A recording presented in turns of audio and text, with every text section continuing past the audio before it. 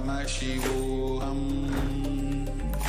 Om Nityananda Paramashivam.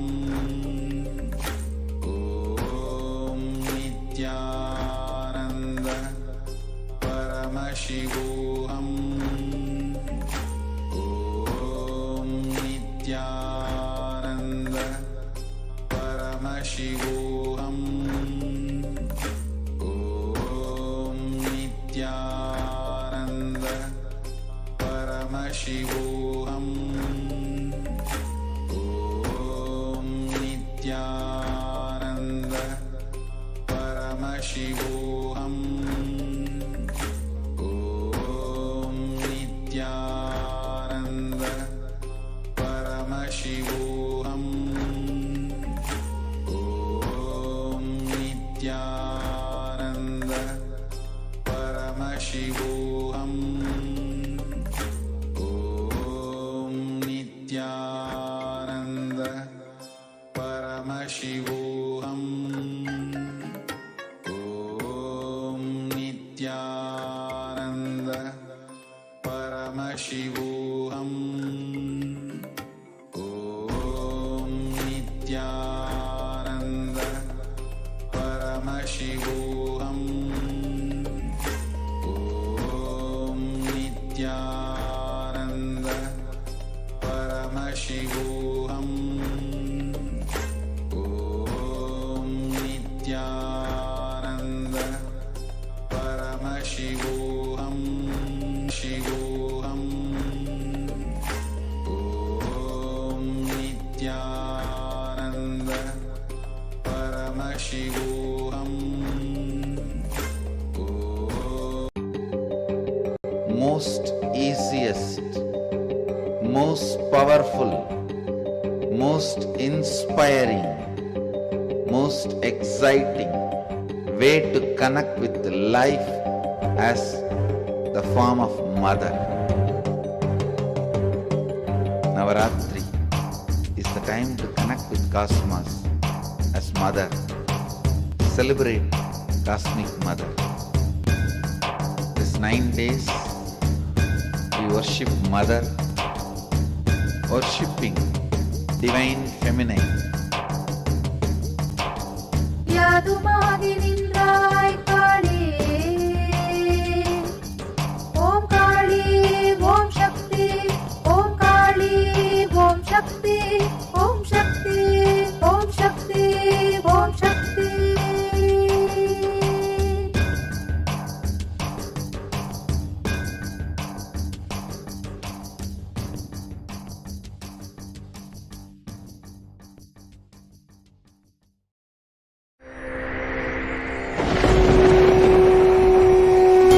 Ultimate divine descends in human body and expresses its extraordinary powers and experiences playfully. Sundareshwara is the embodiment of this statement. He is not Shiva as you understand, sitting in the Himalayas, frozen in the ice, in Samadhi. Sundareshwara is an artist with tremendous heart, ready to listen to human sufferings, ready to bend for human emotions. The one and only thing you need to obtain His grace is simple feeling connection. That's all. He bends for anybody, to any level. Even the word compassion is too small. He is still available. Even now, He is there. He assumes human body and relates with you, answers you, responds to you, raises you.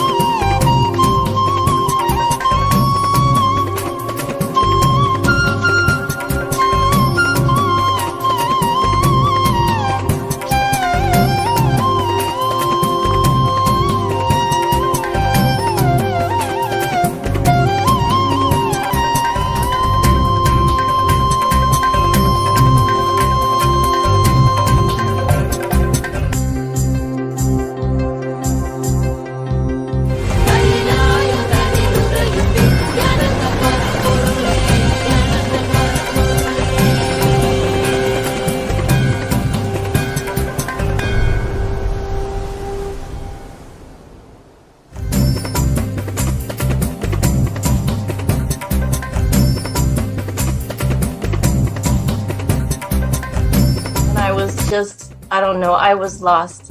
And then he was done speaking, and I mean, just tears just started pouring out of my face. I'm just like, ugh, I don't know what just happened.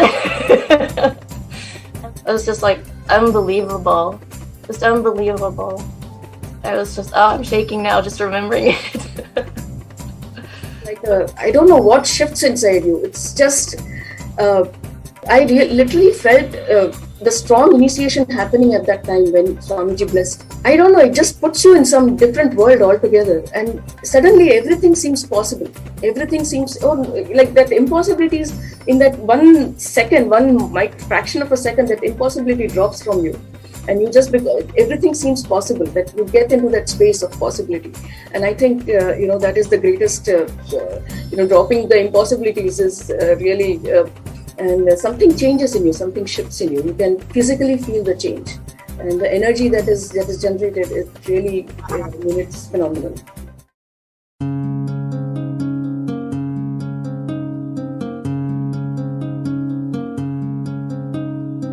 There are some gods, 9 unknown gods. The moment you call, they will be there. Venkateshwara, Balaji. I tell you, people give so much for Venkateshwara because he does the job. He is a 9 unknown god. There is a village folk story where Venkateshwara borrows from Kubera for his marriage and he is still paying the debt. Venkateshwara takes the responsibility of reserve to reserve. This whole story, beautiful story of Venkateshwara is an amazing concept. He is making Yaksha into Lakshmi. He is making the reserve to reserve. It's an amazing truth.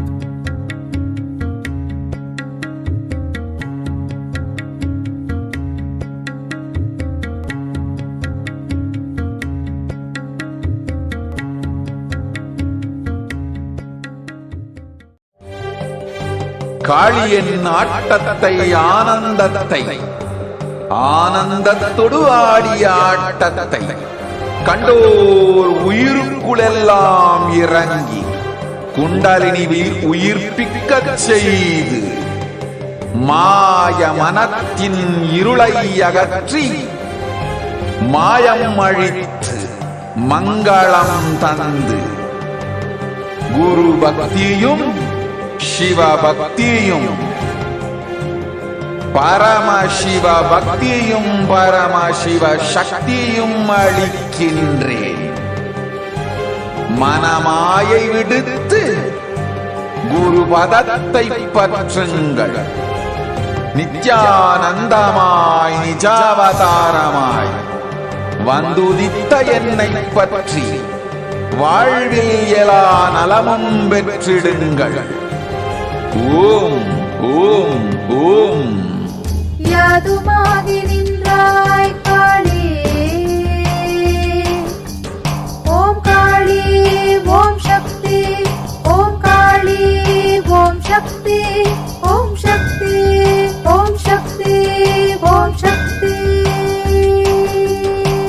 ஓம் ஓம் ஓம் ஓம்.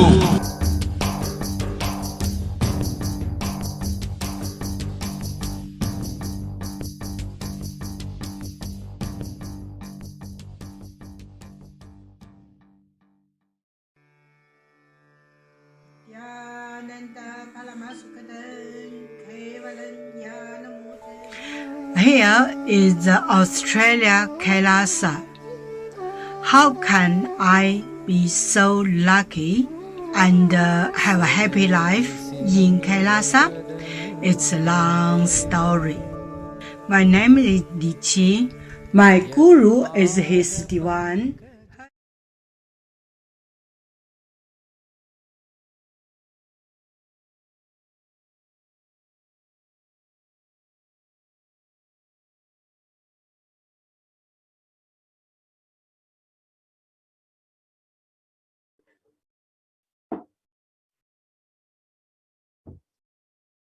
नित्यानन्दं परमसुखदं केवलं ज्ञानमूर्तिं द्वन्द्वातीतं गगनसदृशं तत्त्वमस्यादिलक्ष्यम् एकं नित्यं विमलमचलं सर्वदी साक्षिभूतं भावातीतं त्रिगुणरहितं सद्गुरुं तं Namami.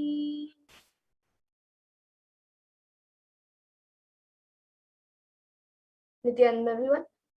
I welcome all of you today for the 6th day of Navratri, and on this auspicious day we will be having. I welcome all of you for this program, and I welcome all of you who are watching us on various social media platforms on Facebook, YouTube, and various other social media platforms. I welcome all of you on this auspicious 6th day of Navratri.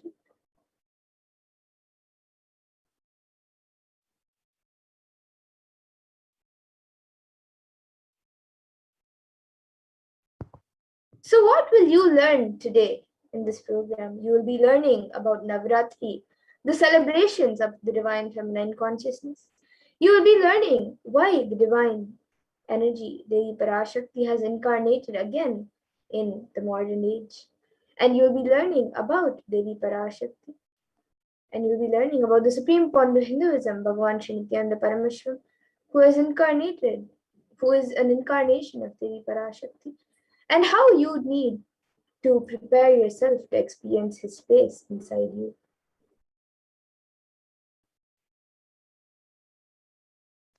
And you will experience the extraordinary compassion of Devi Paramashakti in you.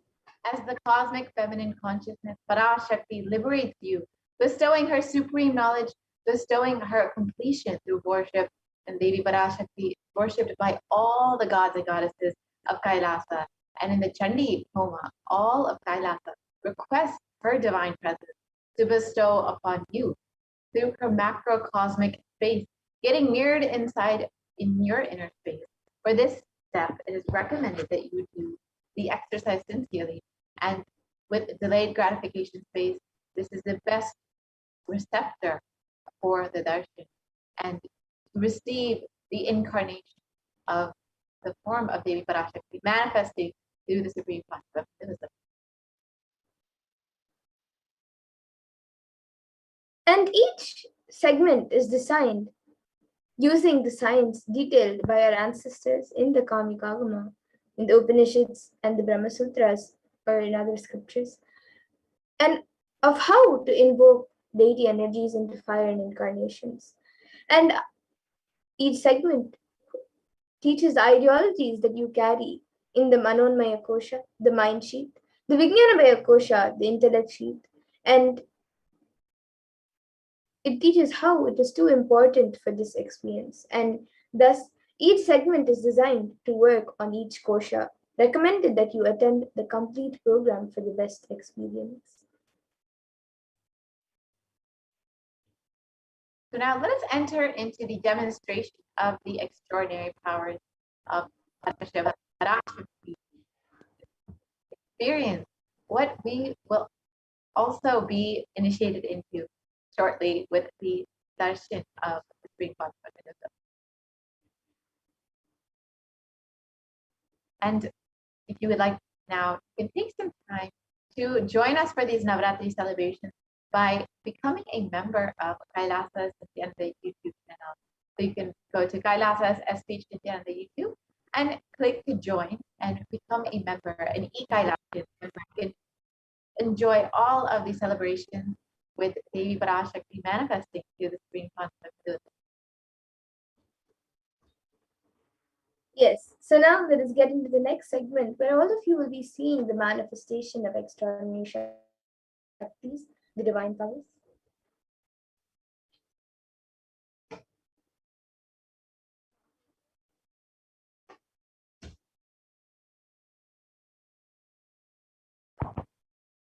So the Balas and the Nityananda Yogis, the initiated disciples of the Supreme Pontiff of Hinduism, will now be demonstrating the powers of third eye and sharing with all the experiences and results of the extraordinary manifestation of the divine powers awakened in us to the Diksha, the initiation.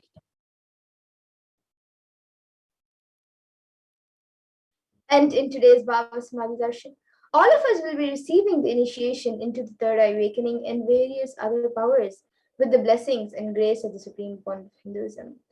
And all of you will be manifesting the following powers of third eye, which is seeing with the eyes blindfolded, and many more powers like body scanning, remote vision, materialization, levitation, and much more.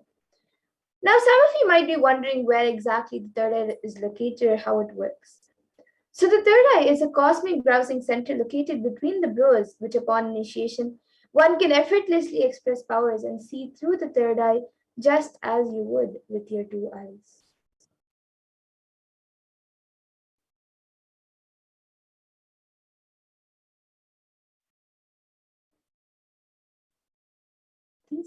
And what exactly the Shaktis are. So in the Vedagamas, the source scriptures of Hinduism, Paramashiva reveals in elaborate detail that every human being is hardwired to be able to manifest 463 plus extraordinary Shaktis, the divine powers. And manifesting powers are described as a system, a method, and a science for human beings to explore the various possibilities and powers and have access to various states of consciousness. And the Shaktis manifest from the fundamental cognition that you are the divine and you need to manifest the divine, and not that you are a man and you need to reach the divine. Now, many of you might have heard the term siddhis as a very common term used for any type of external manifestation, and you might be wondering that Shaktis and siddhis are the same. But Shaktis and siddhis are actually not the same, they are different.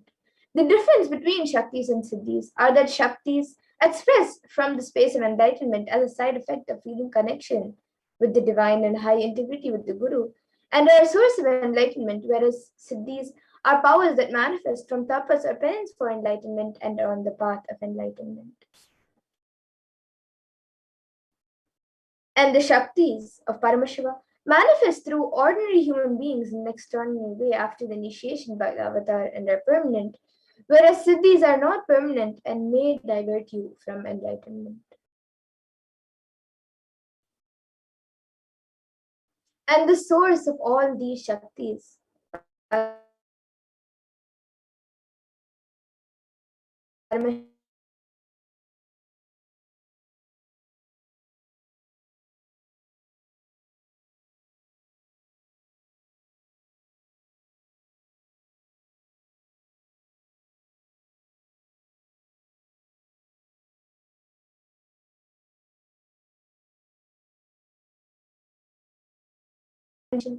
through Bhava, which is pulling out of delusion, and Anugraha, which is liberating grace for all living entities.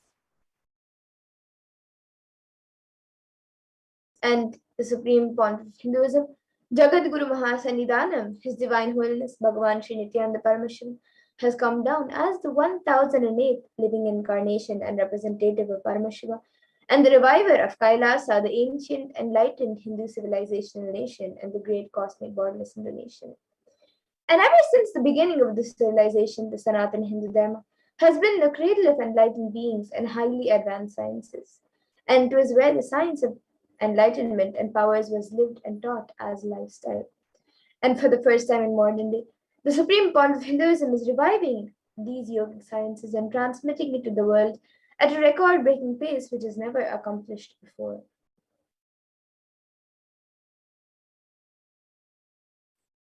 And all of this knowledge and this science of power manifestation is passed down from one generation to the next through the science of Diksha by the enlightened gurus, the Guru Parampara.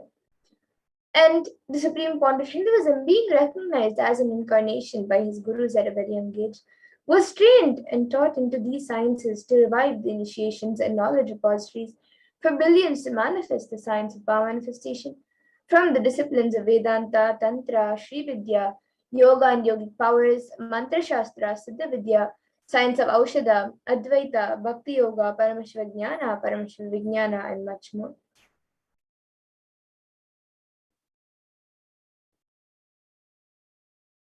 Now, some of you might be wondering how you can manifest these Shaktis or how can you awaken these within you. So let us see how we can awaken the divine Shaktis in us. The Supreme Pontiff of Hinduism beautifully says, every ultimate truth, jnana, is mapped into your consciousness, prajna, and manifests as a possibility and power of every being, prajnana. So this is how the manifestation of Shaktis happen. Diksha is the And the science of power manifestation is authenticated through four aspects of evidences or pramanas. So the first is the Shastra Pramana, which is the eternal, unchangeable truths revealed in the source scriptures. And then the next is the Apta Pramana, which are the experiences and results of Aptas or authorities of Hinduism, where the Vedic rishis and scientists have time tested and verified these sciences. And the next is the Atma Pramana, which is an account from the life of the Supreme Pontiff of Hinduism, this millennium's avatar's personal experience of the power manifestation. And then the Pratyaksha Pramana, which is the empirical evidence from observation and scientific experimentation.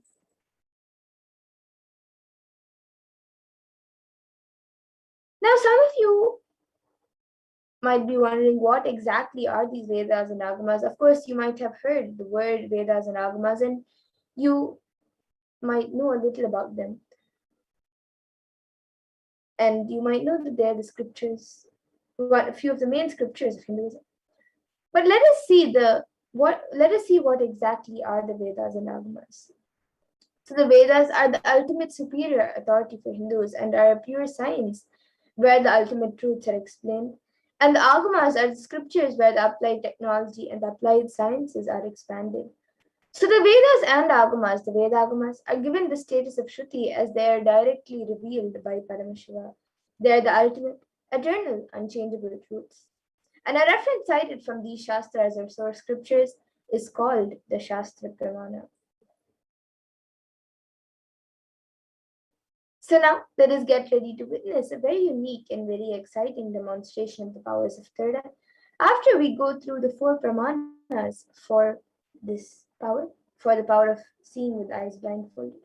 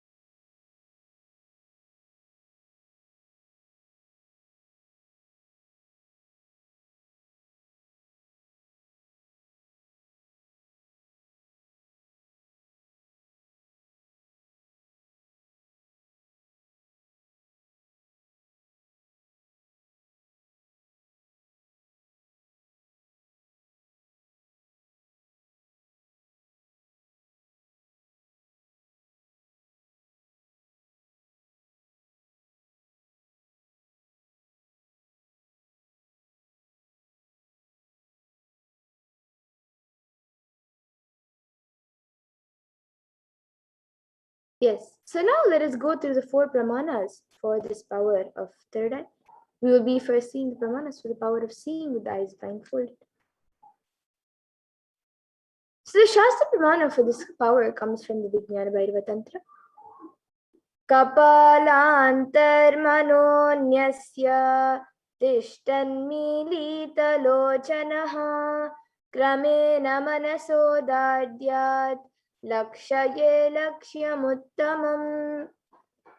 And the translation for this verse is, by fixing the mind on the inner space within the crown center and sitting stably without any movement, having the eyes closed in succession, by that stability of the mind in inner space through the power of the third eye, one directly sees the ultimate goal Lakshyam by having the vision beyond the sight that reveals any object or place, attaining the space of oneness with the source Paramashiva.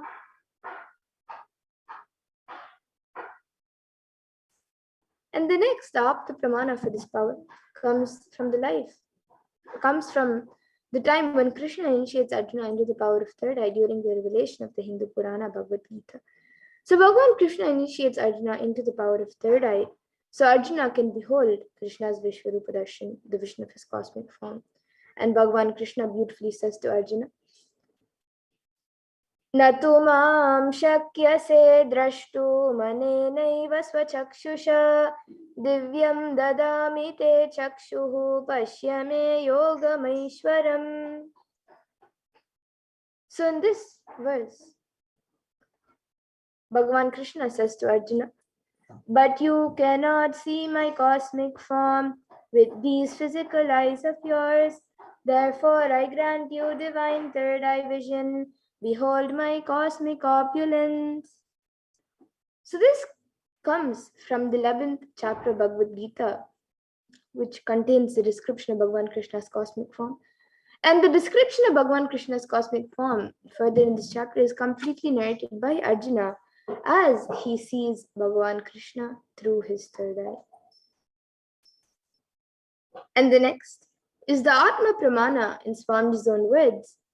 The first experiences that I was able to see everything around me, above me, the whole 360 degree, 10 directions, below me, everything. I realized Inside and outside broke. all of it as me. And the next is the Pratyaksha Pramana, which is the empirical evidence from observation and scientific experimentation. So here you can see study measures were done on the brainwaves of the Supreme Pontiff of Hinduism himself, using a positron emission tomography, a PET scan. And it was measured that when doing daily activities, there is high activity measured in the brain where the third eye is located. And when in deep samadhi state, only the third eye region is active and almost 90% of the rest of the brain is at peace. And the next is the Sakshi Pramana, where this rare and sacred science of third eye awakening is being made available to humanity for our ultimate enrichment and conscious evolution by the Supreme Pontiff of Hinduism. And as the living incarnation of Paramashiva, the Supreme Pontiff of Hinduism embodies the most profound yogic states that surpass all the bounds of time, space, and matter. And he is gifting this pure and great science of third eye awakening, along with many other spiritual sciences, through initiations to millions of people around the world. And everyone who has been initiated into these sciences have actually witnessed and experienced the extraordinary manifestation and profound results in their day-to-day life. So now, let us get into the live Sakshi Pramana, the live demonstration of the powers of third eye.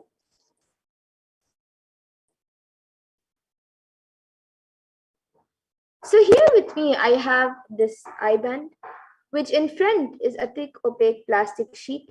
And in the back, there is thick black sponge, which will not allow any type of light to enter. There is no gaps anywhere, all you can see.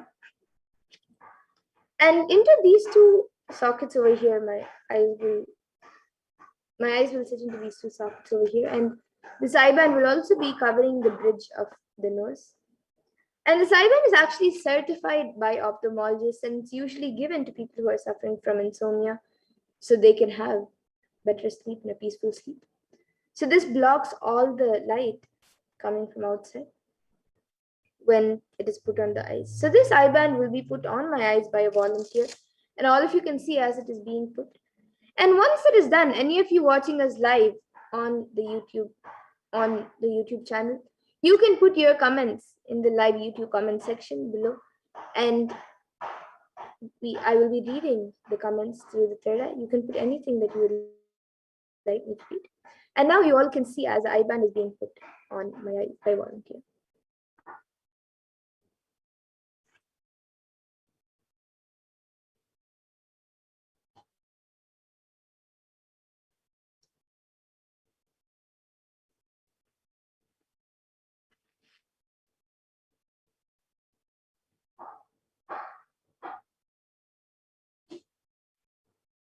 This is a little too much to the left. You can move a little to the right.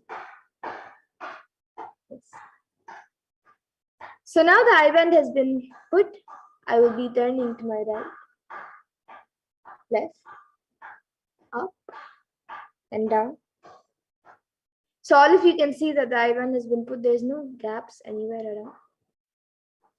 And now the YouTube comment section will be projected in front of me, and we'll also be projecting it for all of you. Any of you watching us live on YouTube, you can put your live comments in the YouTube comment section. It can be anything that you would like me to read. A sequence of emojis, numbers, letters, words, sentences that does not even make sense, or it can be even words or sentences in different languages. It can be anything. So any of you watching us live right now, you can put your comments in the comment section.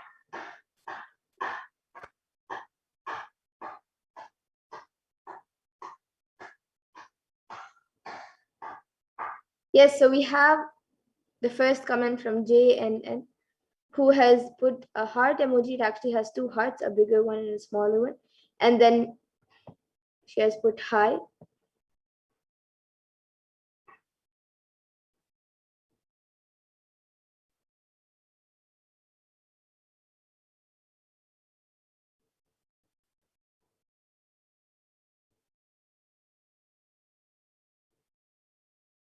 Yes, so all of you can see the comments as well.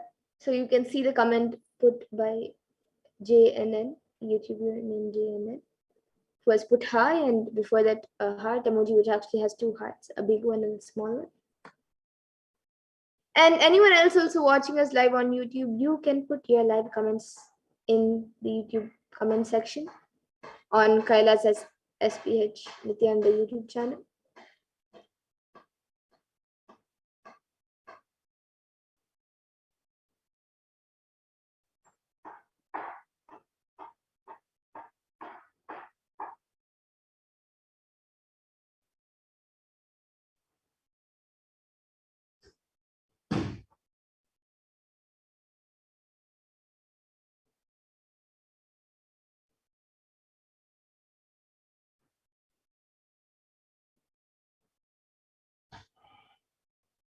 Yeah, so any of you can put anything you would like, even it can be a different language, or it can be a scientific term that you would like me to read. And especially for those of you who might be skeptical about this power, you can also put a comment for yourself and check it out.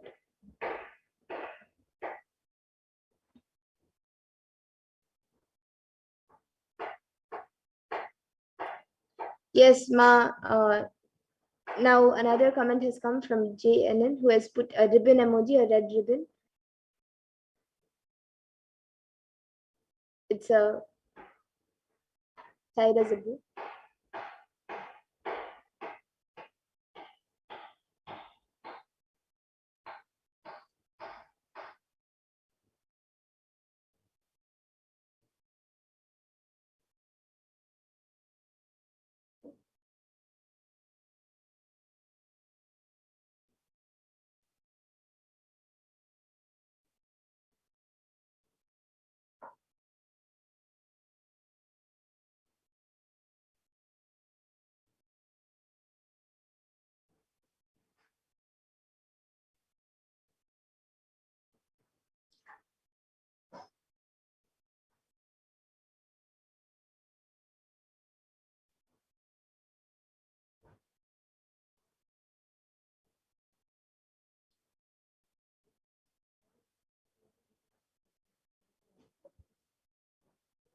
Yes, so you can put in your comments. It can even be a different language. We have 2 comments from JNN. And actually, the membership badge is in yellow.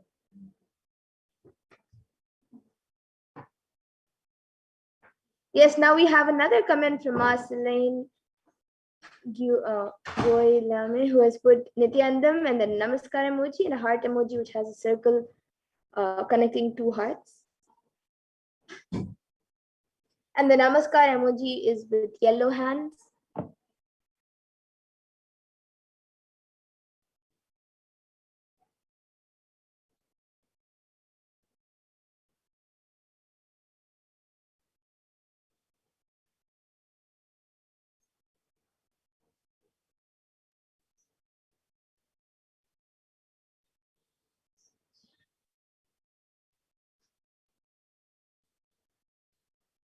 Yes, so any of you watching us right now, it can be anyone.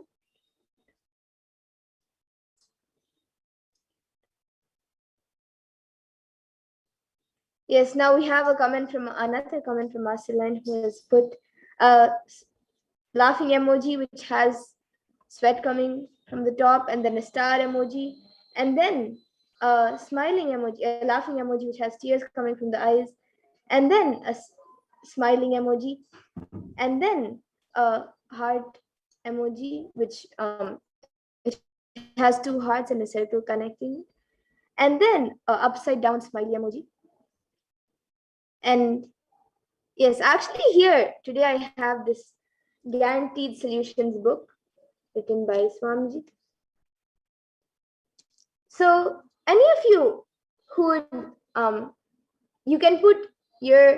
you can put a specific page number that you would like me to open and read, and I can open that specific page and read the contents of that page.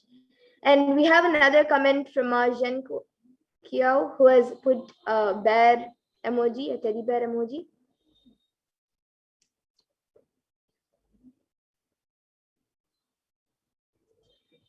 Yes, so if any of you would like me to open a specific page from this book, you can put in the comment section. And now I'll be opening a random page from this book and reading the page number. So I've opened the random page and now I'll be reading this page. This is page number 214 and 215. And on page number 215, I'll start from 214. It says, the key is to understand the difference between doing things with awareness and doing things mechanically and out of fear. Doing things in the former fashion will never bring you under any sort of binding. It will not bind you in space and time. You will be a master. Doing things in the latter way will bind you and chase misery to you. You will be a slave. To drop an addiction, flood it with awareness. It will transform in the right way. Remember, never think that you need to drop an addiction. Anything that you resist will persist. You simply need to transform it by deep awareness. That's all. When you understand the language of transformation, you are on the right track. You are on the path of openness. People tell me, Swamiji, it is very inspiring to listen to you talking. Now we have to apply it in our day-to-day life and see if it will work. See, be very clear. I always tell only practical things. Never think that I tell things that can't be done in day-to-day life. Actually, repeating the same Vedanta, but in different words, in the modern context, so that you feel comfortable listening to it, so that you feel it is relevant to you, so that you can follow it. And there's another thing, if you read these ideas in a book, they will simply be moving from the head of the writer to your own head. So there's no scope for any experience. But when you listen to the words from the master, from someone who speaks to you from the experience of his soul, they will enter deep into you, whether you are aware of it or not. Be very clear. I'm not sharing my knowledge with you. I am sharing my experience, my life with you. When I speak from my being, it has to touch your being. It will transform your life. There is no other way. Vivekananda spoke in Chicago. My dear American brothers and sisters, the auditorium thundered with applause. The lady wrote, it was not just the applause. He had won the entire nation. We felt as if a current of love was passing through us, through our being. She later asked Vivekananda how it happened, and he simply replied, because it came from within me. Vivekananda spoke from his being. When words emanate from the brain, it will touch the brain of the other person, and this is called communication. When words emanate from the heart of one person, it touches the heart of the other person, and this is called communion. Communications is not enough. We need to know how to commune.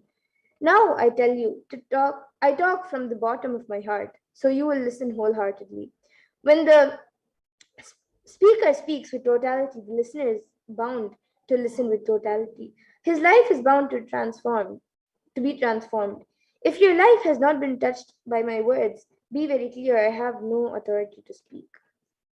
So you can see both these pages.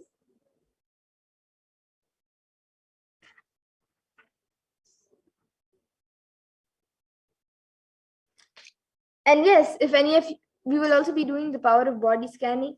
So you can also put your request if you would like a body scan. And if any of you would like me to read any other thing, any other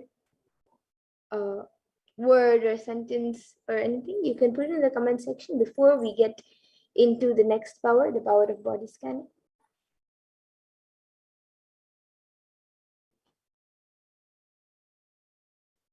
Okay, so now we will be getting into the next power, the power of body scanning. Before that, I request a volunteer to now remove the eyeband.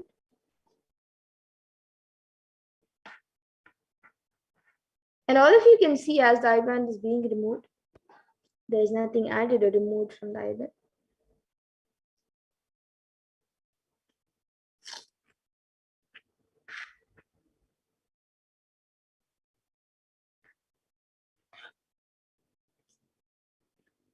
Yes, so all of you can see the eyeband, there is nothing added or removed from it. And now we will be getting into the next power, the power of body scanning. After we go through the 4 pramanas for this power of body scanning.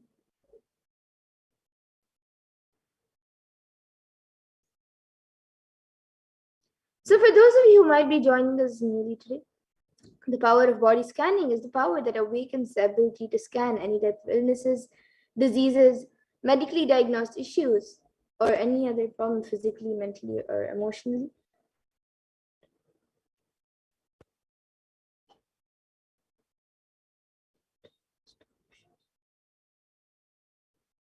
And the best part of this power is that it gives the ability to even scan a solution for the problem through the third eye. So through the third eye, even a solution for the problem is revealed.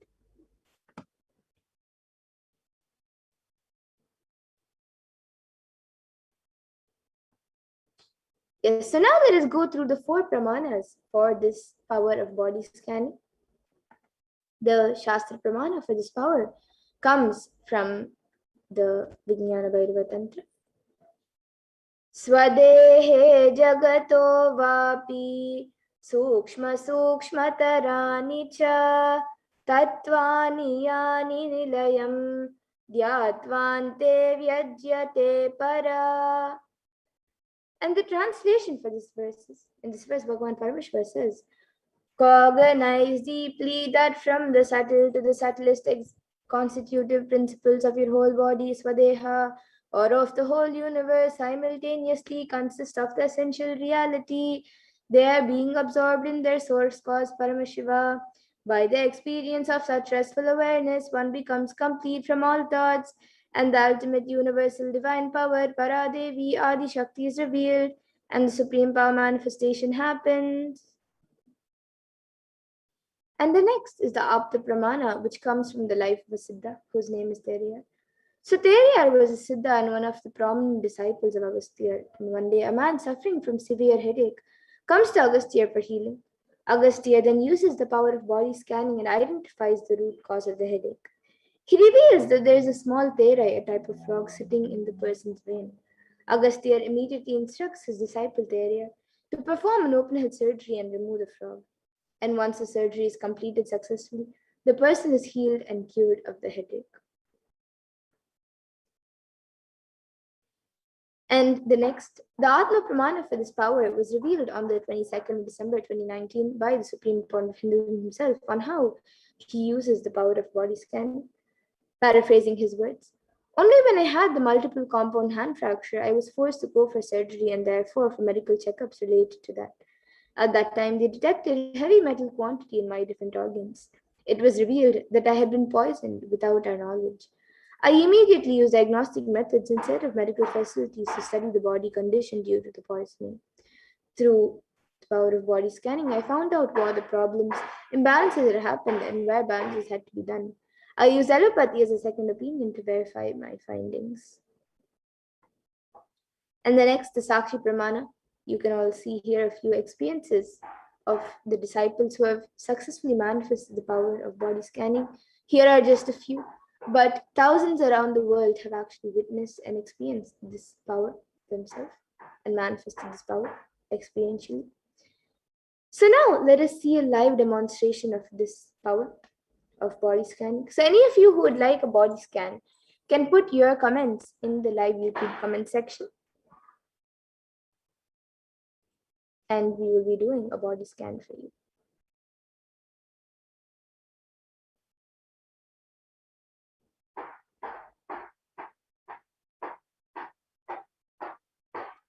Yes, so I already see many comments. So we have a comment from Ma Shanbhagavalli Reddy who has put, please do a body scan for Perumal. Pain in the stomach going down the left leg, got permission. Yes. Yes, ma, now I'll be starting a scan for Perumal.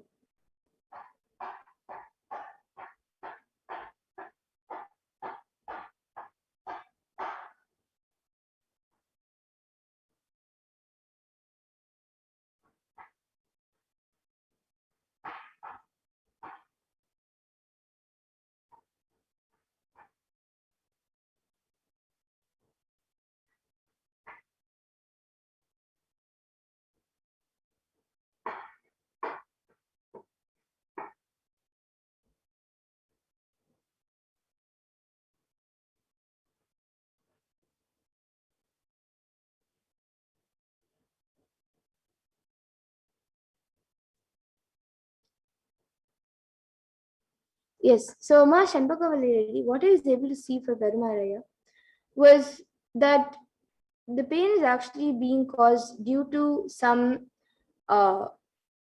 toxins and toxins in the blood, which is spreading around the body. Like through the blood, it is spreading around the body, and that is causing the pain. And I was also able to see that the blood cells are actually getting little weak. It is not such a major problem, but it can lead to a major problem in the future if it is not attended to right now. And that is the cause of the pain in both his stomach and his left leg. And even I was able to see a little bit in his back as well. So it is due to some toxins that is spreading, which is in the blood, and along with the blood, it is spreading through the blood, it is spreading around the body, and it is even the blood cells are actually becoming weak. So the solution that I was able to see for this was he has to start doing the Prathama Vinyasa Krama every day and make sure that he does all the 12 components properly and intensely. For the first few days, it might be a little difficult to have all the 12 components together and do everything simultaneously, like the japa, the visualization, everything. But he has to start trying intensely and doing intensely. Within a few days, he will get it. But he has to start doing the Prathama Vinyasa Krama intensely with all the 12 components. and that will help in actually cleansing the body within. So he should do the pranayama, the japa, the visualizations. Then he should also, if um you have the aushadha, then the abharana and everything else. So with all the 12 components, he should do the pradanyasa krama, and that will help him in getting healed. So this is what I was able to see for Paramalaya. And Ma Zhenguao has asked, Ma, can I have a scan, not for health, but another question. I have a lot of confusion and anxiety now, but I want to find a job, but I don't dare. I'm in a foreign country and I feel I'm not good enough. Yes, Ma. So, Ma Zhenguao, you can actually ask this in the Akashic readings, Ma, as it is related to the past, present, and future about you wanting to find a job. So you can ask this in the Akashic readings. Every Saturday we have the Venkateshwara readings, and we also have, of course, the ultimate. We have Devi Parashakti Akashic readings and Sundareshwara Bhava Samadhi Darshans, Sayuji Samadhi Darshans we have. So you can sign up for that and ask your questions. And you can ask this question now. And I hope that answers your question. And yes, Ma Shanbhagavali has again asked for a body scan for Sandra Gasanaya. And as he is totally depressed, not himself, please, and he is not himself, please do healing, God permission. Yes, Ma, now I'll be doing a scan for Sandra Gasanaya.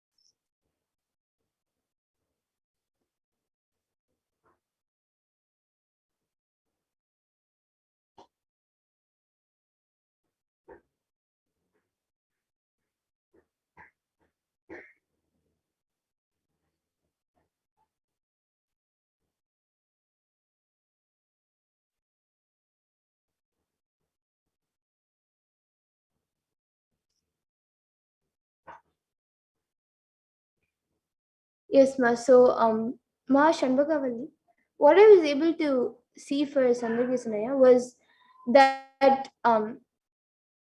for whatever he is going through right now, whether it's depression, anxiety, or frustration, anything that he is going through right now, I was able to see that it is actually related to an incident that happened in his childhood, and something similar has also repeated. It is not exactly totally similar, but an incident that happened recently in the past 1 or 2 months has reminded him of that incompletion that happened in his past in when he was a child, and that has actually caused a lot of disturbance within him. And that incident that happened in his childhood is actually an incompletion within him that he has to complete with.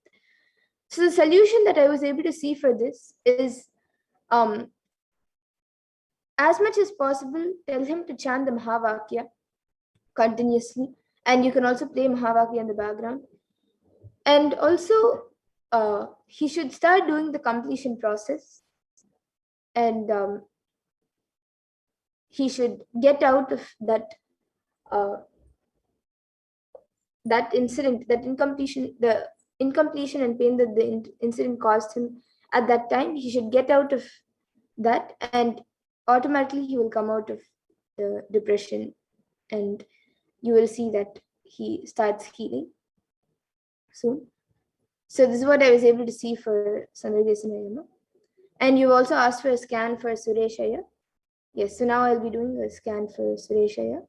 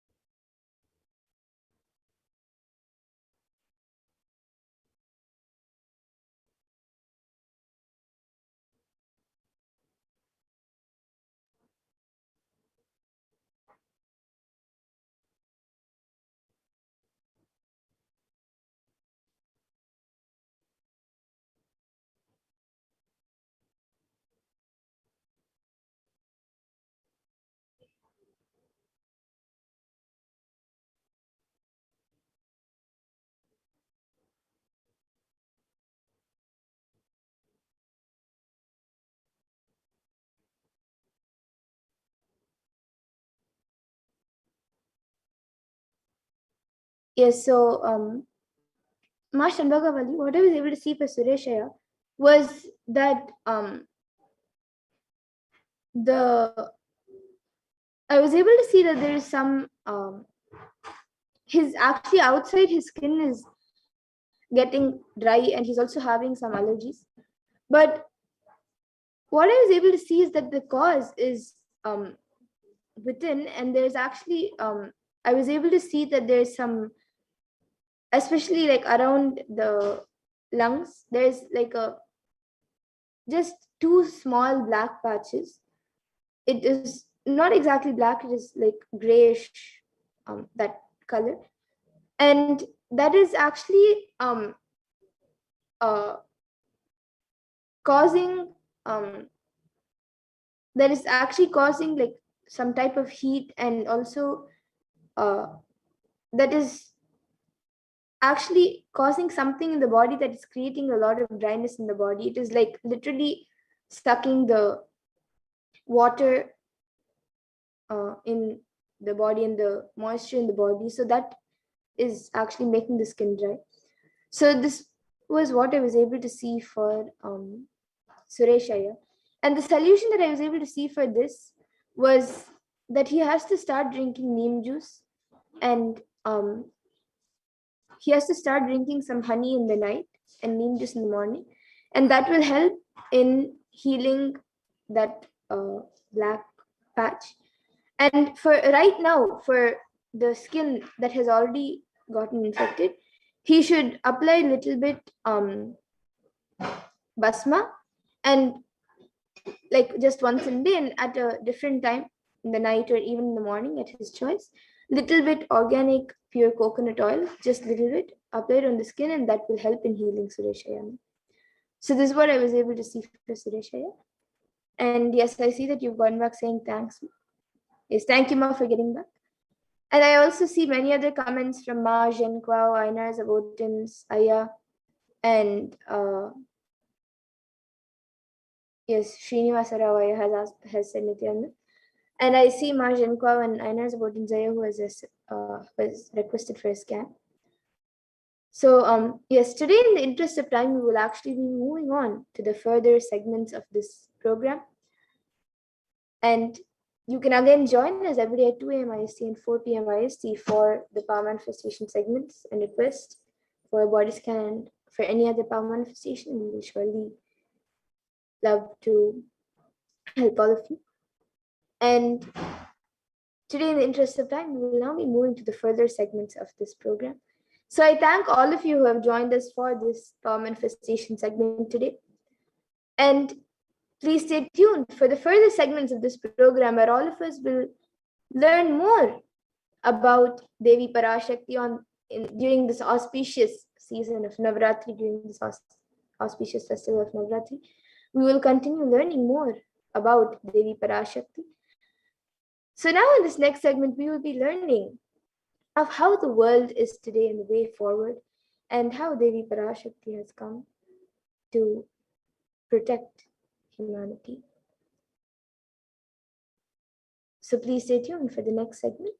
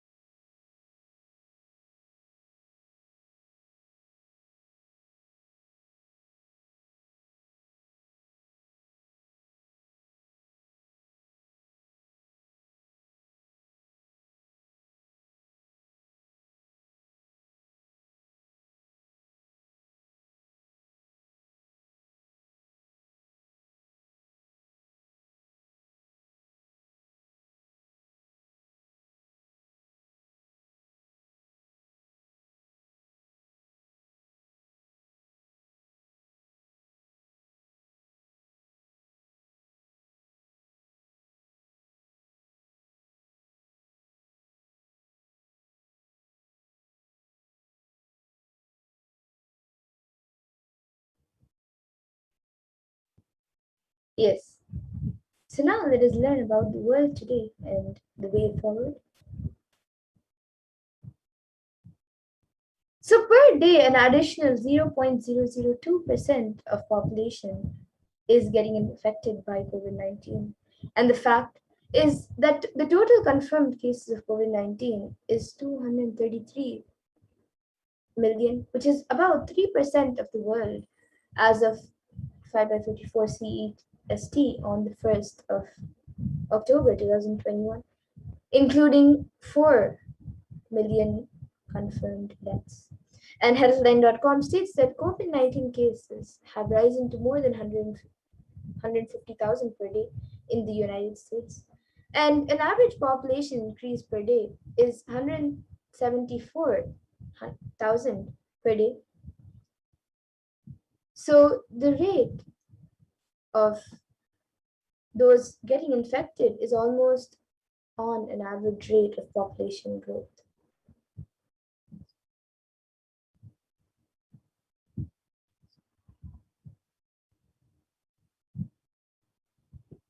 And the status quo world population is to decline in 170 years. That's only 3 generations ahead.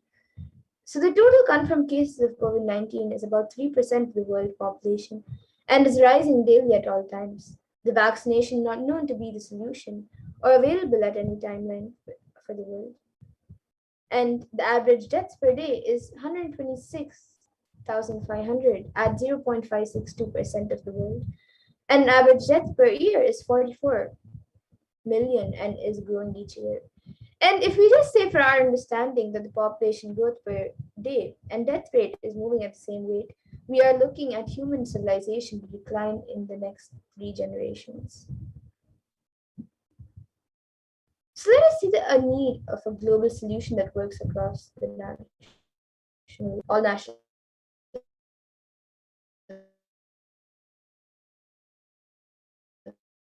policies. So in America, it is 89 million confirmed cases. In Europe, it is 70 million confirmed cases. In Southeast Asia, is 43 million confirmed cases. In Eastern Mediterranean, it is 15 million confirmed cases. And then in the Western Pacific, it is 8 million. In Africa, it is 6 million confirmed cases. And according to the United Nations, a new scientific report from the Intergovernmental Panel on Climate Change warns that we are on a crash course towards catastrophe if global temperatures are allowed to rise. And the window to slow or even halt some of these worsening impacts is rapidly closing. So during this time of COVID-19, here are a few immediate precautionary methods that you can take. So the first is to protect yourself, protecting ourselves by being in quarantine, and follow the local government's guidelines, and regulations. But even if this is done, the effect of our survival needs like food, clothes, shelter, and especially for the less privileged, whom we call poor, for whom resources are not immediately available, is unknown. So what is the karma that caused COVID-19? In the Brihadaranyaka Upanishad, 4th Adhyaya, 4th Brahmanam, and 5th mantra, it defines karma as yata kari yata chari tata bhavati sadhu kari sadhu bhavati papa kari papi bhavati punya punyena karmana bhavati papa papena. And the translation of this verse is, as it does, it and acts. So it becomes by doing good, it becomes good, and by doing evil, it becomes evil. It becomes virtuous to good acts and vicious through evil acts. And another reason, which is a part of the karma that caused COVID-19, is our greed to make life comfortable and luxurious. So 83% of wild mammals have actually become extinct, stopping the idea that the whole planet Earth belongs to only human race. We have forgotten to share the world with others. So let us set a trend of moving to a nature-based lifestyle. Let us stop torturing and killing animals and drop the idea that planet Earth is exclusively for us.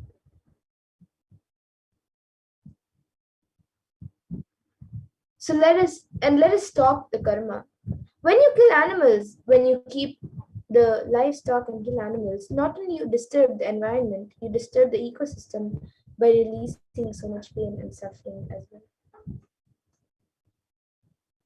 So what is the permanent solution for this pandemic? As per Hinduism, the purpose of the world and the primary principle of the universe is that it all coexist and celebrate our life. Ahimsa paramo dharmaha. Non-violence is the ultimate natural law of life.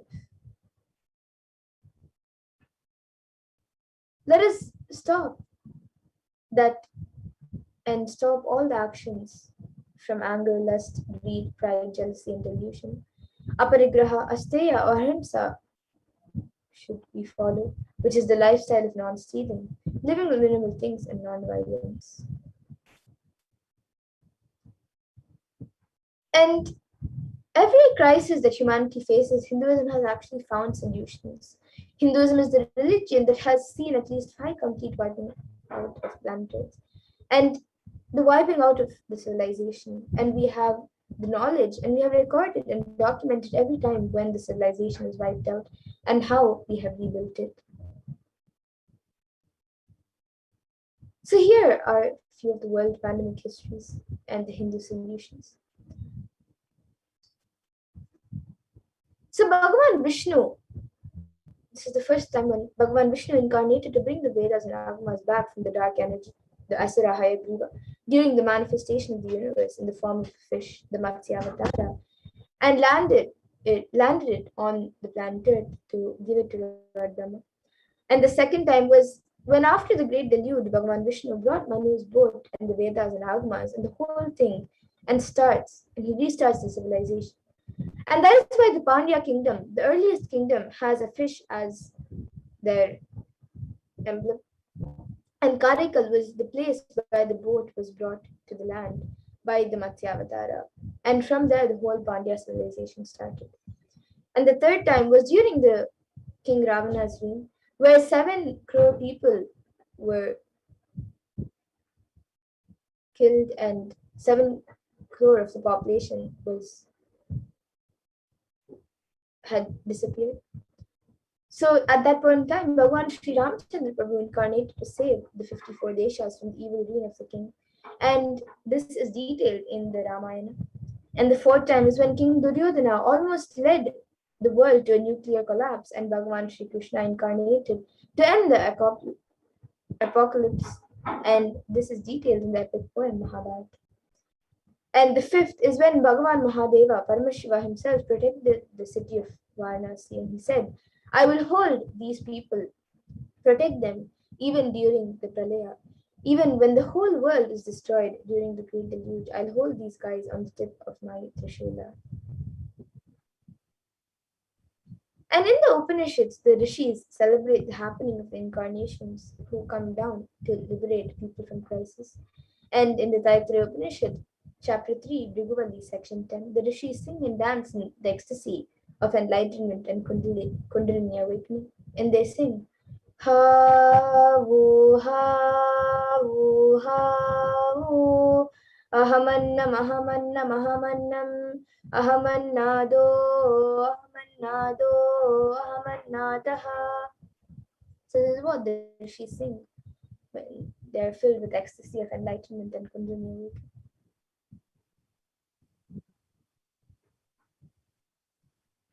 The ultimate consciousness happens again and again as Acharya, as Guru, as incarnation. Paramashiva reaching out to liberate individual souls from bondages through knowledge is Acharya. Paramashiva reaching out to individual souls to liberate them from bondages through initiation. The Shaktipada and Shaktinipada is Guru, and Paramashiva reaching out to individual souls and intervening in their karma, altering, reducing it, and even deleting it, completing and changing the happenings of the past, present, future is Leela, and the manifestations who do the Leelas are incarnation. And in the Bhagavad Gita, Bhagavan Krishna also promises, he says, Yada yada hi dharmasya glanir bhavati bharata, abhyutanam dharmasya tadatmanam shujamiham. which means whenever there is a decline in the individual consciousness, the collective unconsciousness increases. To establish righteousness of the eternal consciousness, the signs of eternal bliss, Dharma samstapanarthaya, I myself appear millennium after millennium, sambhavami yuge yuge.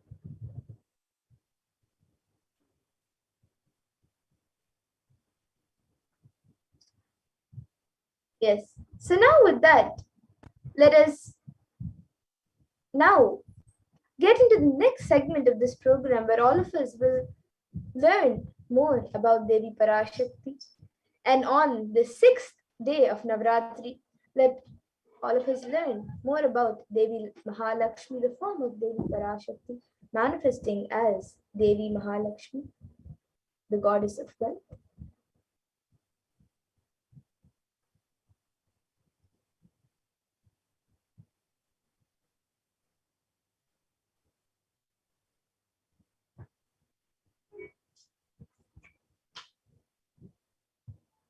And today, as we prepare to receive Devi Parashakti, her many manifestations, manifesting consciousness by joining as a member of Kailasa's SPH and YouTube channel. You can join as a member and have exclusive access to content as well as access to ask your questions directly to Devi Parashakti, manifesting to the Supreme Pontiff of Hinduism. And you can go ahead and go visit Kailasa's SPH and YouTube channel, and you'll see the join button right next to the subscribe button. You can click that and choose whichever level of e-Kailasa you would like to be, whether it's bronze, silver, gold, platinum, or premium. You can choose whichever level suits you best. And once you join as a member, you can have the opportunity and blessing to have your answers, your prayers directly answered by Devi Parashakti, by Supreme Pontiff of Hinduism himself, by asking your questions in the comment section of the live video during the Akashic readings, the Devi Parashakti Akashic readings, and even the live Bhagavan Sundareshwara darshan. You can also connect with the Supreme Pontiff of Hinduism, Devi Parashakti, through Facebook. You can ask your questions in the live video. You first go ahead and like and follow Kailasa's SPH JGM Nityananda Paramashivam page. And once you have done that, you can go ahead and ask your question to Devi Parashakti Swamiji by commenting in the live Facebook video during the darshan of Devi Parashakti. And you can also connect via Instagram and Twitter. You can follow at Nityananda on Twitter and Nityananda on Instagram as well. And once you have liked and followed the account, you can ask your questions in the comment section of the photo in the live, in the photo of the day for Instagram. And you can reply with the hashtag Ask the Avatar for the live tweet for the day for the live video. So, and lastly, you can connect on WhatsApp. So you can visit kailasa.org and you'll see a WhatsApp chat box that pops up, and you can connect and ask your questions via the WhatsApp chat box. So now let's understand who is Devi Lakshmi, the goddess, the Devi that we will be celebrating today.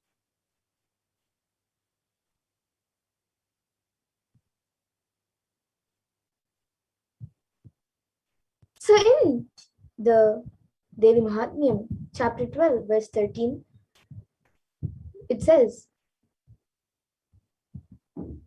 Sarvabada vinirmukto dhanadanya samanvitaha manushyo matprasadena bhavishyati na samshayaha. And the translation says, Mata says that man will be free from all barriers with my offerings and will be full of money, grains, and children. There is no doubt in this.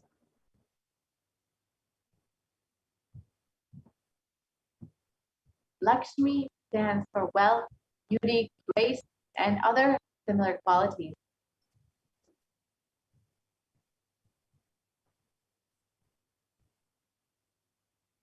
And here there is a small story from the great epic of Mahabharata. So there was once a king by the name of Yayati, and he lived for 100 years, enjoying his kingdom and all the physical and mental comforts of life. At the end of 100 years, Yama, the god of death, came to take him, as it was time for him to leave the earth. The king was shocked to see Yama and started saying, "Why have you come so fast? And that too, suddenly, without any notice. I have not lived my life fully yet. Please give me some more time to live."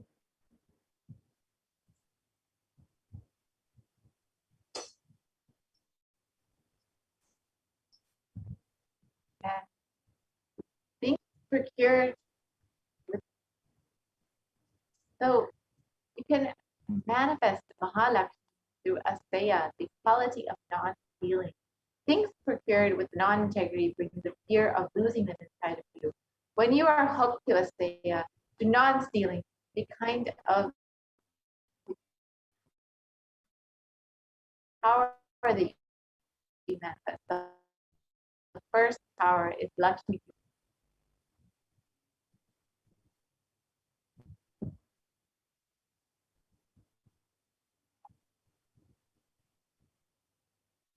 Yama replied that there is no extension possible to life to Gayatri. Yet Gayatri depleted with him and begged for more time.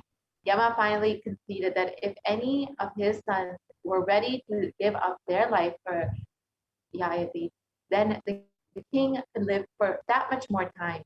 And it pleased Gayatri called out for one of his sons and asked him to give him some time of his life. The son gave up the remainder of his life and died instantly. Gayatri got another 100 years to live.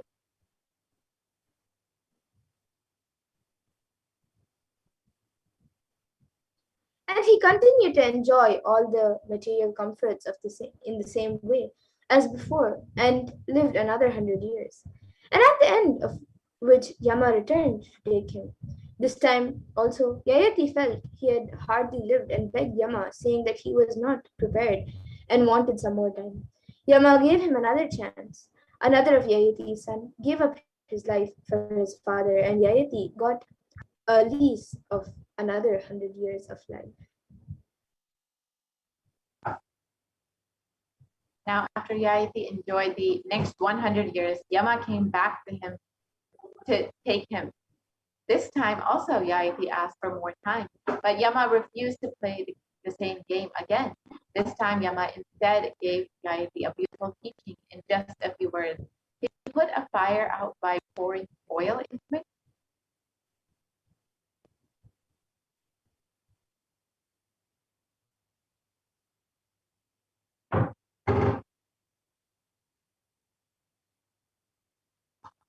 The Mahabharata says that Yayati at that moment experienced Lakshmi, the goddess of wealth in his very being. He finally realized the truth and rested at the feet of the divine.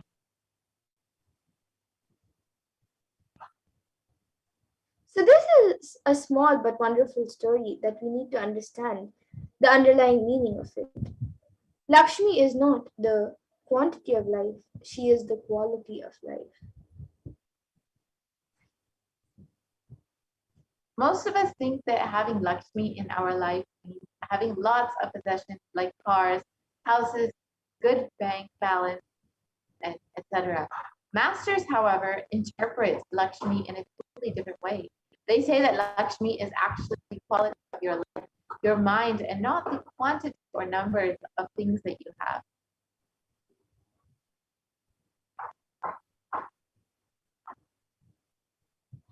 And the story about the origin of Lakshmi is also representative of this fact. When the ocean of milk was churned,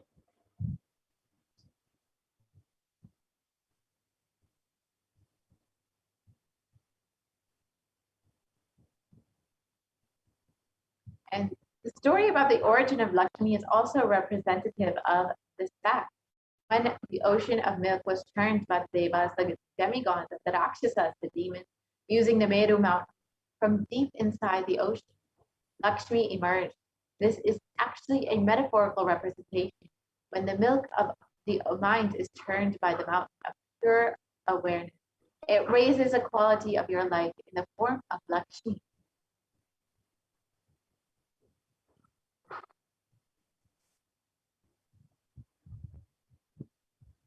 And most of us think that our minds are very logical. Actually, the mind is the most illogical. Just try this experience. Sit down for 5 minutes and write down all your thoughts that come to your mind in these 5 minutes, honestly, without editing them. Read what you have written, and you will realize how illogical you are. We are running a mental asylum inside our head. One moment you would have been thinking about your workplace. There, for no reason, you will find yourself thinking about the house. The next moment, without realizing it, really, you would be thinking of your kids.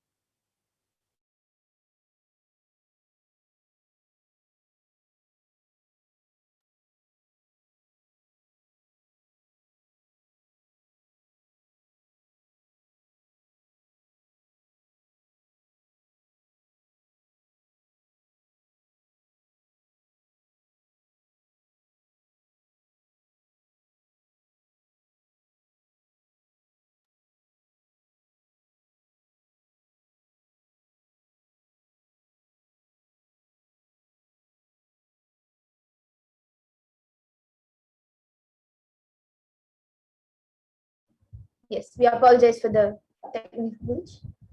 So when you run with all your energy, you forget to enjoy, you forget to live, you forget to have Lakshmi in your life. Again, it is the quality of your life and not the quantity that is important.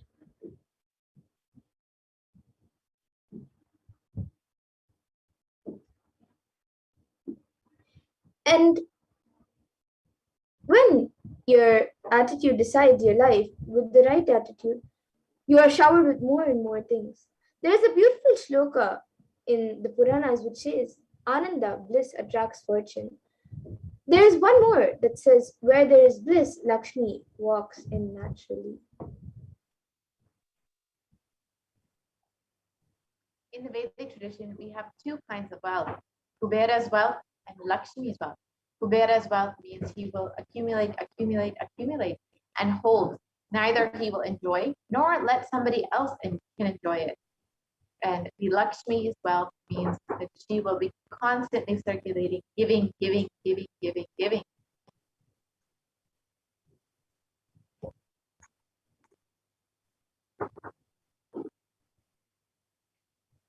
very word Lakshmi in Sanskrit means increasing.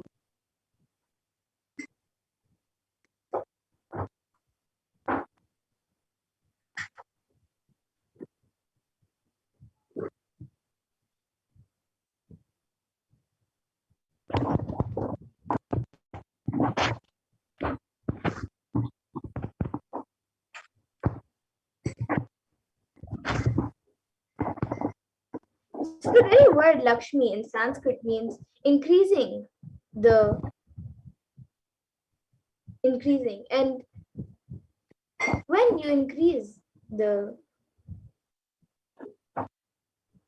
TQ with this same house, you will feel more comfortable. When you increase the thank you will with the same house you will feel more comfortable. And with the same furniture, you will feel more luxurious. With the same people, you will feel more blissful. With the same situations, you will feel joyful.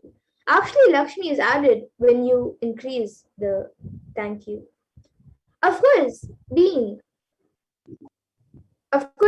because of your right decision, making wealth will also be added. The moment your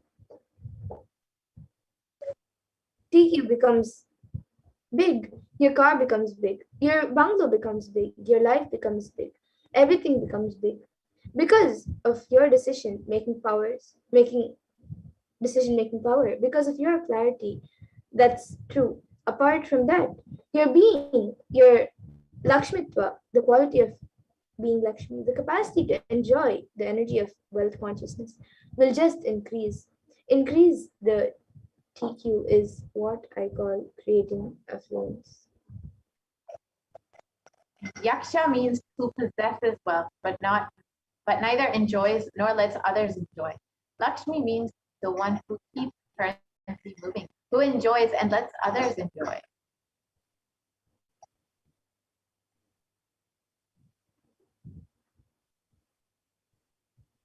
And Lakshmi's wealth means you will not bother to spend because you have courage and confidence about your intelligence to create more wealth. So allow it to flow through you. Feeling insecurity is the wealth of Kubera. Feeling insecure and enjoying wealth is life of Lakshmi.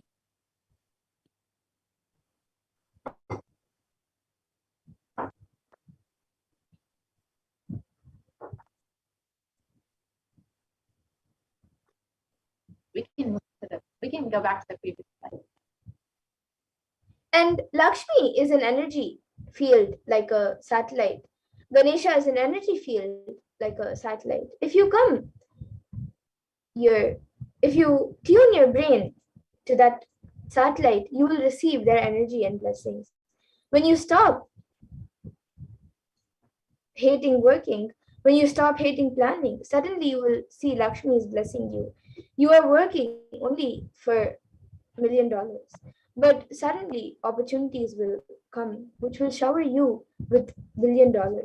I'm not teaching you this positive thinking theories.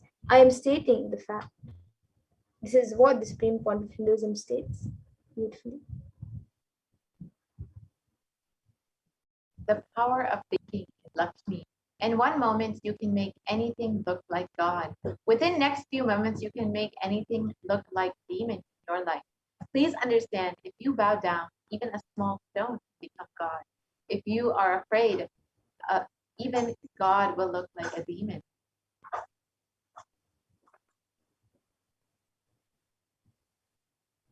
And self-drive is Lakshmi. Self-drive is the ultimate wealth, ultimate asset anyone can accumulate and anyone can acquire.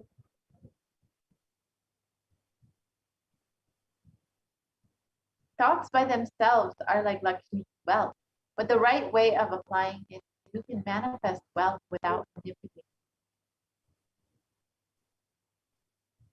And Adi Shakti is worshipped as Mahasaraswati, Mahalakshmi, and Mahadevi, who is not the wife of Brahma, Vishnu, and Rudra. No, who is the feminine source of Brahma, Vishnu, and Shiva.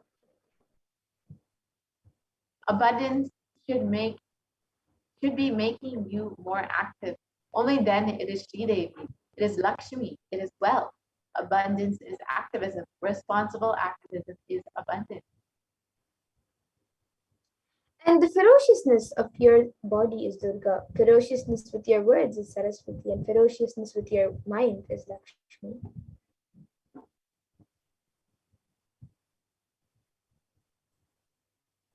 So now let us look at the divine plays, the Leelas of Devi Parashakti from the Chandi Stotra of Devi Mahatma.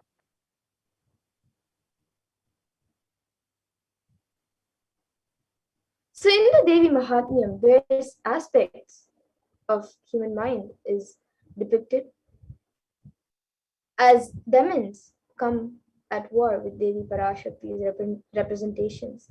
When Demon Dhumralochana's brute force fails, Shumba loses all reasons and sends Chanda and Munda with a huge army to bring back that wild woman, who they call, in any way or in any condition whatsoever. Understand how in Shumba's agitated mind, the jewel among women is now that vile woman. What was once so desirable is now the cause of his misery, and his desire now is only for the triumph of his own will. Don't we also overreact irrationally when circumstances frustrate our intentions?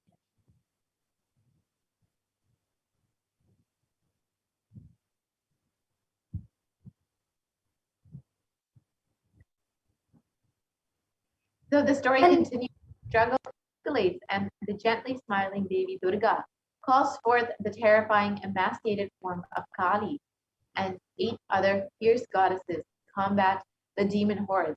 Each one of these Shaktis is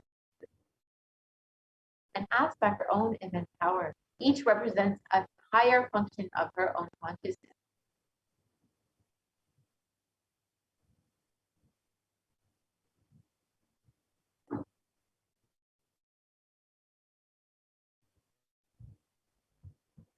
And she caught with her mouth the weapons, and the great arm shot by those asuras and crushed them up with her teeth in her fury. She destroyed all that host of mighty and evil-natured asuras, devoured some and battered others. Some were killed with her word, some were beaten with her skull-topped staff, and other asuras met their death being ground with the edge of her teeth.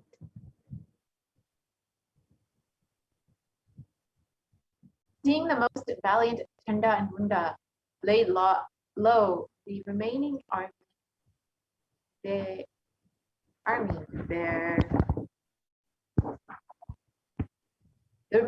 there became panicky and fled in all directions. And Kali, holding the heads of Chanda and Munda in her hands, approached Chandika and said, her words mingled with very loud laughter.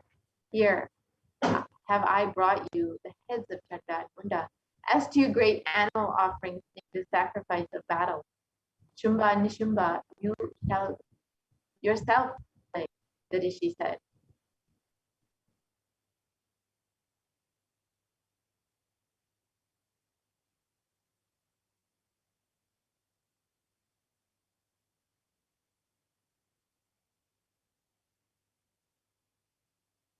And the Devi Mahatmya continues on. Thereupon, seeing those asuras, Chanda and Munda brought to her the auspicious Chandika, said to Kali these playful words, because you have brought me both Chanda and Munda. You, O Devi, shall be in the world, famed in the world by the name Chamunda. Here ends the 7th chapter called The Slaying of Chanda and Munda of Devi Mahatmyam in the Markandeya Purana during the period of Savarni and the Manu.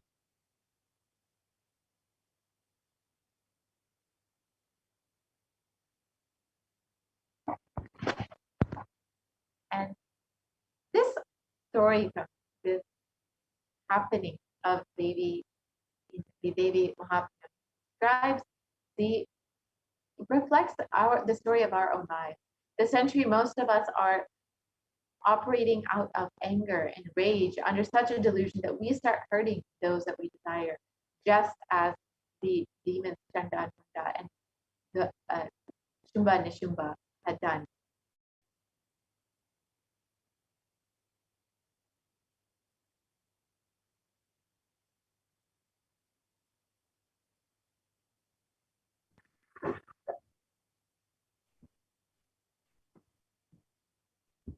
Most of the decisions that we make every moment, we make unconsciously. We take thousands of decisions unconsciously today, whether it is thinking or taking or doing. It is done unconsciously without awareness. That is the reason. The cause and effect of many of the things that happen in our lives. We always think we have been dished out unfair results. We are blissfully unaware that it was we who caused the effect.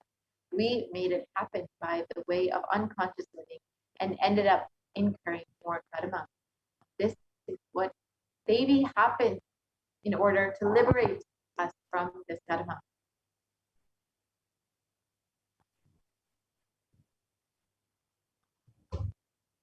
So there is a way to again and again remind ourselves not to collect karma and to live without the influence of the earlier incurred karma.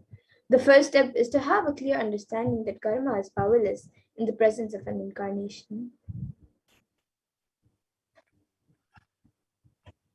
Somewhere this karma chakra needs to be broken, and you need to be given a new energy. Instead inspiration, understanding, and possibility.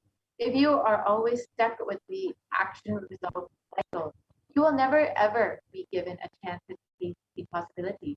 Possibility, the taste of possibility, can be given to you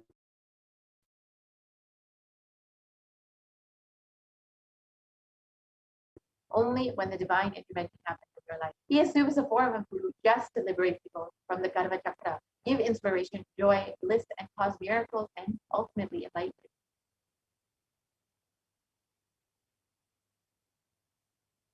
And initiation means the ideas or knowledge or the clicks that brings you out of the depressive thoughts, that brings you out of the influence of your karma.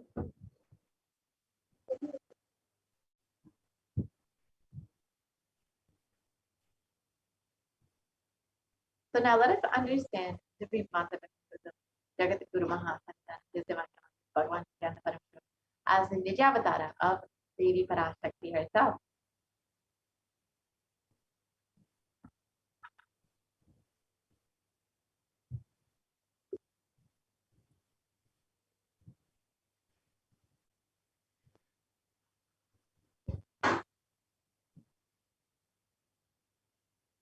So the Kailasa of the Shyamalapi to Sarvangavitam's rare and sacred lineage of pontiffs has been systematically carried over in an unbroken progression from ages, and the chosen emissaries of Lord Paramashiva and Devi Parashakti, the Guru Mahasannidhanams of Kailasa and the Shyamalapi to Sarvangavitam, are the direct representatives of the cosmos.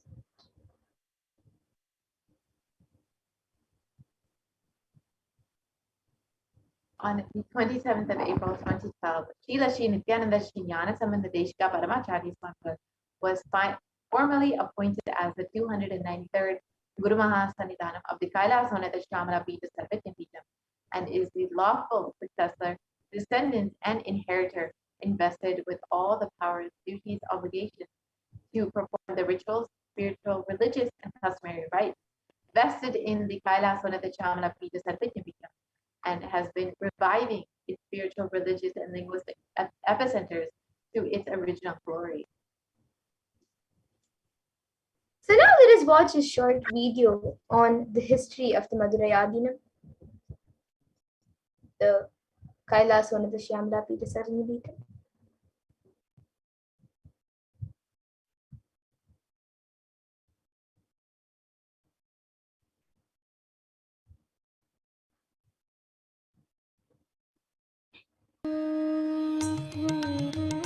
The ancient temple town of Madurai in southern India boasts of a 2,500-year-old history of spirituality. Historians trace Madurai's existence back to the 3rd century BC, making it one of the oldest continuously inhabited cities of the world. Legend says that Madurai was established by the cosmic mother herself, who incarnated as Princess Meenakshi, daughter of the pious king Malayadwaja Pandian. An able queen and a fearless warrior, Meenakshi expanded her empire right up to Kailash in current China. But when she came face to face with the Lord of Kailash, Shiva himself, she recognized him as her eternal consort and dropped her arms to become Shiva's companion for life. Along with Shiva, also known as Sundareshwara or the beautiful Lord, Meenakshi reigned over her kingdom for a glorious 166 years. In course of time, with the rise of Jainism as a religious force, Madurai too fell to its powerful influence, and Shaivism all but vanished from the sacred kingdom where Shiva himself had once walked the earth. The renaissance of Shaivism in Madurai was the sacred task of a child incarnation, Tirunjana Sambandar, one of the 4 visionary saints of Shaiva Siddhanta tradition. The story goes that as a baby, Tirunjana Sambandar was once nourished by the milk of enlightenment from the cosmic mother herself. This child prodigy arrived in Madurai to effortlessly defeat the learned Jain monks with his wisdom, healing powers, and spiritual prowess, and restored Madurai to her beloved religion, Shaivism, by reviving the ancient Madurai Adinam and the Meenakshi temple, which had fallen to desolate ruin. Madurai Adinam is today the world's oldest living Hindu organization, with a recorded history alone spanning a glorious 1,500 years and an unbroken lineage of illustrious pontiffs to this very day. Over the centuries, Madurai Adinam has been patronized by the likes of Tipu Sultan, Robert Nobili, and the poet saint Vallalar. The pontiff of the Madurai Adinam is known by the title Guru Mahasannidhanam and inherits the responsibility of carrying forward the traditions of Tirunjana Sambandar's sacred work.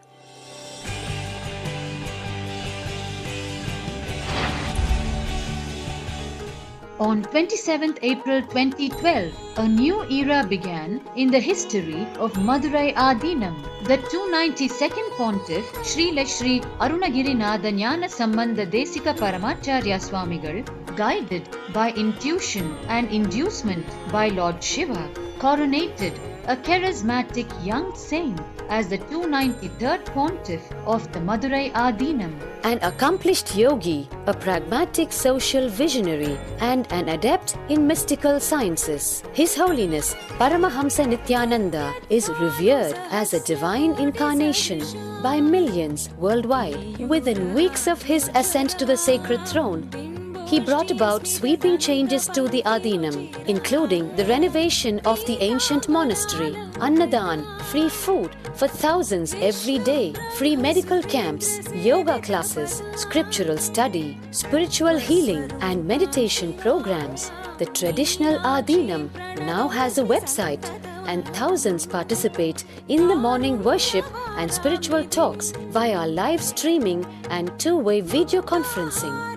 Vast properties belonging to the Adinam are being reclaimed from illegal encroachment. Its numerous temples are being restored to sanctity, and the neighboring villages are being adopted, with basic amenities, education, and medical care being provided for all.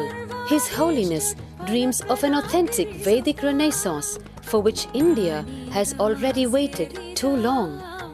Here, I take the commitment of making Madurai Adinam as an international religious organization.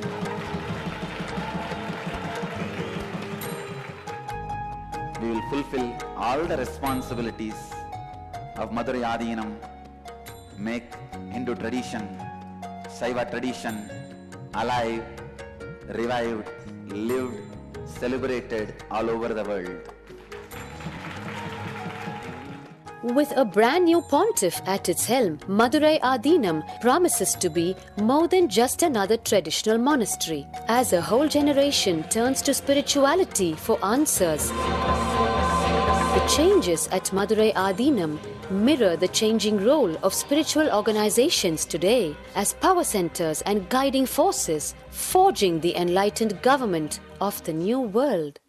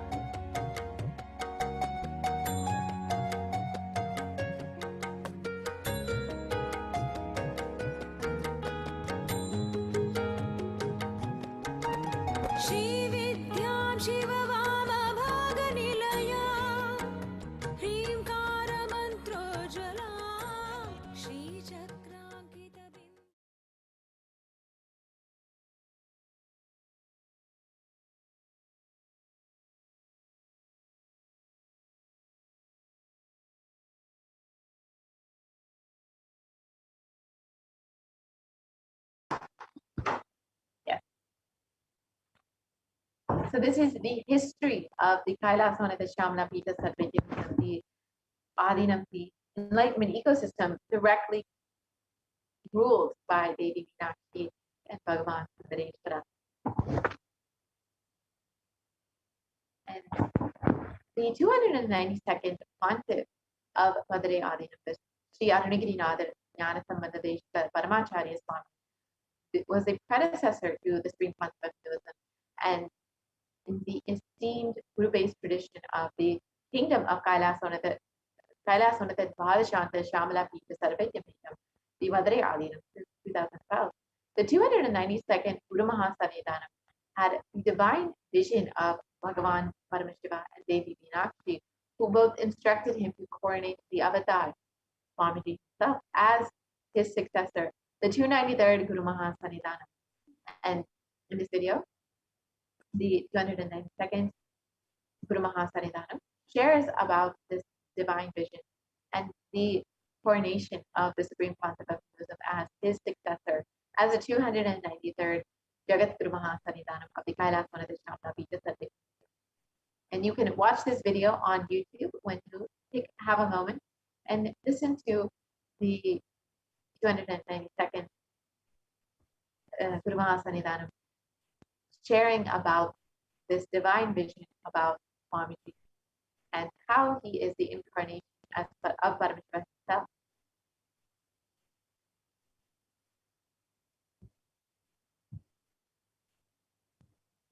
And here you can see the coronation of the Supreme Pontiff of Hinduism as the 293rd Jagat Guru Mahasanidhanam of the Kailasa and the Shamala Pita Sarvajya Pita.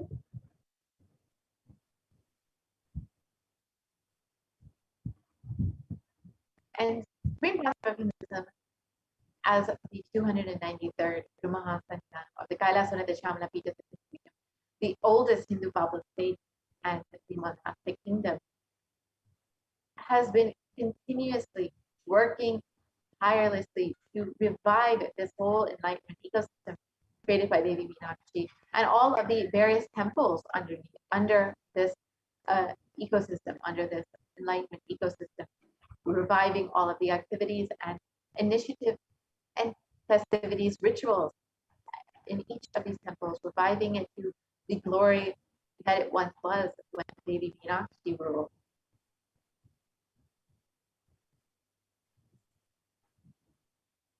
And here you can see the Supreme Pontiff of Hinduism, who has been declared as the successor of the Arunachala Sarvajya by the Guru Parampara at the age of 16 on the 24th of May, 1994.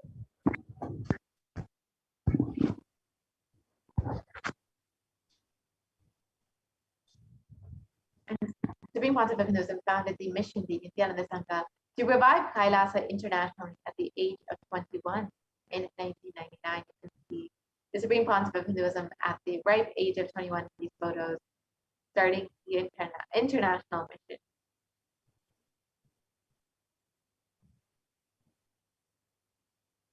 And Supreme Pontiff of Hinduism founded the Adi Shaivite Sarvajya Pita at the age of 24 on the 4th of November 2002.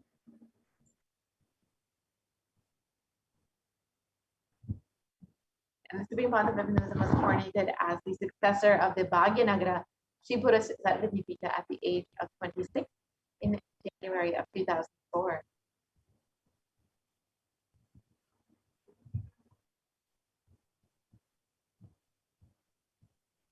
And the Supreme Pontiff of Hinduism is the incumbent emperor of the Suryavamsha Sarangi Samrajyam of the Suryavamsha lineage, and he was coronated as the incumbent emperor at the age of 26 on the 31st of December 2004.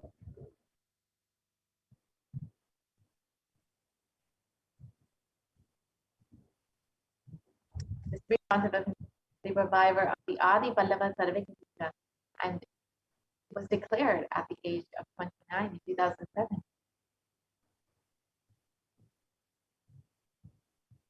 And the Supreme Pontiff of Hinduism has been coronated as the successor of the Kashi Sarvajya Pita at the age of 30 in 2008.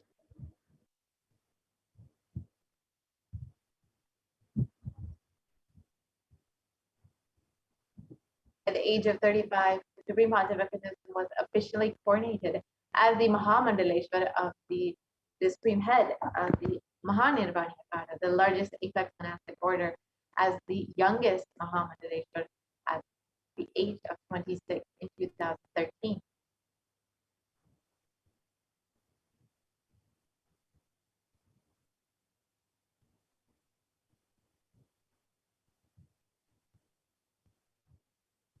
And the Supreme Pontiff of Hinduism has been declared as the Acharya Mahamandaleshwar of the Attalakara, the oldest monastic order in Hinduism, by the Acharya Mahamandaleshwar Sukadevanandaji and the then incumbent spiritual head at the age of 35 in 2013.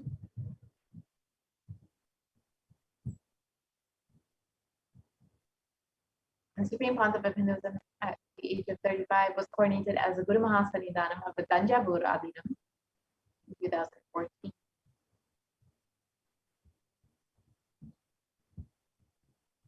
And the Supreme Pontiff of Hinduism was coronated as the Guru Mahasannidhanam of the Tiruvarur Adinam at the age of 36 in 2014.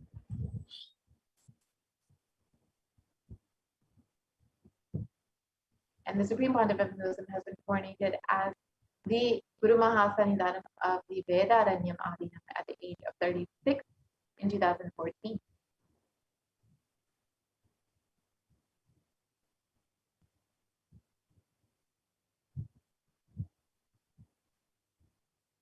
And the Supreme Pontiff of Hinduism has been coordinated as the Guru Mahasannidhanam of Dharmamukta Swargapuram Adinam at the age of 37 in 2013.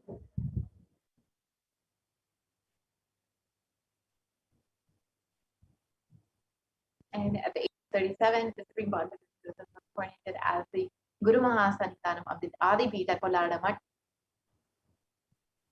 the oldest mutt in Karnataka.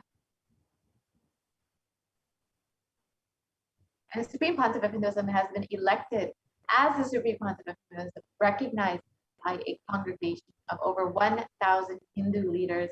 Pontiff at the mere age of 36, you can see in these photos the Supreme Pontiff of Hinduism being coronated as the Supreme Pontiff of Hinduism by various Hindu leaders, pontiffs, mutt heads, and many more.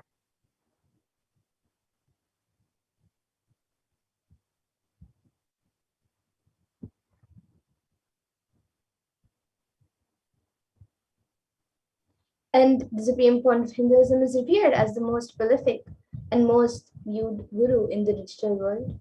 And his books have been read and his videos have been watched by 1 billion plus followers of Hinduism.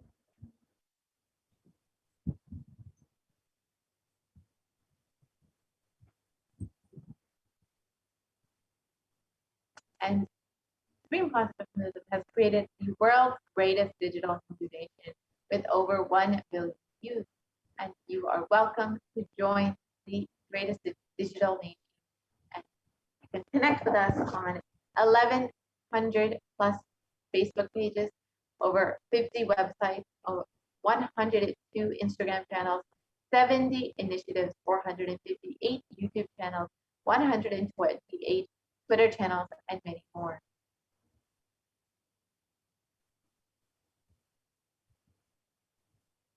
And 26 years of relentless humanitarian service have been contributed to the world by the Supreme Pontiff of Hinduism. And few of the initiatives taken is the initiatives including free vegetarian food banks, medical services, natural disaster reliefs, women empowerment initiatives, conflict resolution and peace initiatives, sustainable Hindu practices through various international agencies and bodies.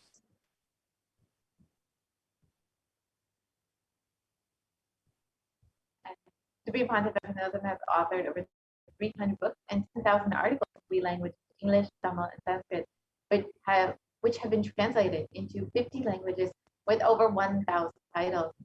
You can see all of these that are available online freely for anyone to download and enjoy. You can just see a few of them in English, French.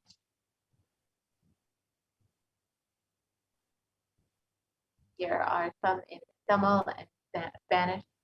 So you can go ahead and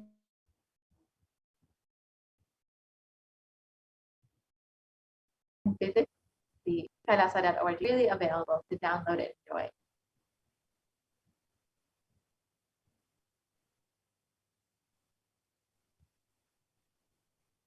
And over 20 million copies of books and articles have been sold, read, and downloaded by millions of people around the world.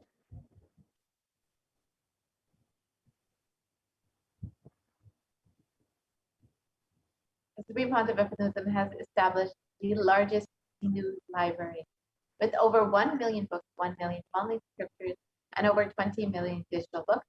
And the Supreme Pontiff of Hinduism has been tirelessly working to digitize, decode, and make all of this knowledge available for humanity, and also has created the printing unit, the palm leaf printing unit, to also preserve these scriptures in their original state when they were in their original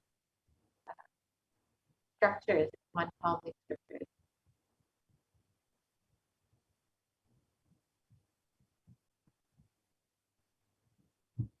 And the Supreme Pontiff of Hinduism has over 10,000 hours of discourses delivered to the world, and it has been watched by over 1 billion. It has been watched by over 1 billion people. So we have over 1 billion views on social media.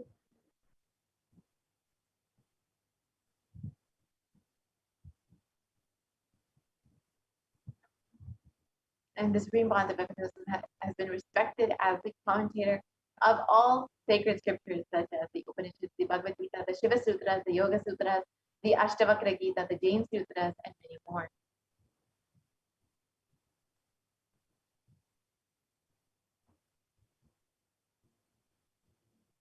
And the Supreme Pontiff of Hinduism is honored as the leader of Hindus, the most awarded, internationally recognized Hindu leader. And the Supreme Pontiff of Hinduism has been recognized by various state government officials, leaders, politicians all across the globe. Most recently, the California State Senate has recognized Kailasa and the sovereign state of Kailasa, of course, Supreme Pontiff of Hinduism as the leader, the sovereign of the sovereign state of Kailasa, and has declared Nityananda Day on January 3rd to recognize the contribution of the Supreme Pontiff of Hinduism to humanity over the last 27 years.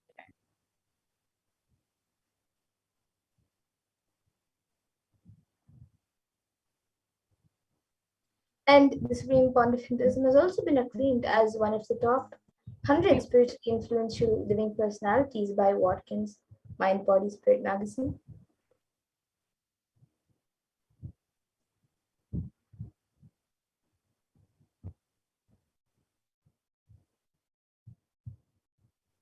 And the Supreme Pontiff of Hinduism is the reviver of the sovereign order of Kailasa, led by the Supreme Pontiff of Hinduism and the Nityananda order of monks, nuns, and Hindu diaspora all over the world, who are working for global peace and to give superconscious breakthrough to humanity.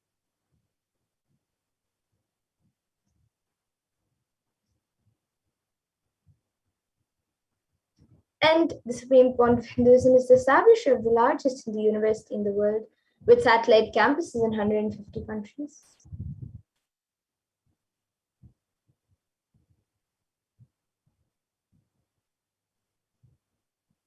The Supreme Pontiff of Hinduism is the establisher of 1,000 plus Kailasa ecosystems, which have been enriching and enriching millions and billions of people all over the world.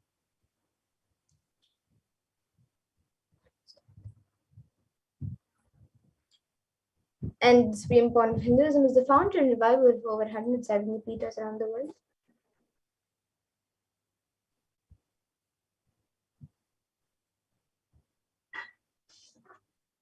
And the late Mahant Narendra Giriji Maharaj, the president of the largest apex monastic order of Hinduism, the Akhila Bharatiya Akada Parishad, the group of 13 Akadas and with over 2 crore sadhus in India, has welcomed and recognized the Supreme Pontiff of Hinduism, Jagadguru Mahasanidana, His Divine Holiness Bhagavan Paramashivam, as the one day Supreme Pontiff of Hinduism.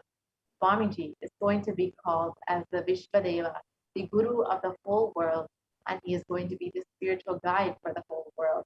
and peace will spread in the whole world. People are not yet aware of the energy of Swamiji. In reality, Swamiji is the Svarupa, the form of Bhagavan, God Himself. And we are offering our prayers not just to a guru, but to an embodiment of Bhagavan. I am sure that Swamiji must have done intense penance, tapas in his childhood and merged into God, as a result of which he is expressing the divine powers of God. In this video, the late Mahant Narendra Giri Ji Maharaj shares the greatness of Swamiji and recognizes that Swamiji is the incarnation, the 1008th incarnation of Paramahansa himself. And you can watch this video available on YouTube.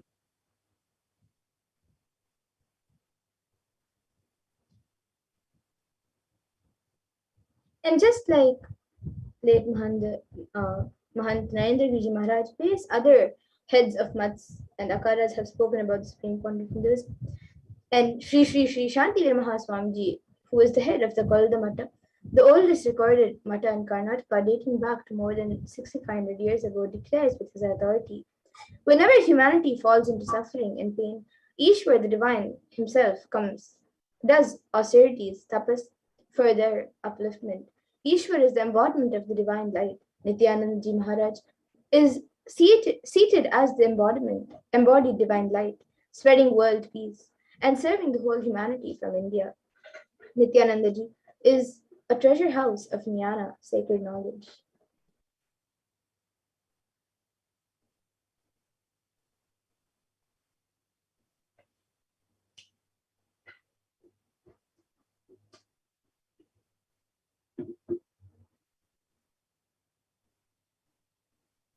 And this video is available on YouTube, and all of you can watch it as well.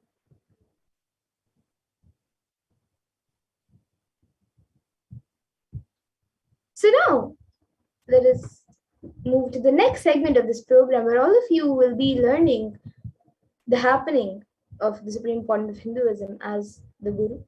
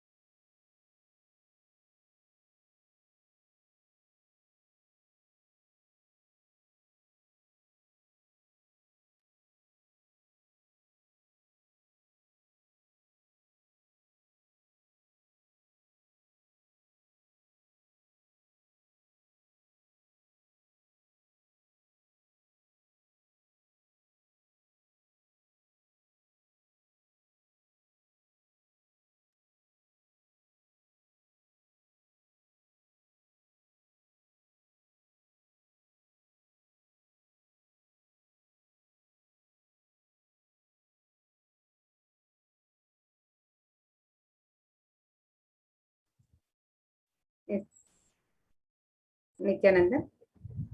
So now we'll look into the happening of the Supreme Pontiff of Hinduism as Guru and his dimension as Guru.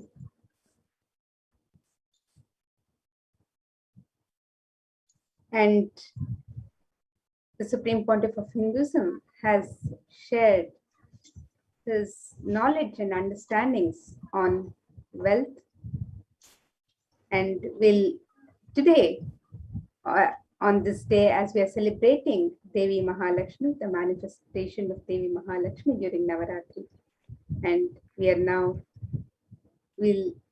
look into this dimension of wealth that Swamiji has shared with us.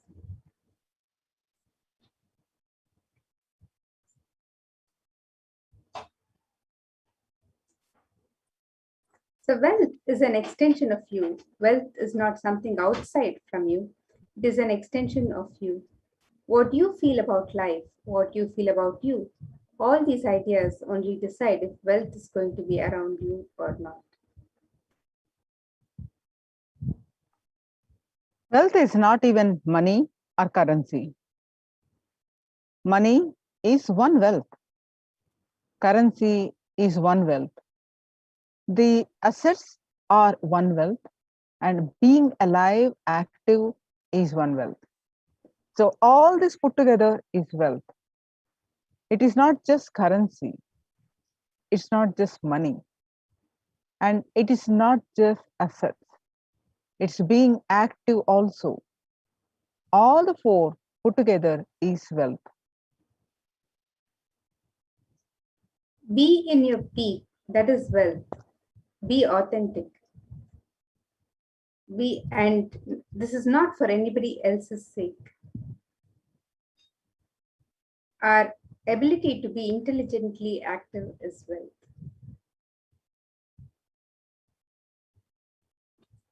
Possibility is wealth. Understand? The possibility you carry in your is Lakshmi.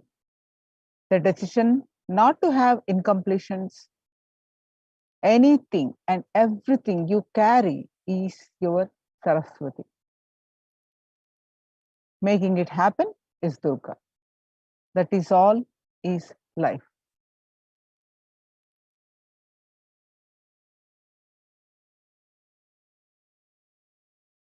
Creating wealth brings tremendous interest in life and non-violence.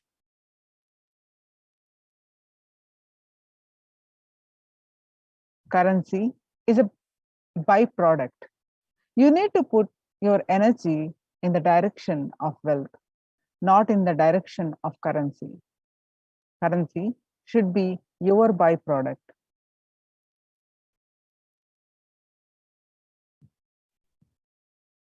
Enriching is wealth. Enriching the humanity in some form and doing it very intelligently and inspiring the humanity to contribute back to you so you can continue to enrich. That is wealth consciousness. Your decision to contribute to the world, your decision to be intelligent through your contribution, your decision to inspire, your ability to inspire people to support you back is all, it's all the whole triangle of wealth.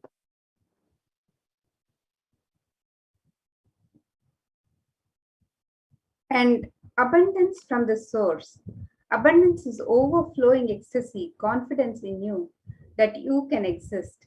Your existence is joyful, blissful for you and the people around you. The word has nice meaning, abundance. Bund means bank. Abund means without bank.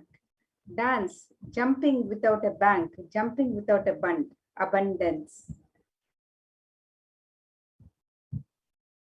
Poverty means knowing your problem and you do not want to solve it. Richness means constantly being alive. Please understand, being alive is enough. You will not tolerate the existence of conflict and confusion and dilemma.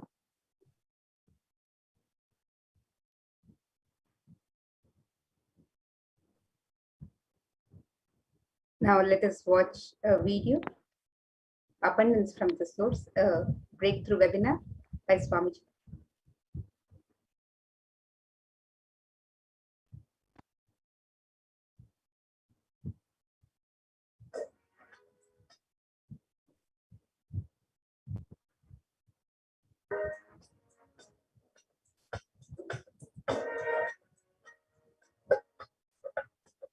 नित्यानन्देश्वर समारम्भाम् नित्यानन्देश्वरि मध्यमाम् अस्मदाचार्यपर्यन्ताम् वन्दे गुरुपरम्पराम्.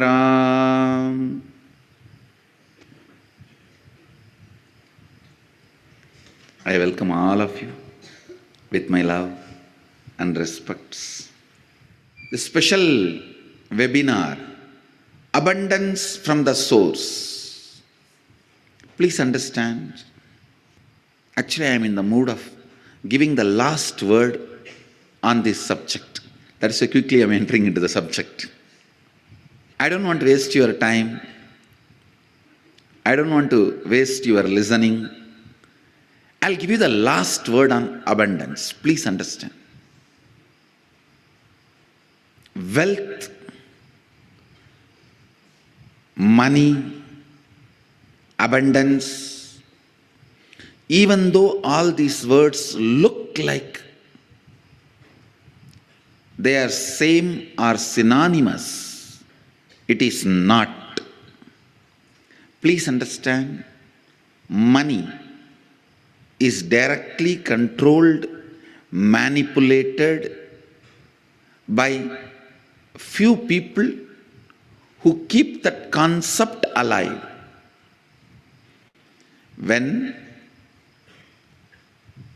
brilliantly, intelligently, few people play with your greed and sell you some concepts and make you work for those ideas, that is money. Money is not abundance. I am not saying for abundance money is not required, but I am saying money itself is not abundance. Please understand. Abundance is overflowing ecstasy, confidence in you that you can exist, your existence is joyful, blissful for you and the people around you. Please understand. It may be looking very mystical. I'll explain step by step. But today I wanted to give you the last word on abundance. No beating around the bush. Last word on abundance. Listen. Even that word has nice meaning. Abundance. Bund means bank. Abund means without bank. Dance. Jumping without a bank. Jumping without a bund. Abundance. See, a overflowing excitement, intensity about your existence is wealth. Understand? Overflowing abundance about your existence, which expresses as your health, as the confidence to make whatever you want, as a strength to manifest everything you need and not attacked, disturbed, destroyed by the so-called social impossibilities put on you. Please listen. Society puts impossibilities on your head so that you can lose the idea, you can lose the purpose, you can lose the goal of your existence. Please understand. Man who remembers his purpose and goal can never be manipulated or controlled. He will always be living in abundance. If you want to enslave somebody, first thing you have to make him forget his goal. Yesterday we were having Ashramite's meeting. I was telling, the man who remembers his goal is the wealthiest man in the world.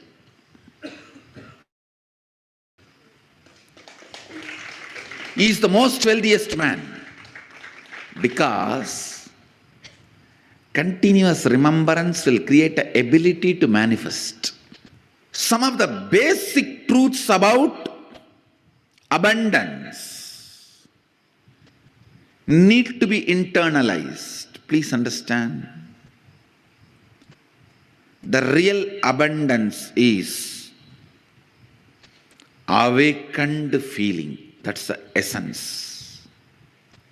Experiencing an awakened feeling physically, mentally, in the muscle memory level, biomemory level, and bioenergy level. Experiencing awakening is abundance.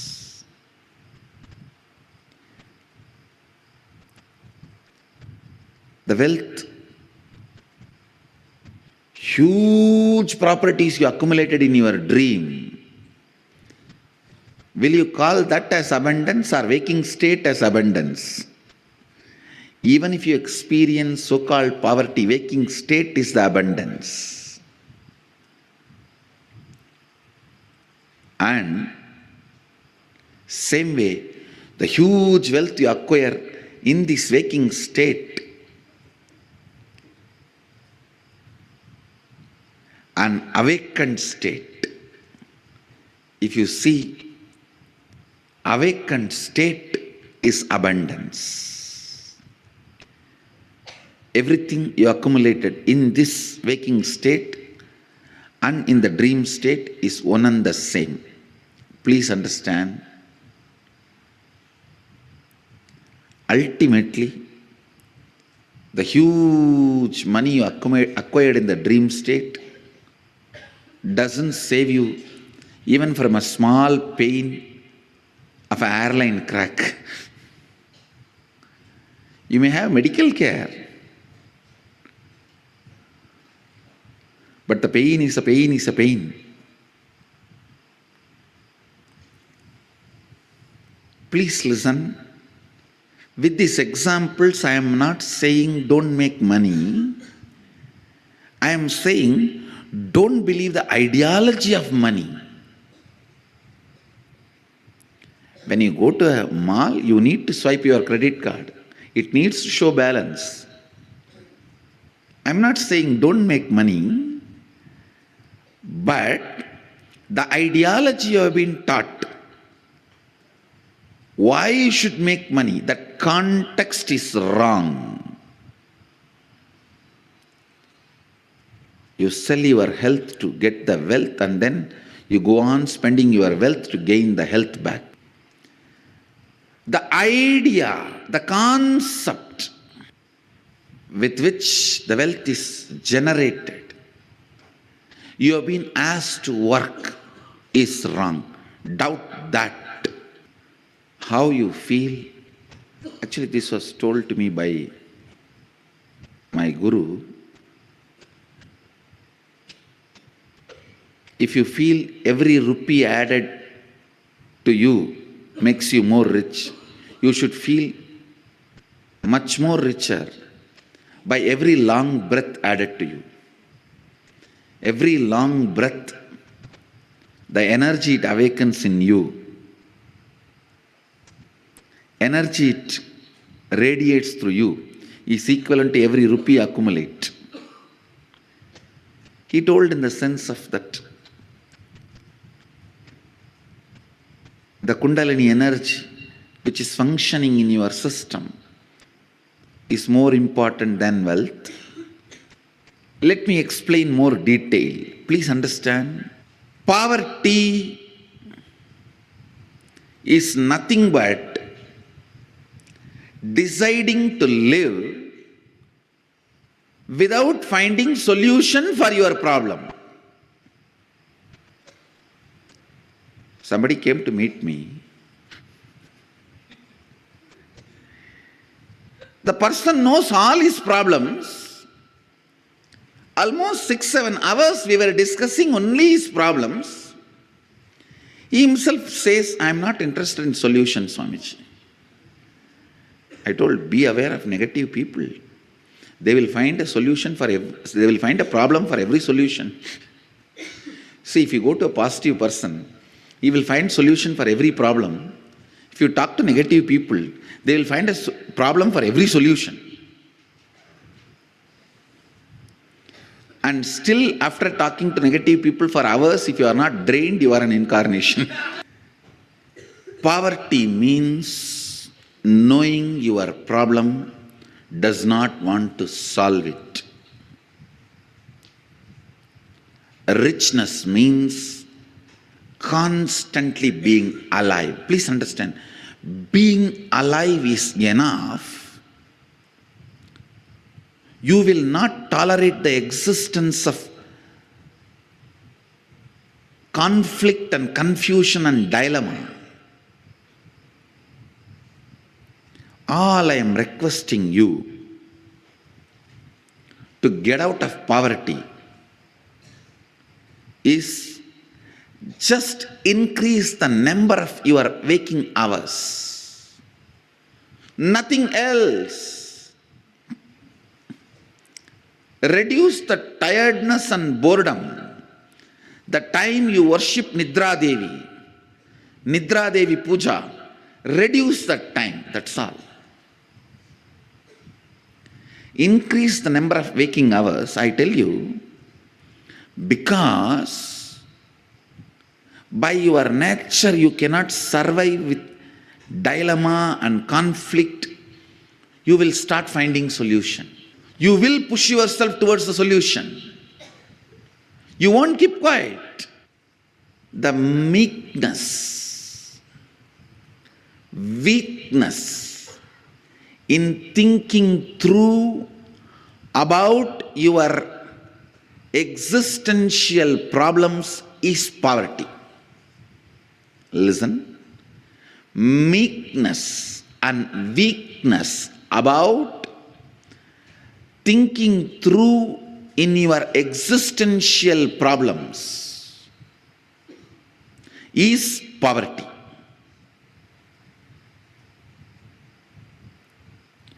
Poverty is nothing but resistance to life.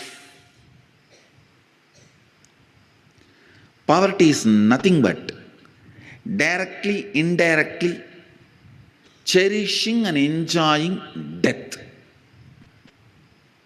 That is why for abundance webinar, I have kept Kalasamhara Murti here. By killing death, only you will manifest abundance. Poverty is nothing but direct, indirect way of worshipping death. Winding yourself or hiding yourself into boredom, into tiredness is poverty. That is worshipping death. Every moment you are tired and bored, hide yourself into your bed, you go through the part-time death. Anger is part-time madness. Madness is full-time anger. Boredom is part-time death. Death is full-time boredom. Boredom is part-time death. Death is full-time boredom.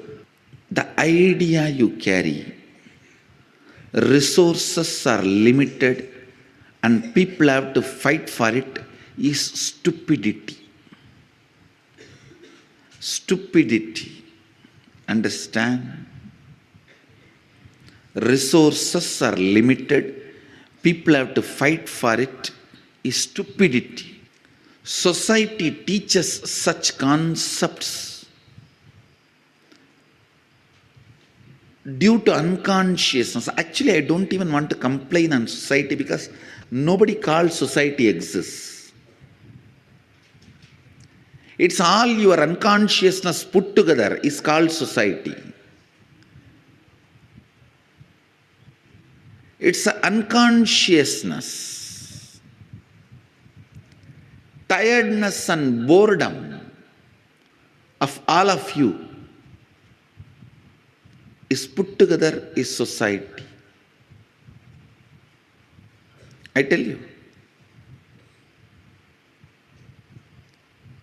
being content is the most stupid word people use to hide their hypocrisy. Being in completion is different. Being content is different. The so-called content is used always to tell people, you keep quiet, but I will make wealth. That's the biggest social hypocrisy. People who teach, be content. You be content, but I'll go on making wealth. The word content is the most stupid, hypocritical statement. Being in completion is different. Being content is different. This content can come to you due to various reasons. The fear of action, the side effects and after effects of being active. If I become, what will happen? No, people are afraid of being active. Come on. Look into you. Every one of you has the part of you which is afraid of being active. Oh, from morning till night. I tell you, if you want to learn being active and tune into being active, you should live next to a Shiva temple, active Shiva temple, which is run as per Agama, because whole day you will be engaged. In the young age, you should be born near a Shiva temple and brought up, because morning till night you will be engaged. That will become part of your lifestyle. Anyhow, if you did not have that opportunity, now I will give you the solution. Content is one of the most hypocritical concept. Don't be content. I tell you, be in the space of completion, but not content. This content is like I'm not able to, then what to do? Be content. Content word is used nicely to hide your hypocrisy and hide your tiredness and boredom. When you are in the space of completion, the abundance will be your very quality.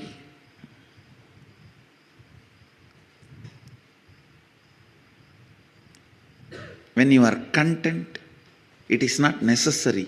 The feeling abundance will be your quality.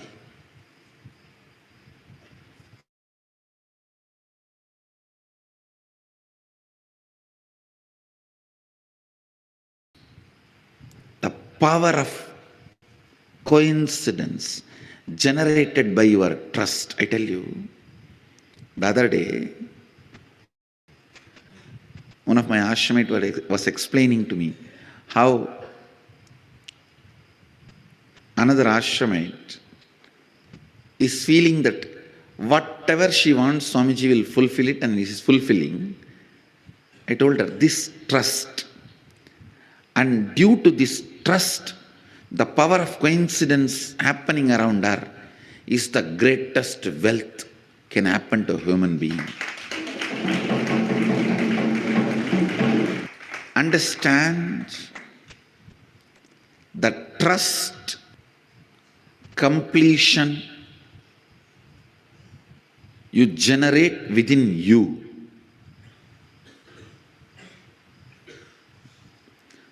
Trust and completion you awaken within you is the ultimate wealth, which manifests wealth in multiple ways. What is wealth? Knowing the knack of how you have to be useful to society and enrich it so that they enrich you. That's all. That's all is money. If you think money is too big, just by making it, you will become tired. That is the biggest poverty. Please understand. Just by making it, if you become tired, you are working, functioning out of the concept of poverty. You will make, but you will not be there to enjoy. Somebody else will be enjoying. That is why I am saying, make money without thinking it is too big. Make money knowing that it is the dust which flies while you walk. I have to here put it on record. One of the statement I heard from my guru, நடக்கும் பொழுது பறக்கும் தூசி என நினைத்து செல்வோர்க்கே செல்வம். I'll translate. While you walk, the dust which flies, the feet dust which flies, equating that to your wealth, and the person who walks, the wealth follows him.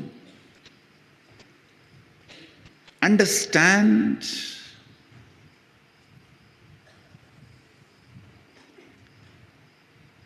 The powerfulness you demonstrate, the powerfulness you carry in your thinking, in your feeling, in your words, in your action, the side effect of it is wealth. The side effect of it is wealth. The moment you think wealth is important, you will become tired by achieving it. Becoming tired by achieving it means you will feel cheated. Please understand, you will feel cheated. It is like you struggled so hard to marry the Miss Universe. You make wealth, you make this, you make that, and feel the day you marry the Miss Universe is the day of your ultimate. and you do all drama, get a new car and drive in front of her, and all the stupidity described in movies, materializing flower and giving, materializing diamond ring and giving, and you impress. Finally you propose. It is even accepted. You date. Do everything finally.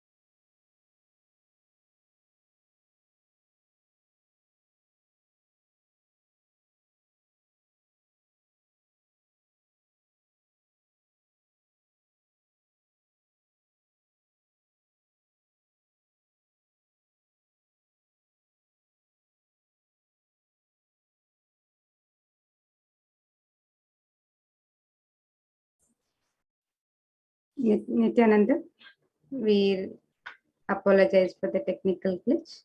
We'll be resuming the satsang where Swamiji speaks about the abundance from the source, the right understandings of self.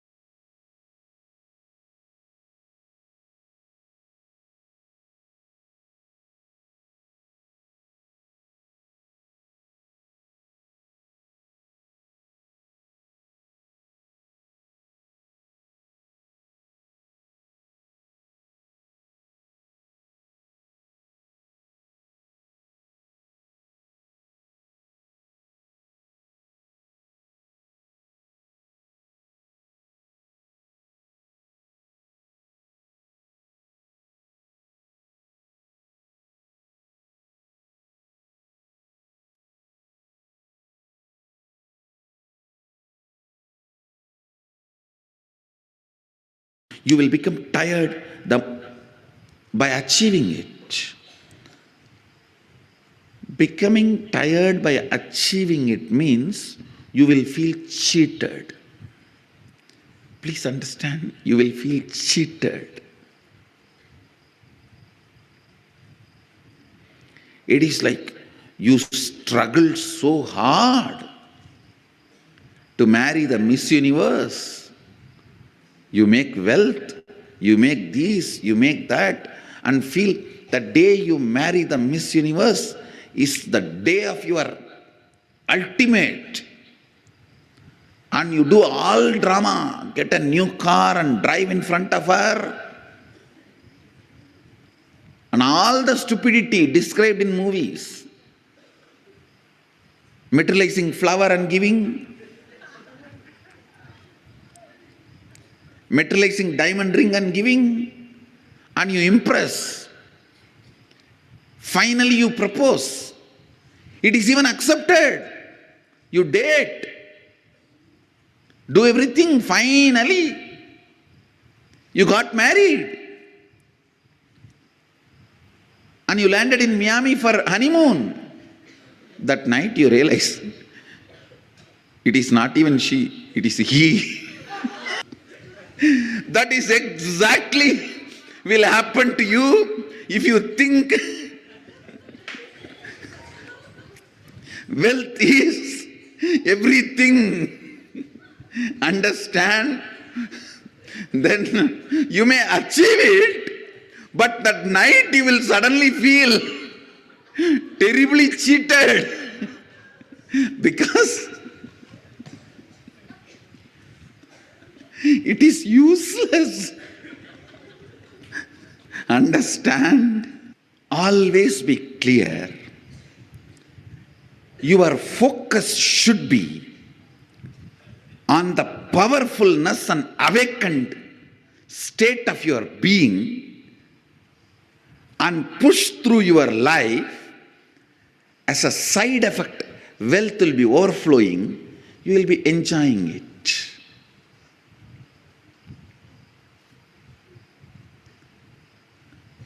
Uneducated are those who are educated only in schools.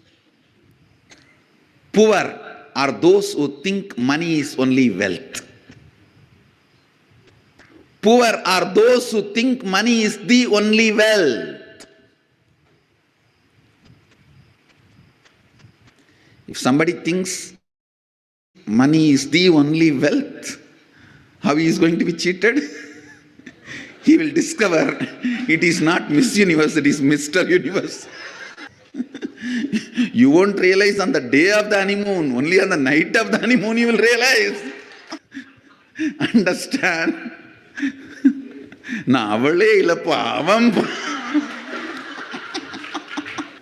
I am not she, I am he. Understand? If you think money is the only wealth or abundance, you will terribly feel cheated. Let your focus be on the powerfulness, completion, awakening of your bioenergy, the Kundalini Shakti, strength. Strength of Kala Kala, the Kala Kala, the Lord who killed death. Strength of the Kala Kala, Lord who killed death, temporary and permanent in your system. Abundance is from inside to outside.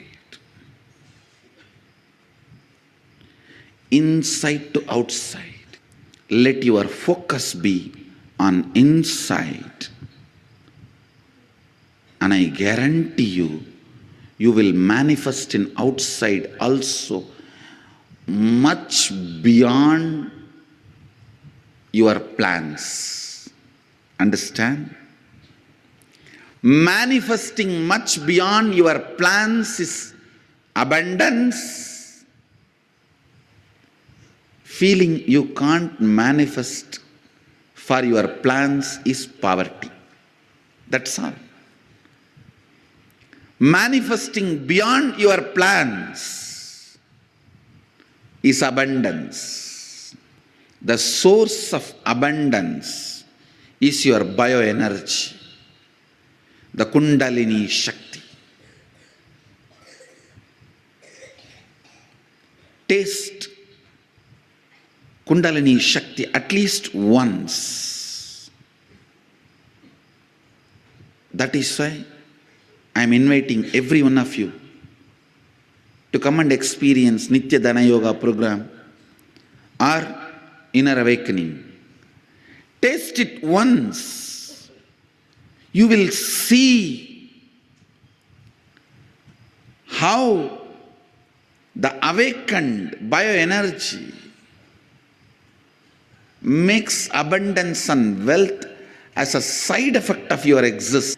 Man who makes wealth as the side effect of his existence is rich. Man who makes wealth as the main purpose of his life will be cheated. How? You all know now.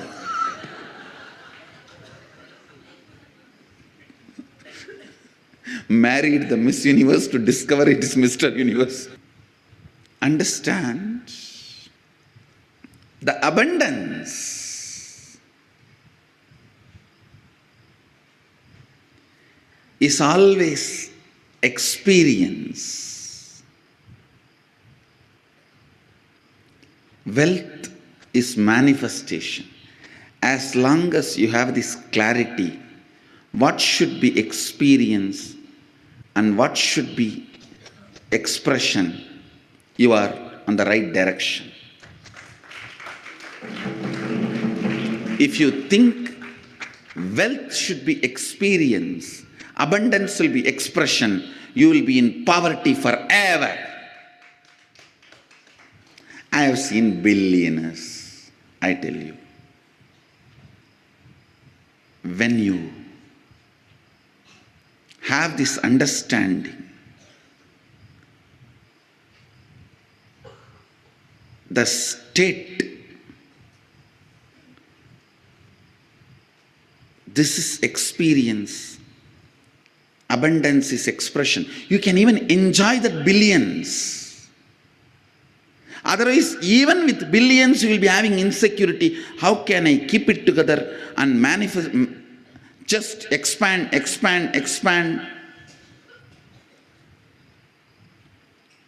Even with that, you will feel insecure. And few of your friends who are having more than your zeros will be your pain point who drive you to work more. Understand? What drives you to work more? If it is pain point, it will always be pain. What drives you to work more should not be pain points, should be bliss points. If the pain points drive you to work, what you will find in honeymoon?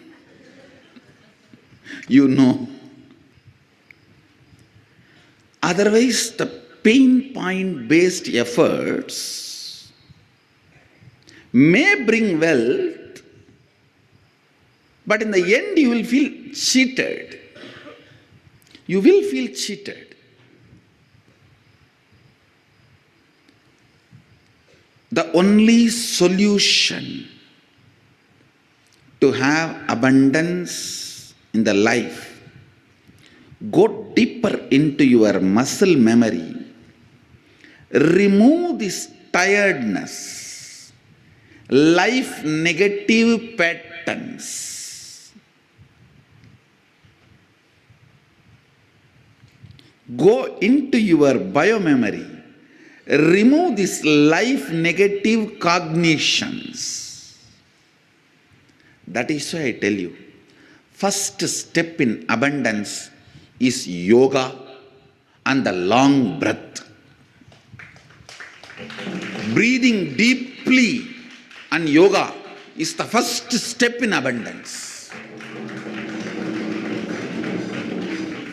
Because that is when even your muscle memory is ready for abundance. Go deeper into muscle memory, biomemory,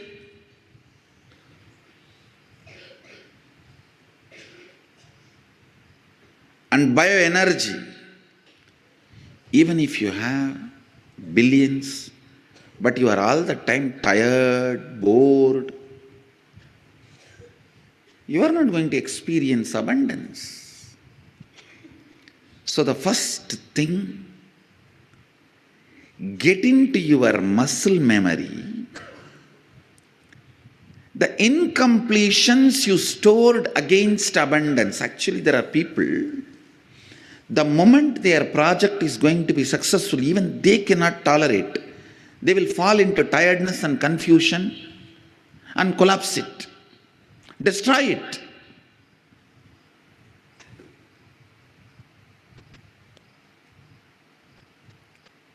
Get into your muscle memory and see, do you have that pattern? If you say, every time I start something, when it is about to happen, it collapses, Swamiji. It breaks, Swamiji. It's not happening, Swamiji. I think I am unfortunate, Swamiji. It is wrong. If you have that kind of sufferings, understand, you carry that pattern in your muscle memory, pull it out and complete it. When you complete the patterns in your muscle memory, you can also awaken them and program them for the possibilities that can open up. One of the wrong beliefs you are all made to believe is, if you have wealth, you can't have health. If you have health, you can't have wealth. If you have energy, you can't have money. If you have, by the time you have money, you will not have energy. It's the worst delusion you are made to believe, which is not right. Just retain energy. Wealth will happen simply around you.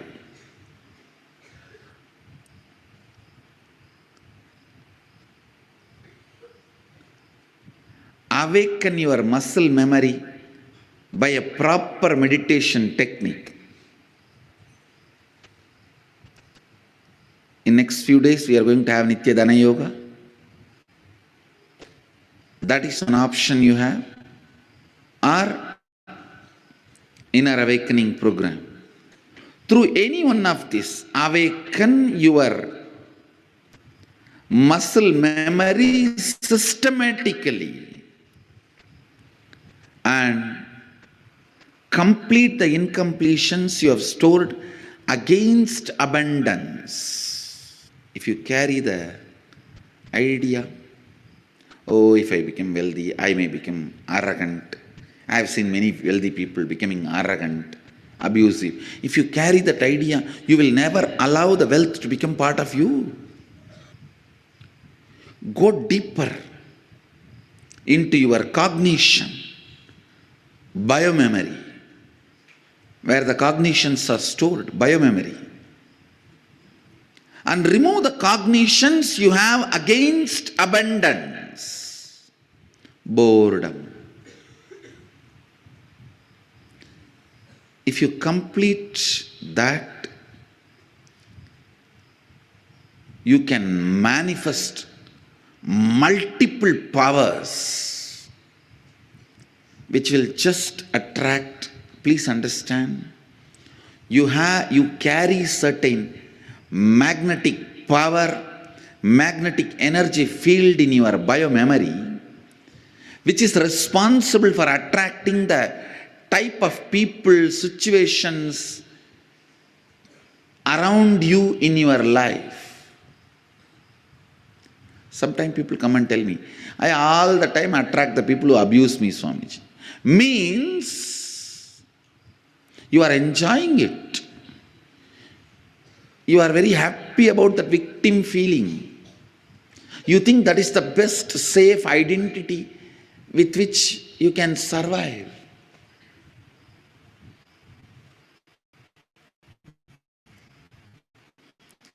No.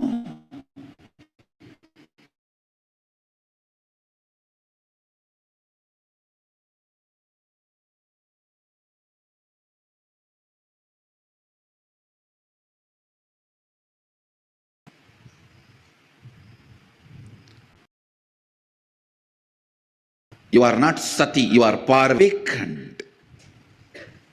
And with that awakened kundalini, clean up your biomemory and muscle memory. Actually, once your energy is awakened, God particle in you is awakened, doing completion will be so easy. Just by remembrance, completion will happen. Just by the decision, I am completing, completion will happen. Completion will not be a spiritual practice, but it will be a spontaneous process. With awakened God particle, completion will become just a spontaneous decision. I am done, that's all.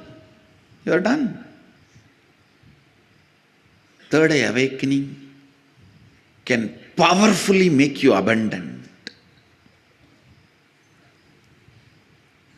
Really, I am telling you. Just sit with your third eye and look into your life, what all the way you can manifest wealth to fulfill your plans. And every meeting, align yourself to your third eye and start. You just know what the other person is thinking and you will talk to make the meeting successful. Third eye is the biggest gift you can use in 1000 ways to manifest abundance in your life. Essence, the last word I want to tell you about this abundance is, let your focus be on awakening your bioenergy, God particle in you, powerfulness in you. From that source, let the wealth manifest. I tell you, it is law of life. It has to manifest. And when it manifests from that source, you will not be cheated. You will not be cheated. You will be there to enjoy the wealth. You will be there to enjoy the wealth. Having wealth and enjoying it.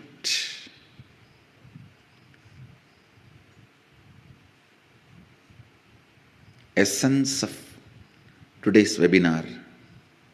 Focus more and more on awakening your bioenergy, Kundalini Shakti, God particle in you, and complete your biomemory and muscle memory. So with this, I'll answer some of your questions.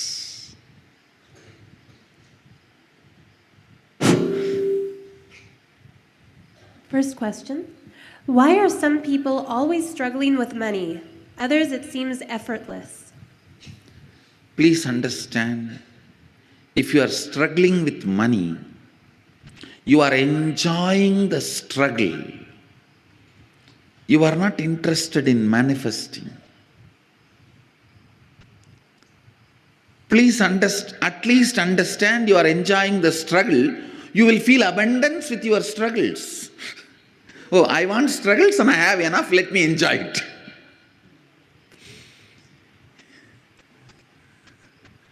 At least feel abundance. You want struggles, 2000 struggles around you, and you have 2500 struggles. Enjoy them.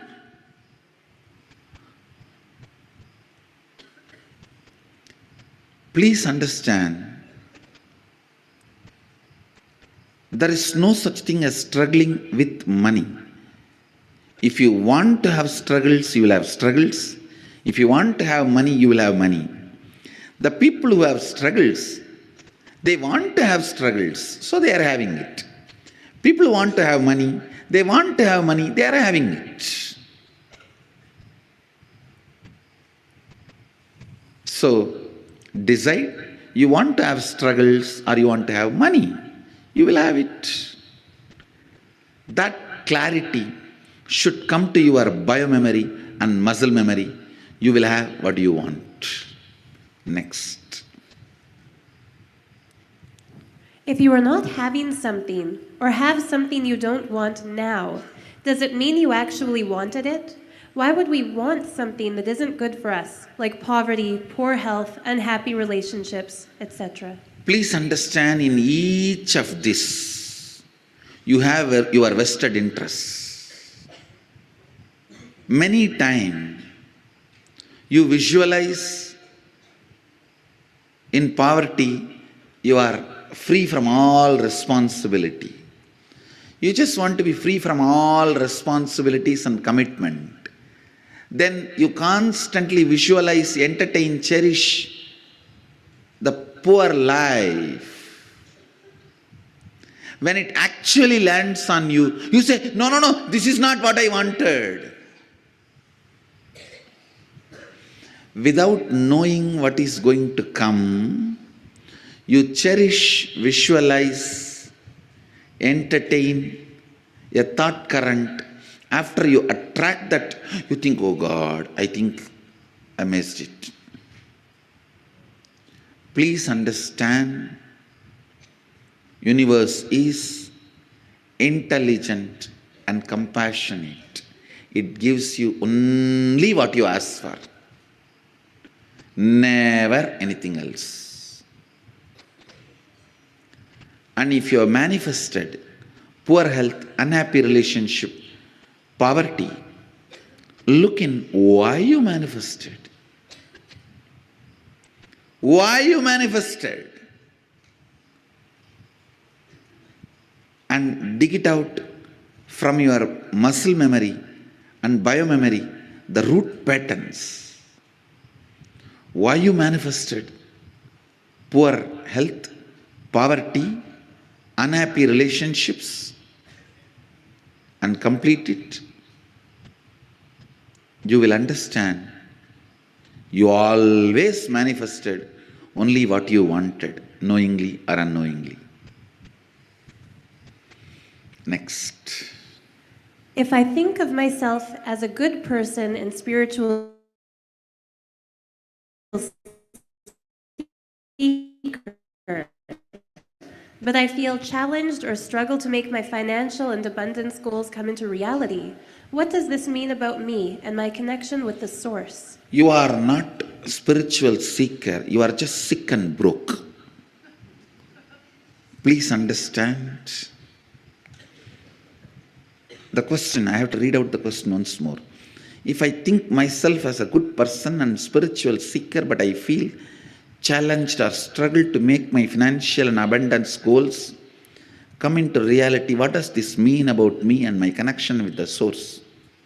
As I said, you are not seeker, you are just sick and broke. Because you don't have wealth, you are trying to console yourself saying you are spiritual. You just want to satisfy, console yourself, say, no, I may not have that, but I have this. You not having that does not mean you have this.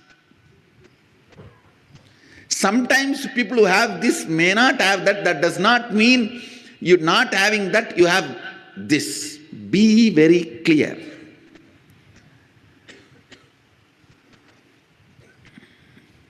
Mahadeva may be wearing Rudraksha. That does not mean he doesn't have all the diamonds and gems. Please be informed properly. Do not try to console yourself by saying, I may not have spirituality. I may not have wealth, but I have spirituality. Because here nobody can challenge you. And everyone tries to console you.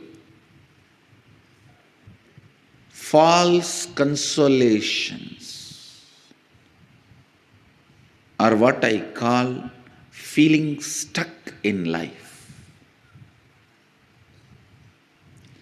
False consolations is what I call feeling stuck in your life. At least this fellow who goes to honeymoon will find that night itself it is not she, it is he. But the fellows who are sitting with the false consolations, after marriage will not even be going for honeymoon. For elongated period they will be thinking it is she. They may discover it during the cremation or burial. They spend their whole life with he, not she. Understand, if you think yourself as a good person and seeker and you are challenged or struggling to make your financial abundance, if you are not able to make that into reality, be very clear. You are just living with false consolations. You are stuck. You just need a strong awakening. You just need to remember you are sick and broke, not seeker. Next. Can you please give deeper insight into Goddess Lakshmi and how to connect with and experience her?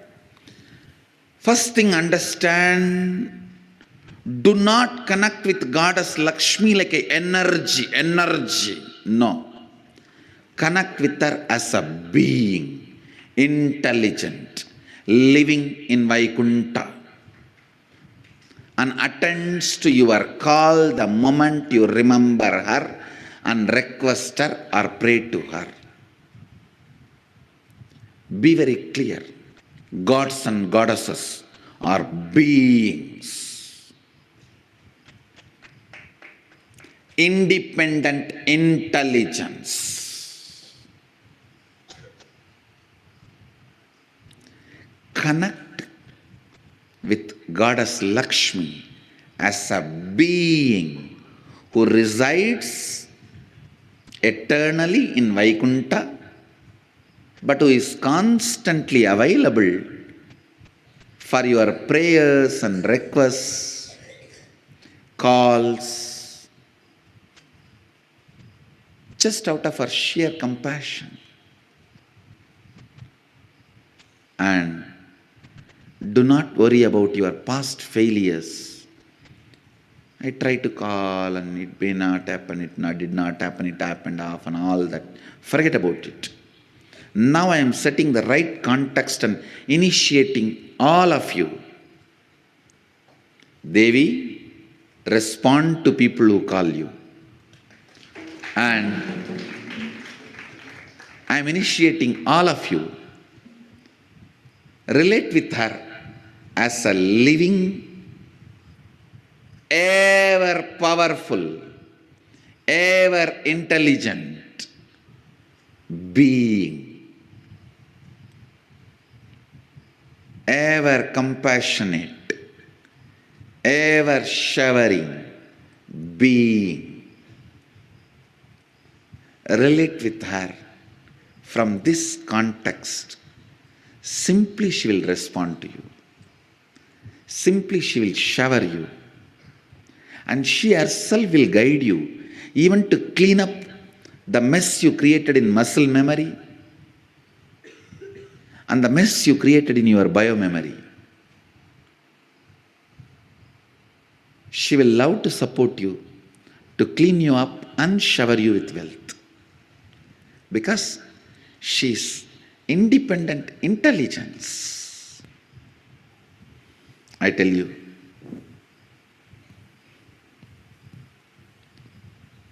relate, connect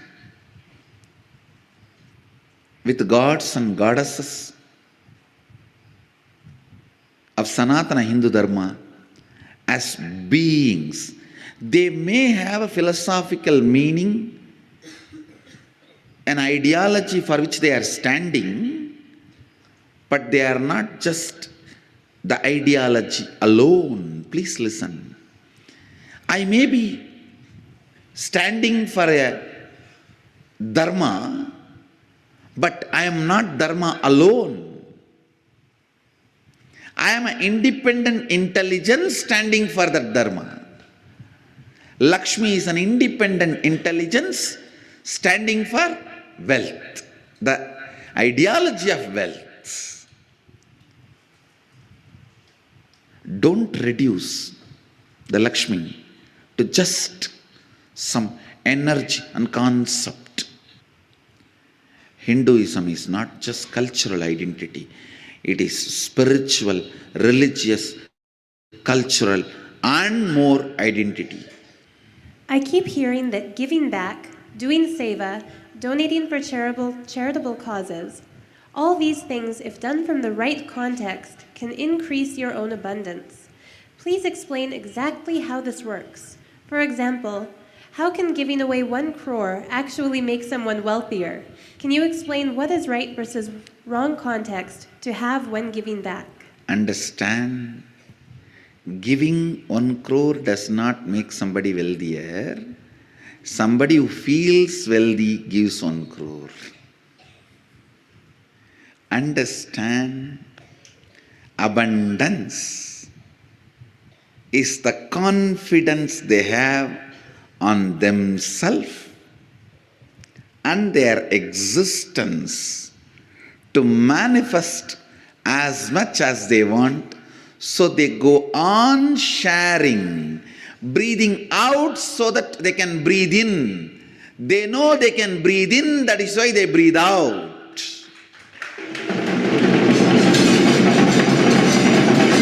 If you are doubting, will I be able to breathe in and hold the breath inside? You will be dead.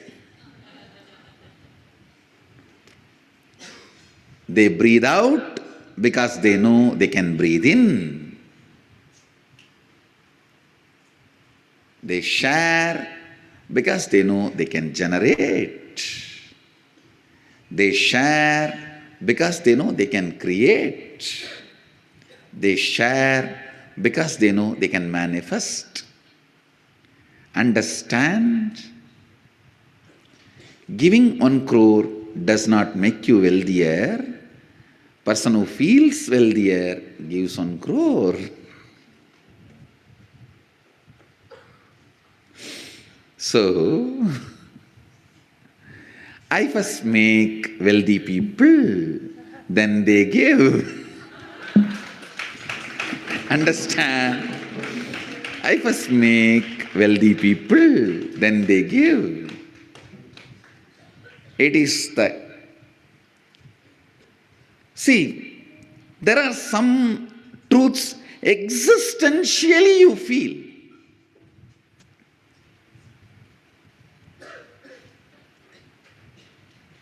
If you are 24 and you existentially feel you can build muscles, you can do it, you can do yoga, how? It is not just a belief, it is simply reality. Same way, I make people experience they can manifest wealth. Simply it is their existential reality. So they naturally share, understand. I make people feel they can breathe in, so they breathe out. If you know you can breathe out, if you know you can breathe in, life floats as an ecstasy. That's it. Next question. I want to make more money, but I'm always feeling pressed for time. How do I complete this conflict?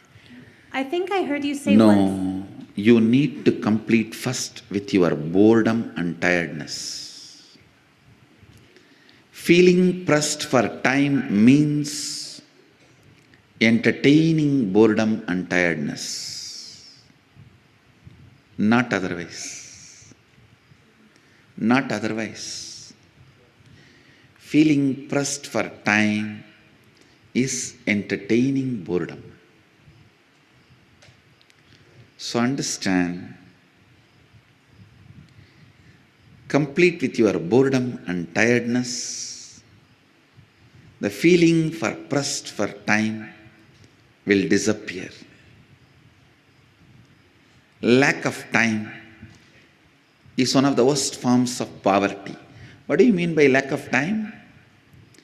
Having too many thoughts, not executing even one. Having too many thoughts, not executing even one, means a great bunch of confusion.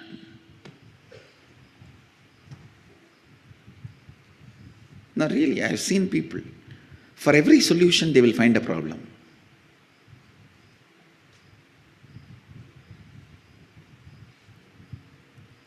So, if you are feeling pressed for time, just complete with your tiredness and boredom.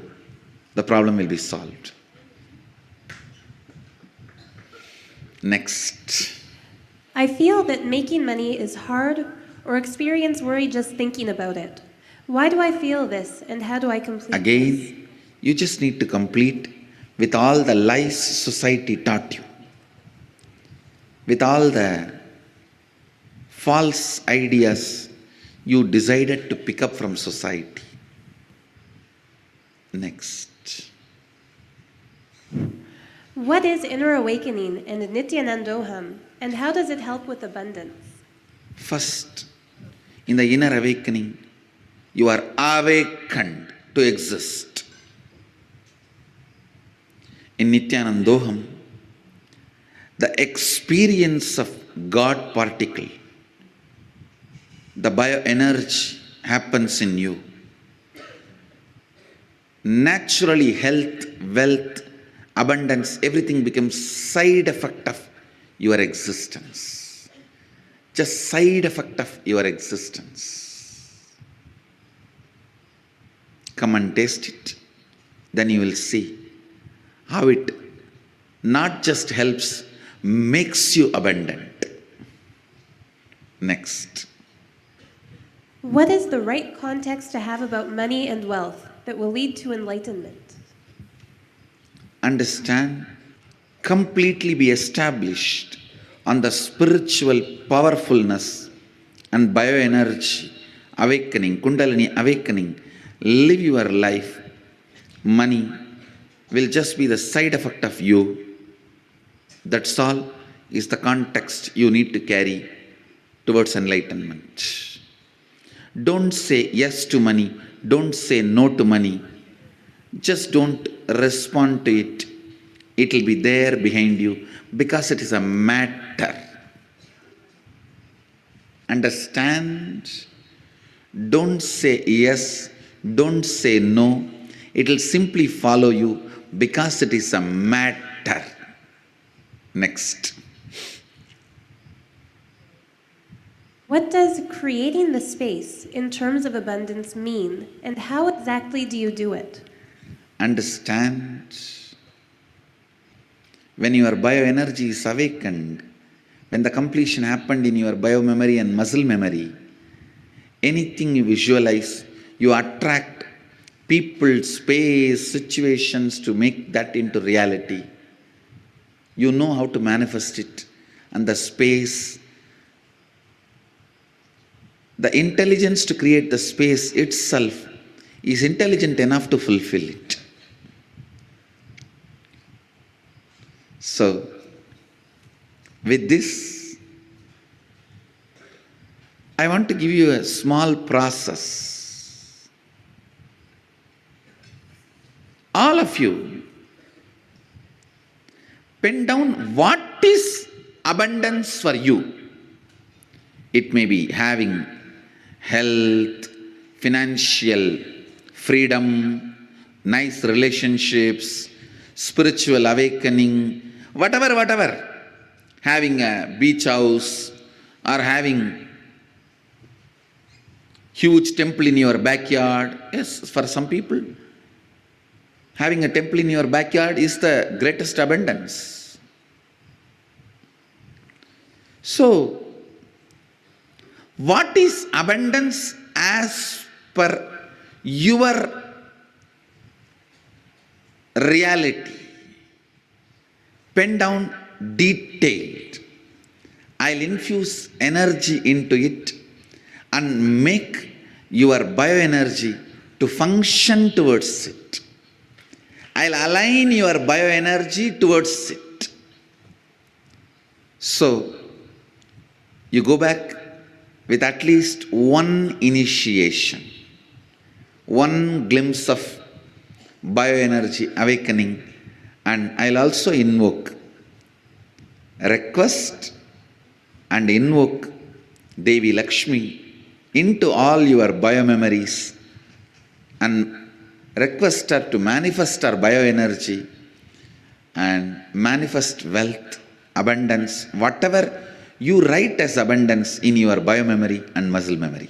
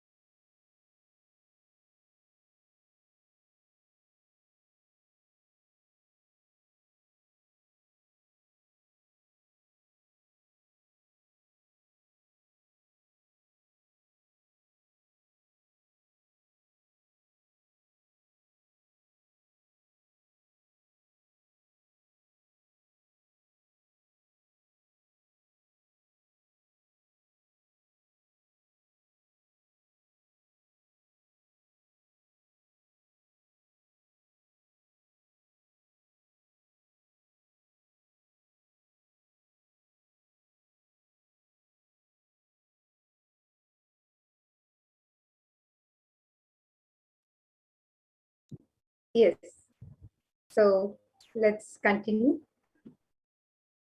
If you've penned down what you want to manifest today as abundance, and as we celebrate Devi Navaratri and celebrate the manifestation of Devi Mahalakshmi today, let us understand more about the manifestation of Mahalakshmi.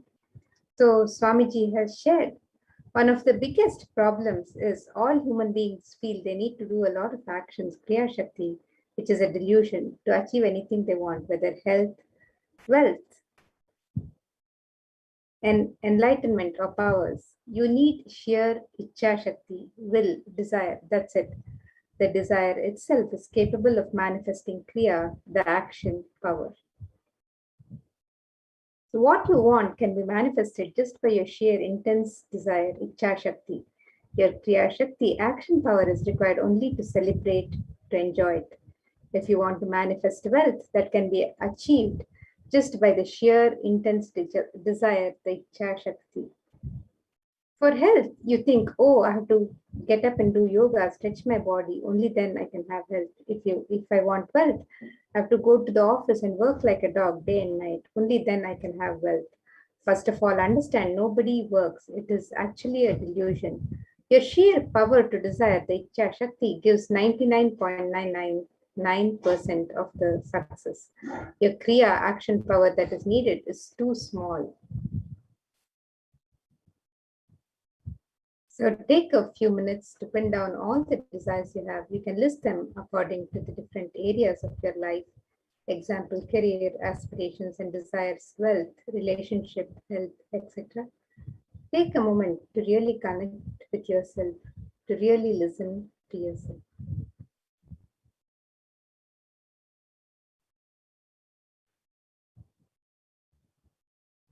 And with this, now we'll be moving into understanding the various offerings and sevas, the traditional sevas and offerings that we can offer to Devi Parashakti as our token of gratitude and celebrating Devi Parashakti happening this Navaratri.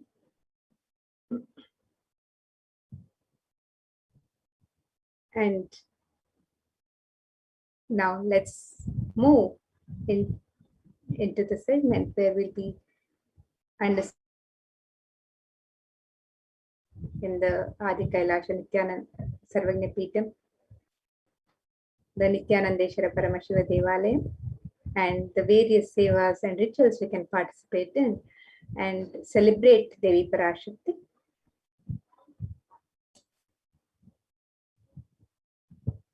So now let us get ready for the next segment. We'll be back in just a few minutes.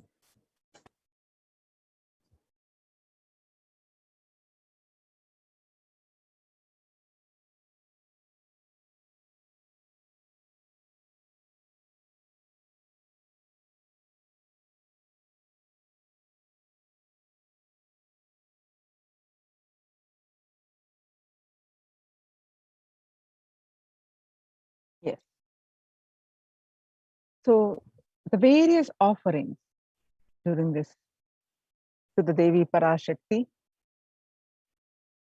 are available in these 9 days. So as Devi is manifesting herself in the various forms as Rajarajeshwari, Meenakshi, Kamakshi, Annapurneshwari, Vishalakshi, and Shayana Tirukolam. And today, Devi is going to grace us with the darshan of Mahalakshmi, and also Durga and Saraswati tomorrow and day after. So what are the offerings that we have to participate, all of us, in these celebrations? So there are various pujas, rituals, alankarams that you can also participate. So Mahaganapati Homa, Ussava Ambal Alankara Seva, Swamiji Vishesha Ambal Alankara Seva, Ussava Ambal Vishesha Shodashopachara Puja, Chandi Homa, Vishesha Dravya Homa, and Dasha Bhairava Puja, Kumari Puja, Suvasini Puja, Durga Pratima Pranaprathistha, Durga Saptami Puja, and Durga Saptami, Ashtami, Navami Puja Arati, Devi Mahatyam, Parayanam, and Durga Ashtami Puja, and Durga Kumari Puja, Durga Navami Puja, Ayudha Puja. Mahanaivedya Seva on Vijayadashami and Pada Puja on Vijayadashami.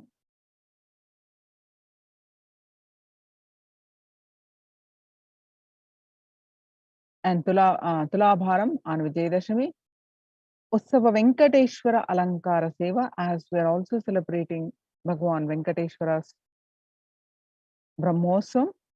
So Utsava Venkateshwara Navakalasha Abhishekam.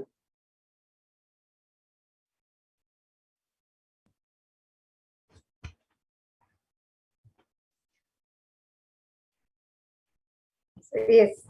So we have the various sevas that we can offer to Devi Parashakti and Bhagavan Venkateshwara as we celebrate the Navaratri Brahmotsavam and the Venkateshwara Brahmotsavam. And the various Alankara sevas that can be offered during this time.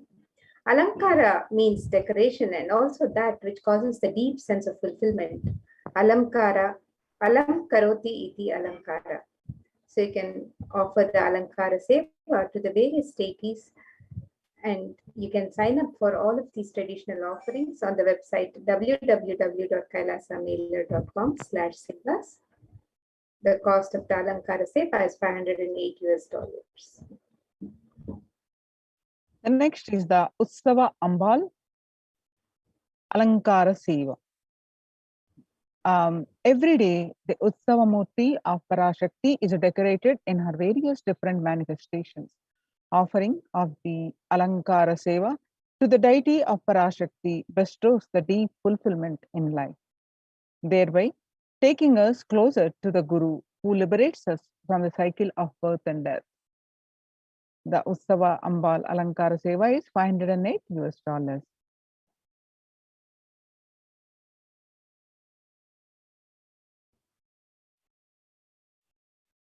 You can also make the offering of the Swamiji Vishesha Ambal Alankara Seva.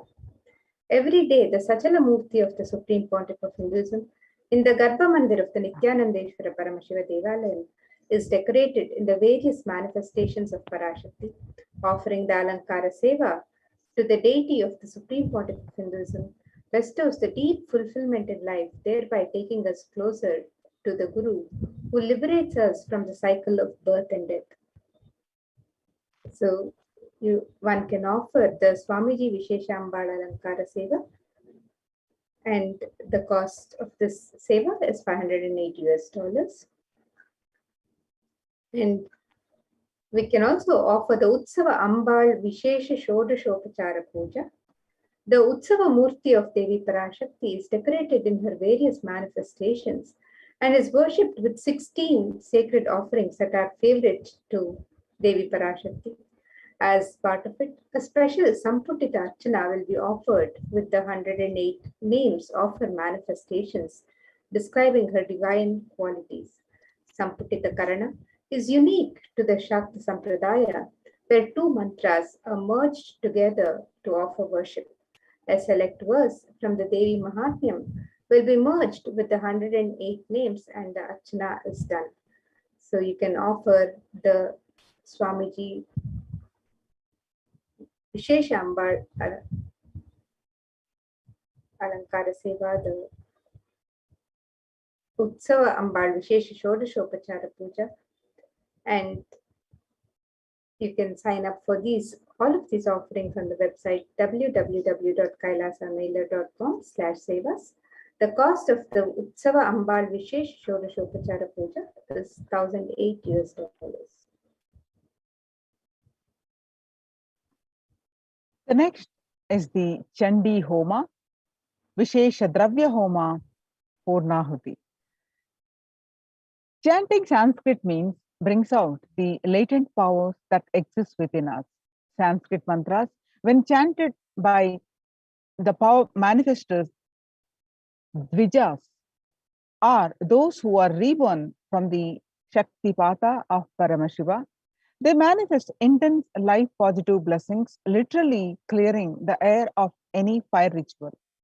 We have to have the cosmic permission to invoke Chandika Parameshwari in the Agni and worship her.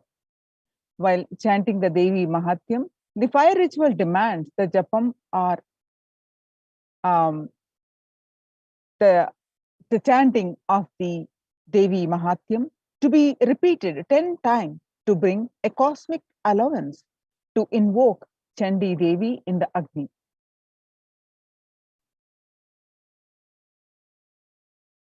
In order to do oblations into Chandi Agni, for the 700 verses of Devi Mahatyam. The repetition of chanting the 700 verses should happen 10 times. This is what is known as the Shamsha. It is a powerful way to consecrate the very Vatavarana, spiritual ecosystems of the Yajnashala, of the place of the fire worship. The group will be chanting 10 times the repetition of Devi Mahatyam in the Yajnashala before the sacred water pot within which Chandika Parameshwari is invoked. The veneration can bring life positive changes to anyone who hears these sacred shlokas.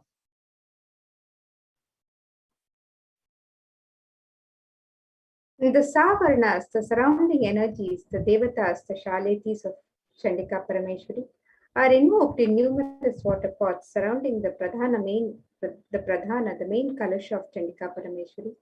The Yagashala is described in the scriptures to be in a 9 by 9 grid format, which has the Pradhana Kalasha as the central square of the mandala grid. Toranam represents the 4 Vedas protecting the Yagashala for negative energies to be warded off. The 4 Vedas are the most life positive vibrations that create a protective environment. Each Veda is involved in a firewall. Toranam is a garland of leaves from select trees prescribed by the Agamas. The occurrence of the banyan, people, Atti, and Purushu in the scripture is always associated with auspiciousness.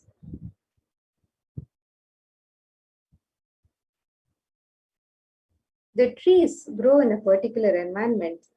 That ecosystem is not just including physical features of soil type and animal habitation, but also the very spiritual energies that exist in that particular environment. These 4 trees create an extremely spiritual and peaceful canopy to the beings who live under them.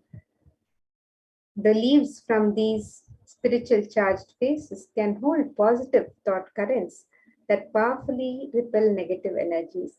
When enhanced with Veda mantras, therefore they energize the Yagashala.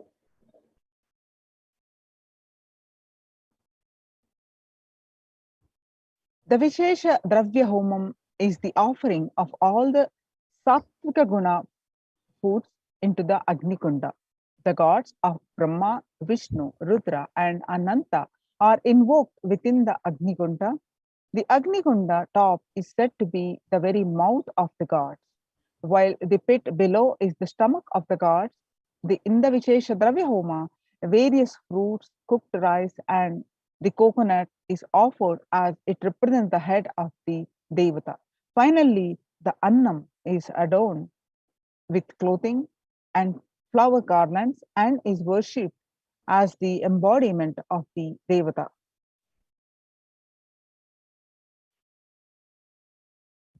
In the Punahuti Homa, the select offerings of turmeric, kumkum, and favorite dry foods of Devi, such as almonds, raisins, cashew, etc., are offered into the Chandi Agni right before the final offerings of Punahuti, which includes a sari, silver mangalyam, silver coins, and flower garland for Chandika Devi. The Mangalya Sutra is the auspicious thread that is tied when a woman marries. This is the thread as a medallion that symbolizes the chastity and elevates the woman as a goddess, a literal embodiment of Parashakti herself. This is the offering of silver, the highest metals that can hold and radiate energy.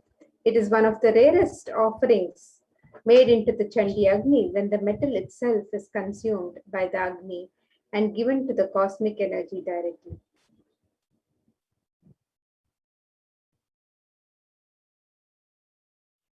So the Chandi Homa, Vishesha Dravya Homa Purnahuti, the cost is $5,008 US. Now, what are the benefits to offer this Chandi Homa? And the benefits of the Chandi Homa are described in the Devi Mahatmya, where the various verses describe the innumerable benefits of offering Chandi Homa and the worship of Devi Parashakti through the Chandi Homa.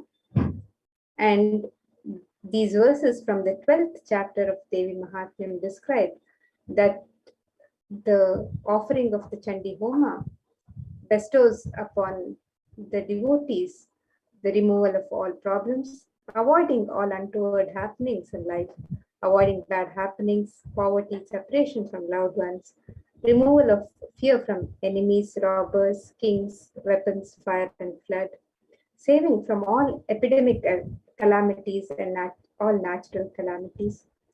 And without doubt, that all troubles will be removed by Devi if this Homa is done during the Navaratri, and the participant will be blessed with riches, grains, and children, and that one becomes fearless, that enemies perish, welfare accrues, and the family rejoices. And all these various, the various verses of Devi Mahatmya, which describe the glory of Devi Durga. And the further benefits of the Chandi Homa are described. It says the ill effects of bad dreams and negative influences of planets are removed. The planets turn favorable, and the of good dreams manifest. Completion manifests in between human beings. All the world thought manifest, and also the supreme union with the cosmic mother happens, and one becomes Siddha, enlightened, and all of these innumerable benefits of Chandi Homa are described in the Devi Mahatmya. The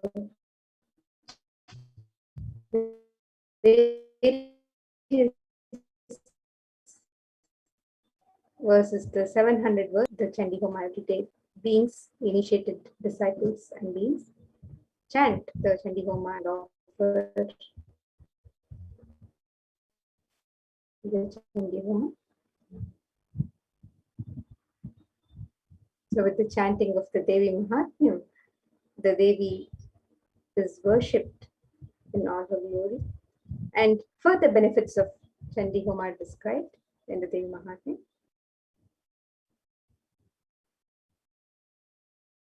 So Devi's grace happens bestowing the below.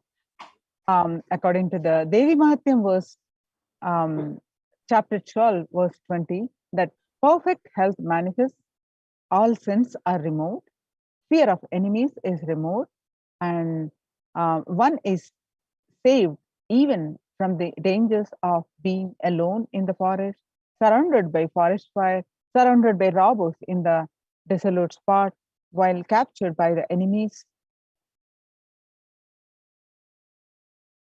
And one is saved even from the dangers and provided by Devi when chased by a lion or tiger, when chased by the wild elephants in the forest, when one is the target of the order of a wrathful king, when one is sentenced to death, and when one is imprisoned, and when one is tossed about in the boat by a tempest in the ocean, when one is the most terrible battle under the shower of weapons in all dreadful troubles.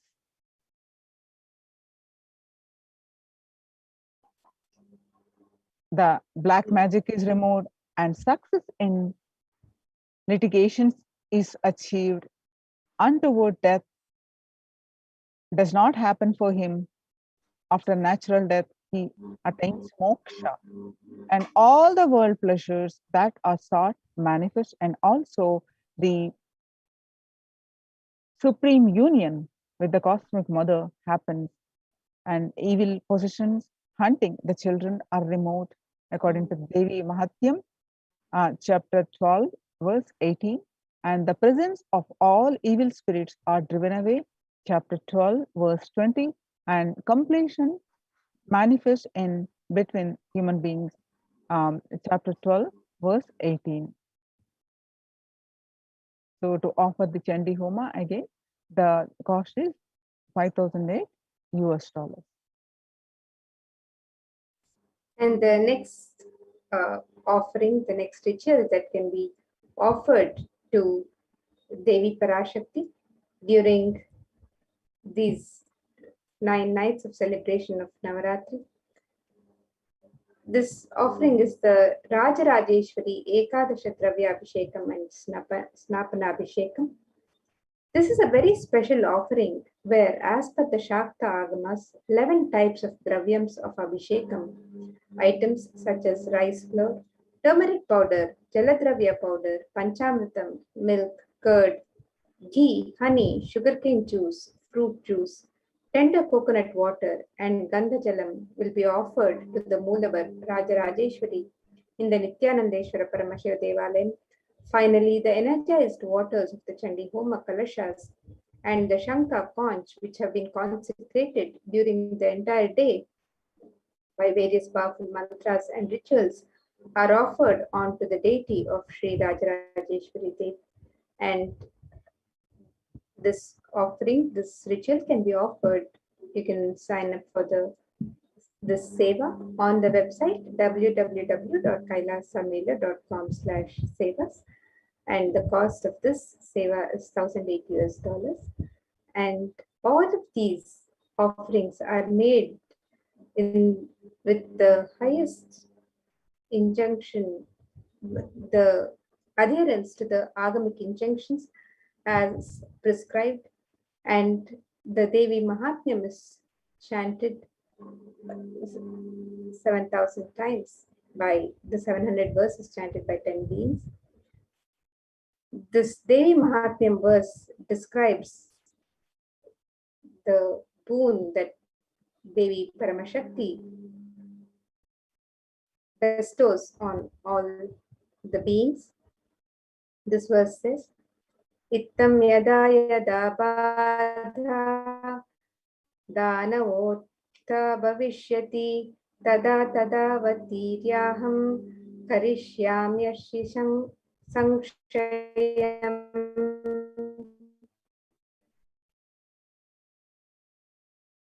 The meaning of this verse, whenever trouble innate and destroy the force. So, as blessed by Devi Paramashakti herself and described in the Devi Mahatmya, the various rituals and offerings are made in and offered in the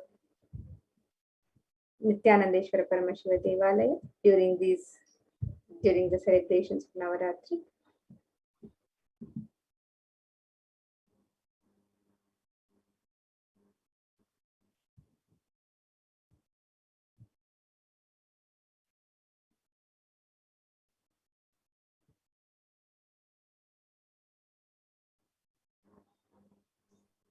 The next offering is Kumari Puja, Dasha Bhairava Puja, and Suvasini Puja.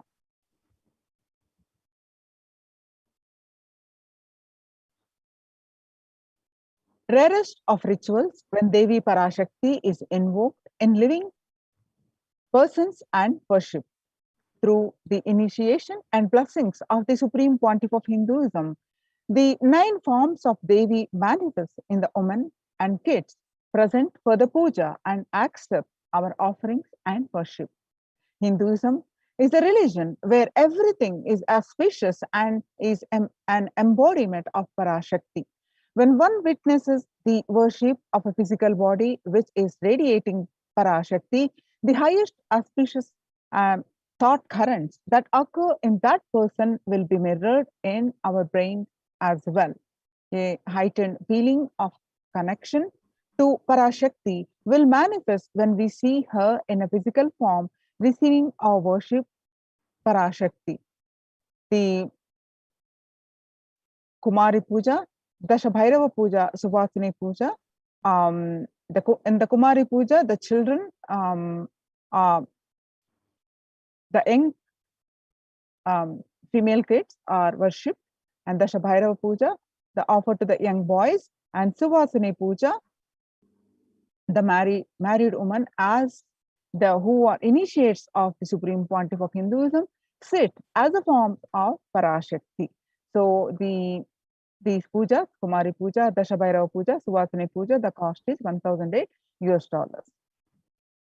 Then the Durga Pranaprathistha form.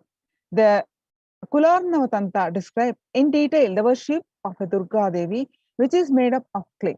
The agamic injunctions prescribe in detail on the way that the clay should be procured. They describe exactly from which land the mud should be procured. These grand deities are made with exact proportion as per the Shastras and are colored and decorated in the exact depiction of Durga Devi slaying the demon Mahishasura. This deity is an icon of Hindu feminism where the cosmic mother, cosmic feminine, vanquishes the mass negativity. Tremendous amount of energy lands when the Durga Devi receives the Pranaprathistha by the Supreme Pontiff of Hinduism. The Durga Pratima Pranaprathistha, the cost is $2,508 US. The next ritual that we can offer to Devi Durga during this Navaratri is the Durga Saptami Puja. The tradition of the Durga Puja is an ancient way for anyone to receive the grace and blessings of Devi Paramashakti when she manifests powerfully in the cosmos during the nights of Navaratri. The Durga Puja is described in the Pular Navatantra and it is done with great pride and devotion in the traditions of Bengal. The Durga Puja is an elaborate and intimate ritual where Bhagavati Durga graces and is worshipped with all the best of the best offerings as described in the Agamas. The family of Bhagavati Durga, Ganesha, Subramanya, Saraswati, along with their respective Vahanas, all are worshipped and celebrated in the puja. This puja comprises of Mahasnanam, Shoshopachara,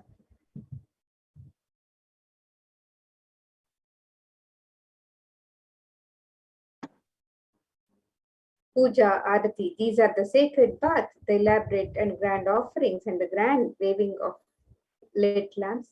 This puja is described in such detail and done, and the preparations are done all year. So you can make this offering of the Durga Saptami Puja on the website www.kailasamailer.com/sevas, and the cost is $1,008 US.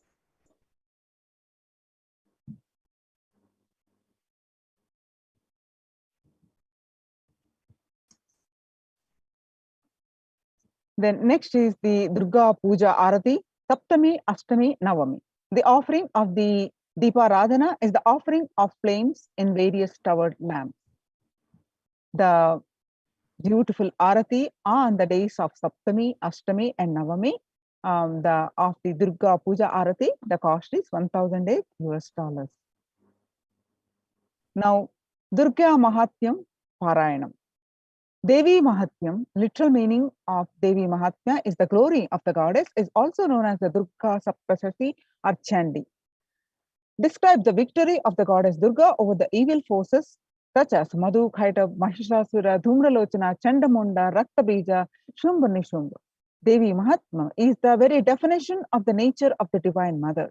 She is the Mula Prakriti, the root nature of all that manifests. She is the force of that drives everything in the universe. Devi Mahatyam is also significant in that it regards various forms of the Devi, ranging from the fearsome to dangerous Kali to the benign and gentle Sri, are fundamentally unified.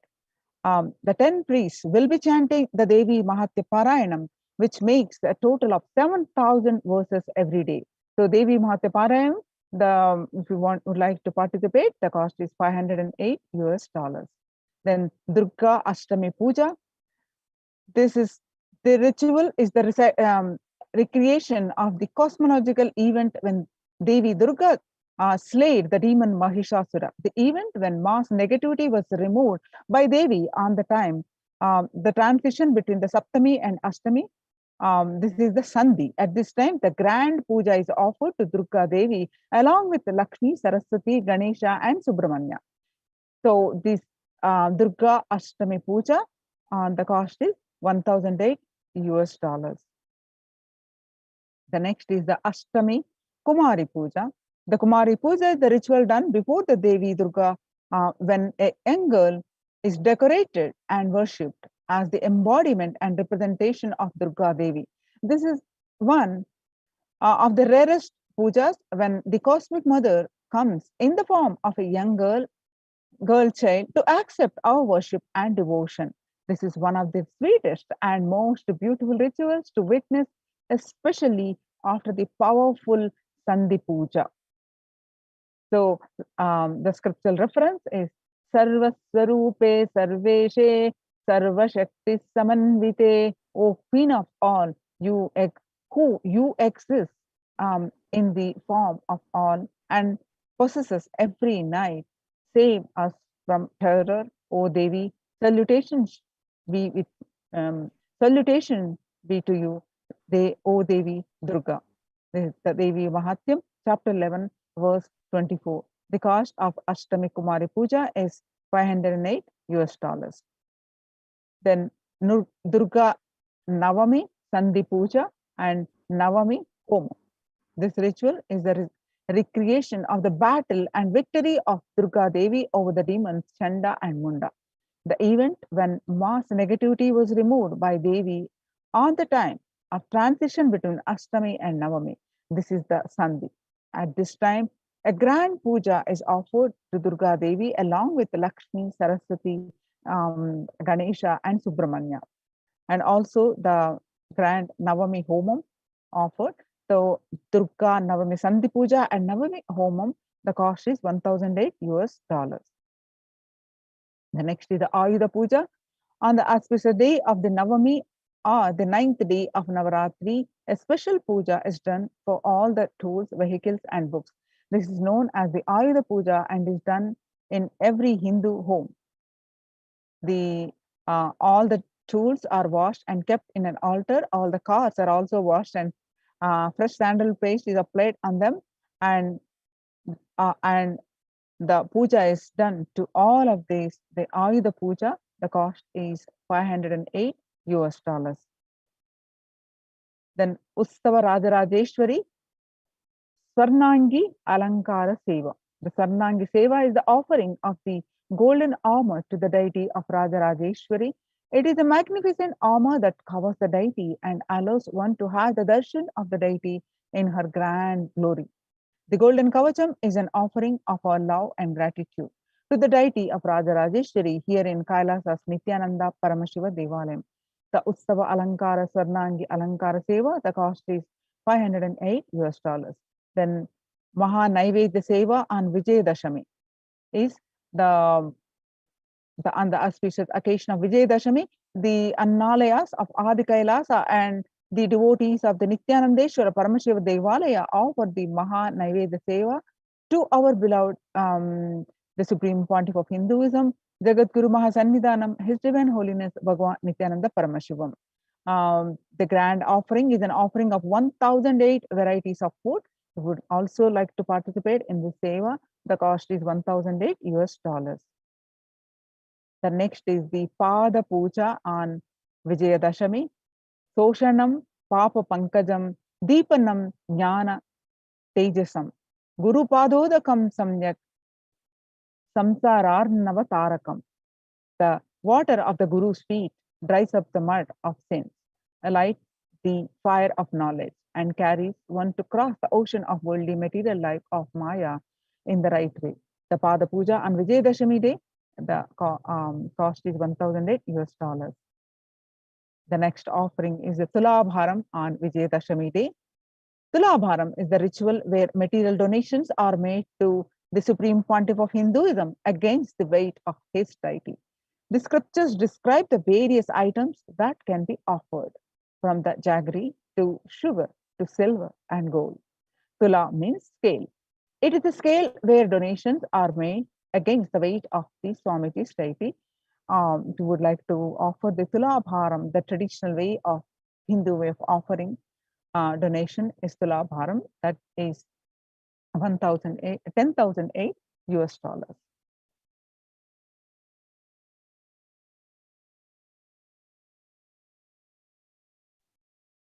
The next is we are also celebrating the Venkateshwara Brahmosam. The Venkateshwara Ustava Murti Alankara Seva is the offering of the Alankara Seva to the deity of Venkateshwara, bestows the fulfillment in life, thereby taking us closer to the Guru who liberates us from the cycle of birth and death. Every day, Ustava Murti of Venkateshwara is dressed and depth in his various manifestations, gracing on various vahanas and vehicles. Venkateshwara is the Alankara Priya, the one who loves to be decorated with the finest clothing and jewelry, offering the most favorite treasures in the form of clothing, jewelry, and flowers. Garland pleases Venkateshwara. The Narayana Suktam says the universe is the eternal being, Narayana Sahasrasisha, the imperishable, the supreme, the goal, multi-headed and multi-eyed. Sahasrasisha, Sahasrapurusha, and the omnipresent and the omniscient, the representant, the source of delight for the whole universe. The cost of the Alankara Seva is $508 US.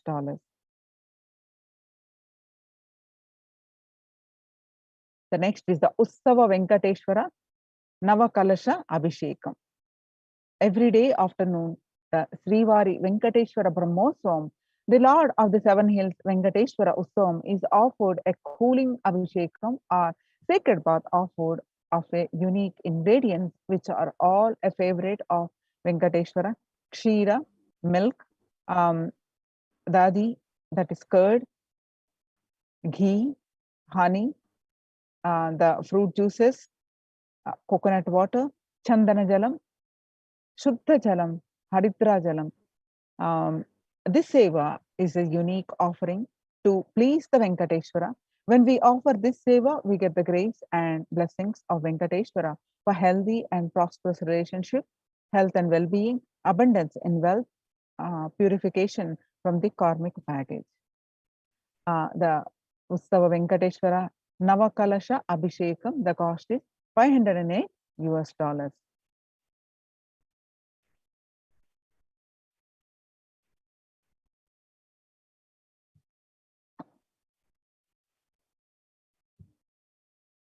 Yes, and all of these offerings can be made on the website www.kailasamailer.com/sevas, and you can see the various sevas that can be offered during this Navaratri and celebrate Devi Parashakti and Venkateshwara through the various offerings.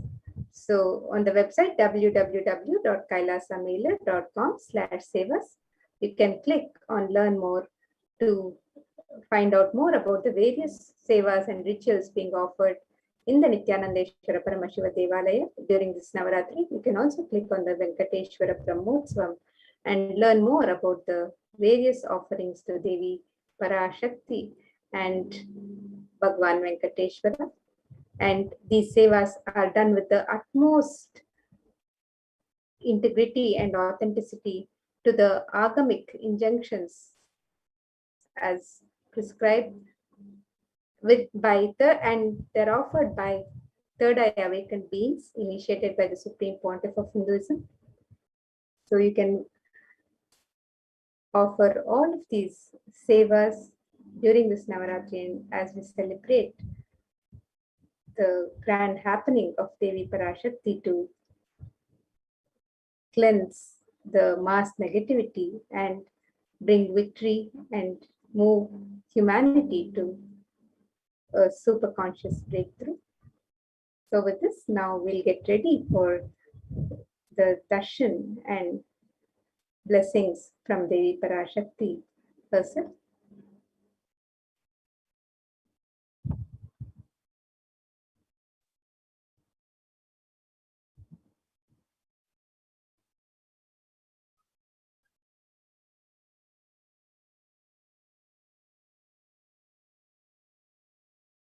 You can sit with a deep face of gratitude, sit straight and inhale deeply.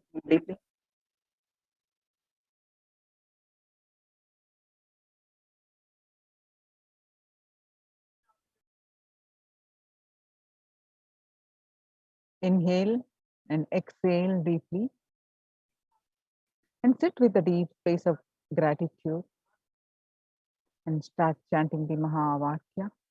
Om Nityananda Paramashivoham.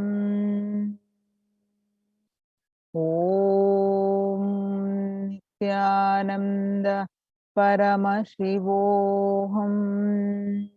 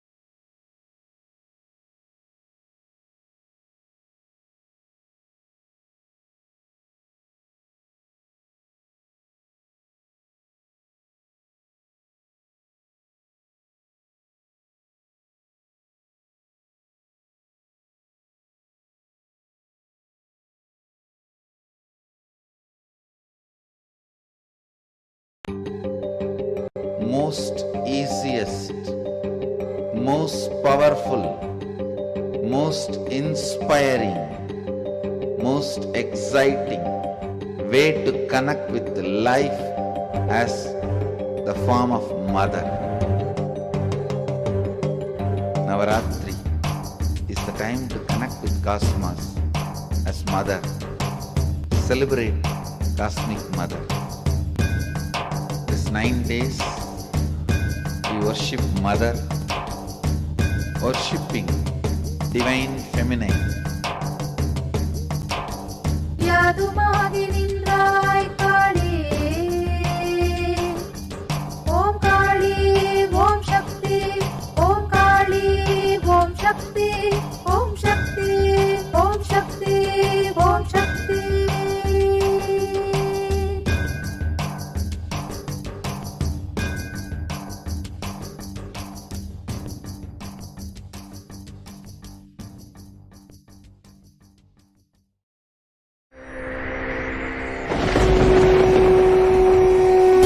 Ultimate divine descends in human body and expresses its extraordinary powers and experiences playfully.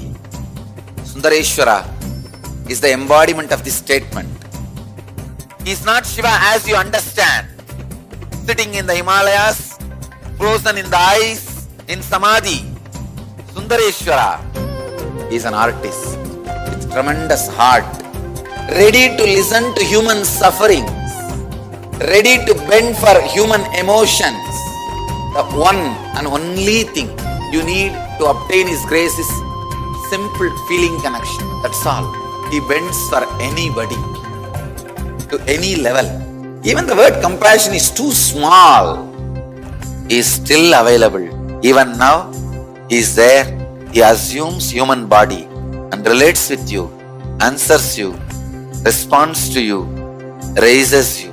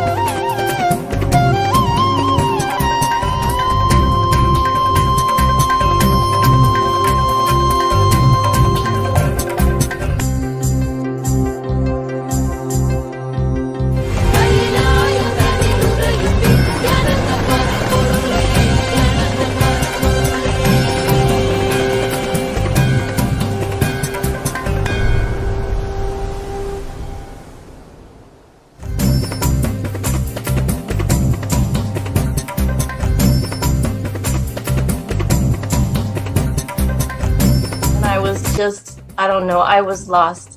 And then he was done speaking, and just tears just started pouring out of my face. I'm just like, ugh, I don't know what just happened. It was just like unbelievable, just unbelievable. I was just, I'm shaking now just remembering it. I don't know what shifts inside you. It's just, I literally felt the strong initiation happening at that time when Swamiji blessed. I don't know, it just puts you in some different world altogether, and suddenly everything seems possible. Everything seems, like that impossibility is in that 1 second, fraction of a second, that impossibility drops from you. And you just, everything seems possible, that you get into that space of possibility. And I think, that is the greatest, dropping the impossibilities is really, and something changes in you, something shifts in you. You can physically feel the change. And the energy that is generated is really, it's phenomenal.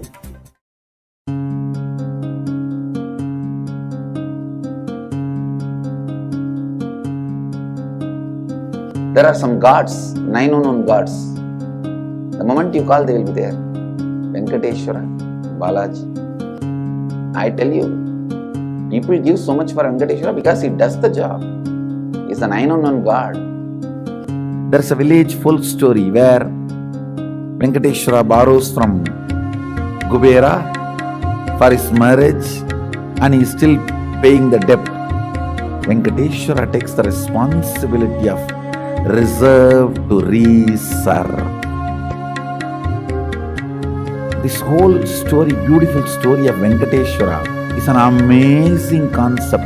He is making Yaksha into Lakshmi.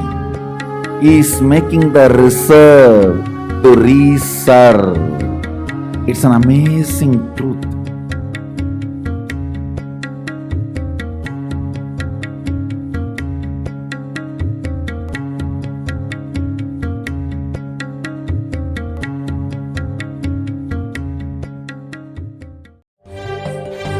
காளியின் ஆட்டத்தை ஆனந்தத்தை ஆனந்தத்தொடு ஆடிய ஆட்டத்தை கண்டோர் உயிருக்குளெல்லாம் இறங்கி குண்டலினி உயிர்ப்பிக்கச் செய்து மாய மனத்தின் இருளை அகற்றி மாயம் அழித்து மங்களம் தந்து குரு பக்தியும் சிவ பக்தியும்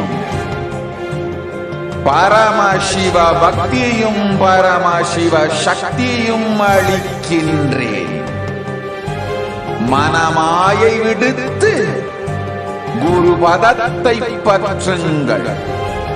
நித்யானந்தமாய் நிஜாவதாரமாய் வந்துதித்த என்னை பற்றி வாழ்வில் எல்லா நலமும் பெற்றிடுங்கள். ஓம் ஓம் ஓம். யாதுமாகி நின்றாய் காளி, ஓம் காளி ஓம் சக்தி, ஓம் காளி ஓம் சக்தி, ஓம் சக்தி ஓம் சக்தி ஓம் சக்தி. ஓம் ஓம் ஓம் ஓம்.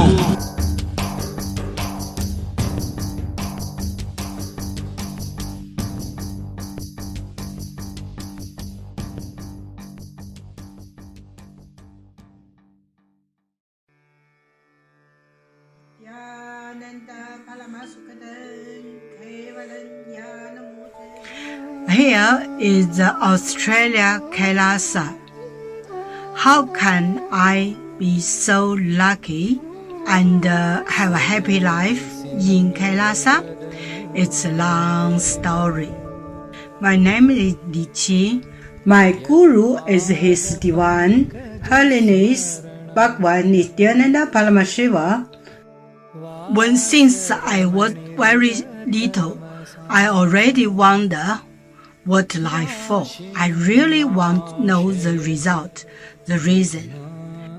A long time ago, I think if I earn enough money, I will be very happy person, and then life is for happy. I tried to earn money, and then I'm really rich, but money didn't give me happy.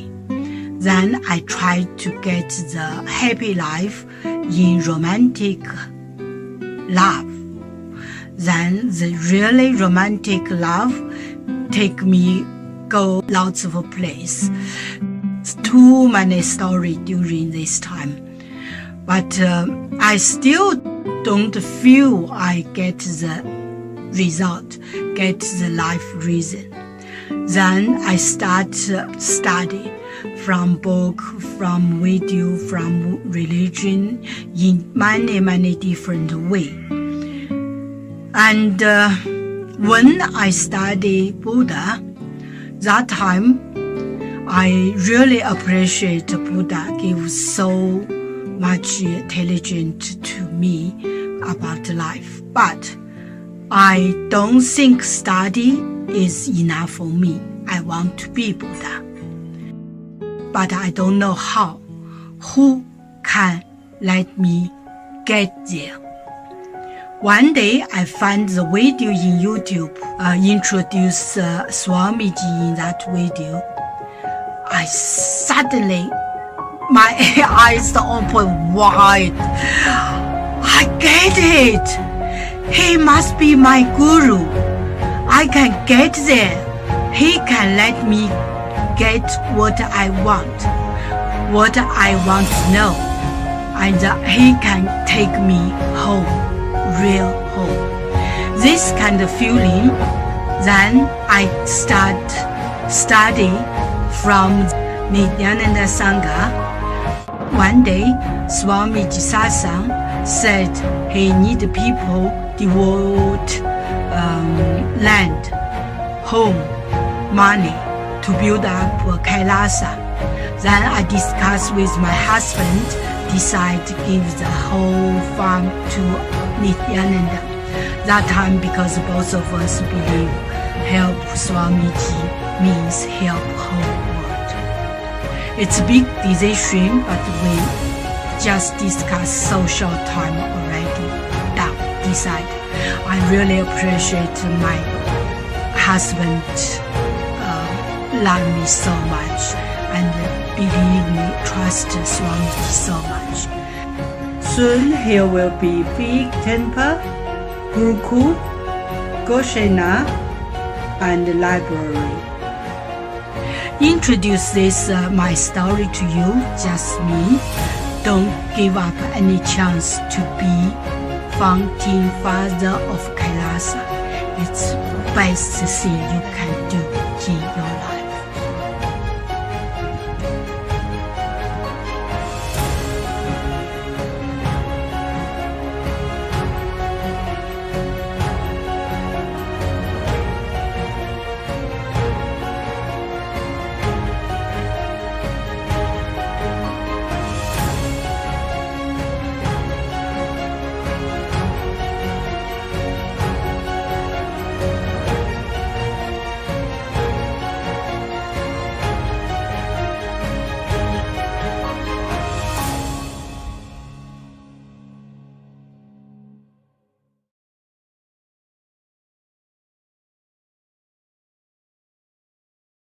Just be alive for next 3 years. Don't die within next 3 years.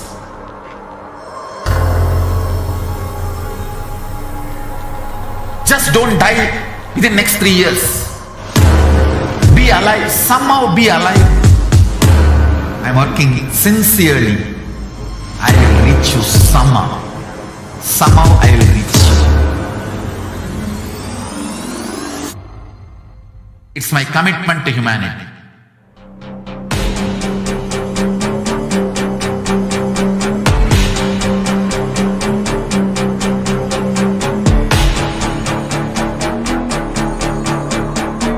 Just don't die within next 3 years.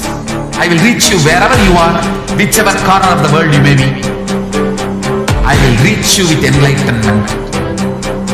You manifesting the space, state, powers, being, Paramashivam. It is possible, and it is possible for you.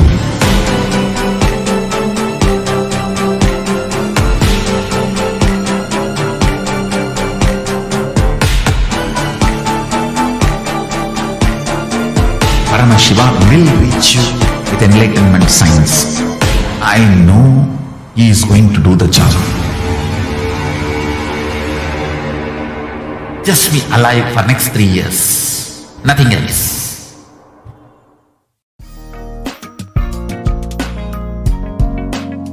We get you health. We get you ability to build beautiful relationships in your life. We get you direct spiritual support, and we make sure you become wealthy.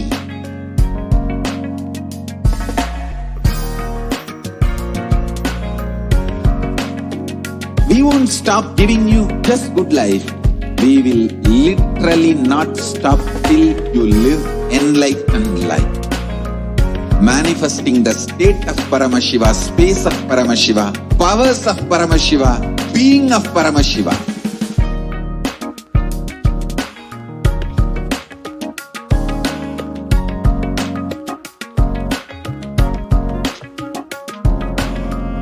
Whole world should become e-Kailasians. I want the whole world to know Hindus have something great to contribute to the world.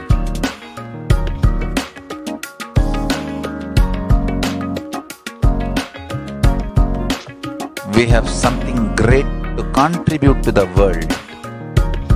Let us do that.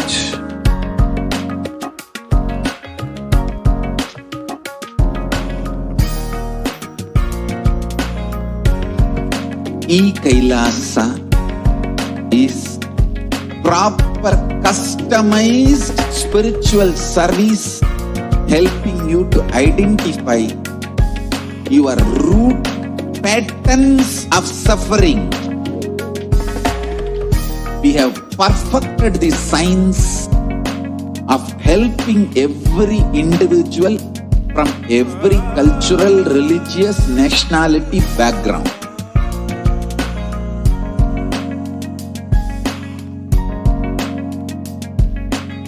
You will have lowest reactionary assumptions, highest awakened response, alive response for life continuously.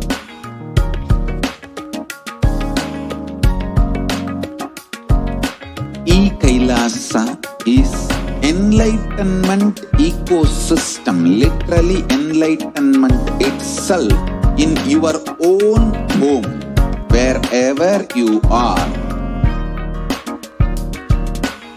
Proper customized spiritual service helping you to complete with your life negativity, withdrawal from life, self-hatred, self-denial, self-doubt, so much of tiredness, laziness. We can support you aligning your diet, your attitude, your aptitude, your understanding about life. We can help you with everything.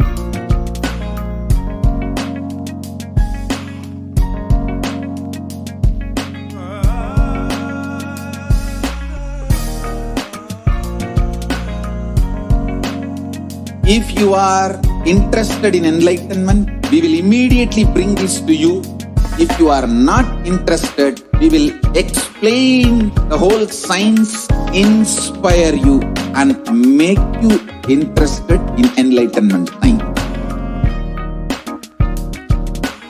We need to cater this enlightenment science to the whole world wherever they are, because enlightenment is the birthright of all human beings. Kailasa is responsible to provide that to all human beings.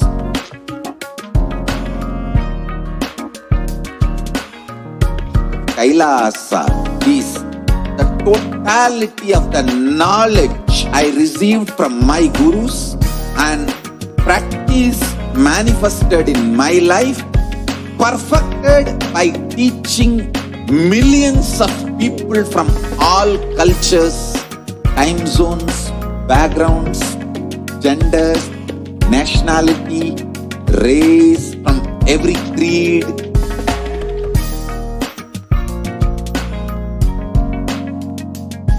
So this absolutely perfected knowledge available to you, served to you in your home without even you moving out of your couch, free of cost.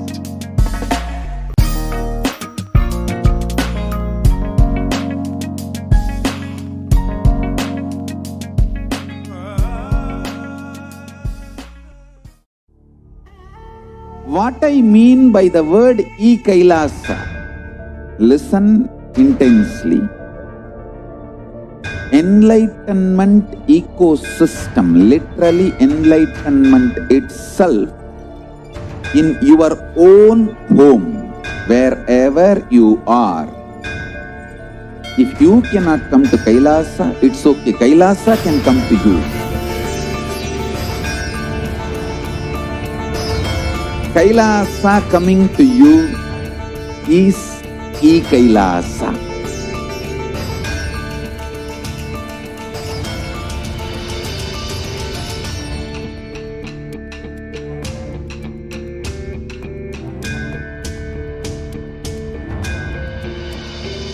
I will revive Hinduism.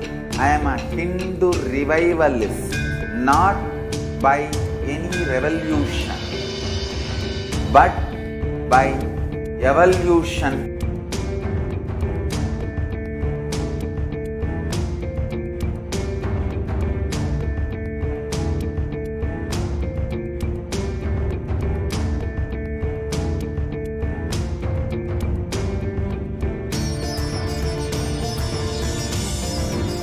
and setting model community.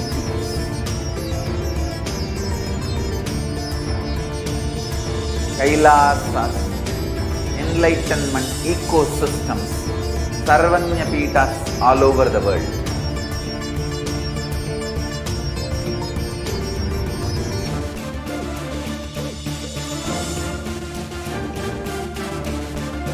All powerful cognition, knowledge, only when you live, power manifestation and possibilities manifestation happens. This is a fundamental truth.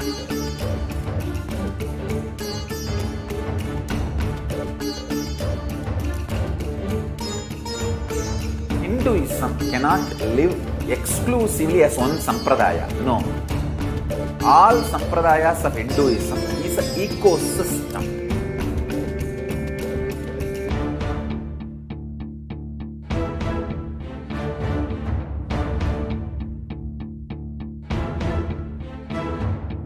So don't keep quiet thinking that if one sampradaya is attacked, only that sampradaya is going to be affected. All of us are ecosystem.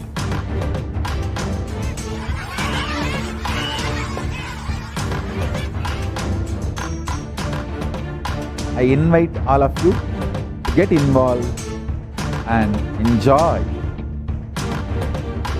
Hinduism by the principle of Dharmo Rakshati Rakshitaha. When you protect Dharma, Dharma protects you. We will make the whole planet flourish spiritually. The spiritual prosperity will happen to the whole planet Earth. We all have to coexist together.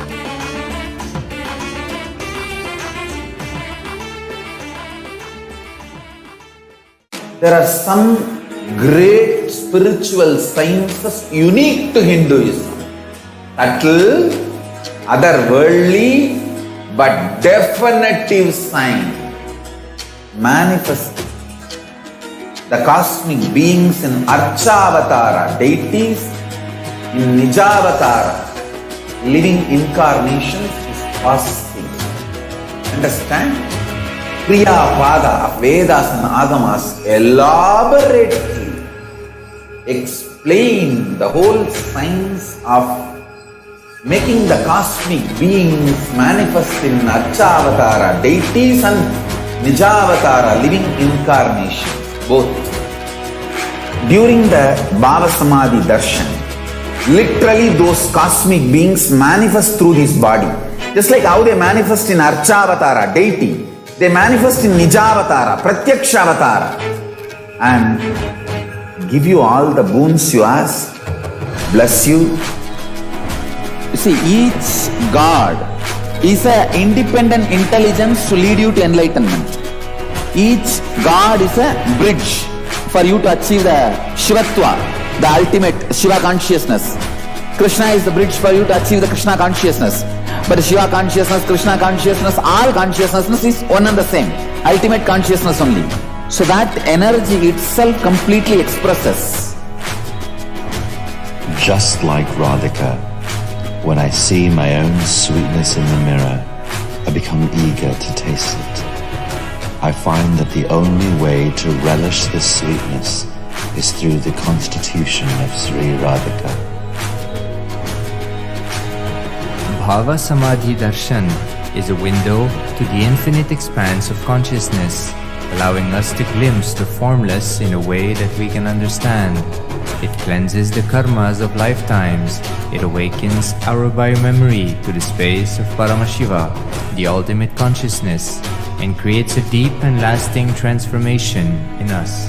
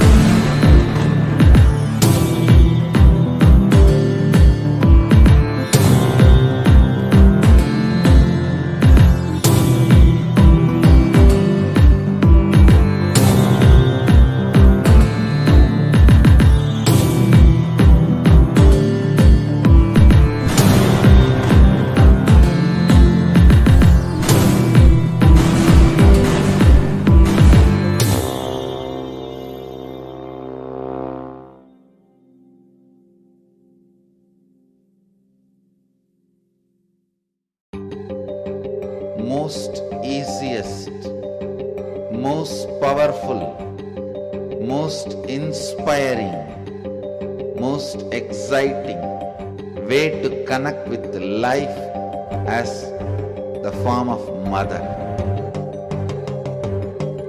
Navaratri is the time to connect with Cosmos as mother. Celebrate Cosmic Mother. This 9 days we worship Mother, worshipping Divine Feminine. यादुमागिनिन्द्राय काली ओम काली ओम शक्ति ओम काली ओम शक्ति ओम शक्ति ओम शक्ति ओम शक्ति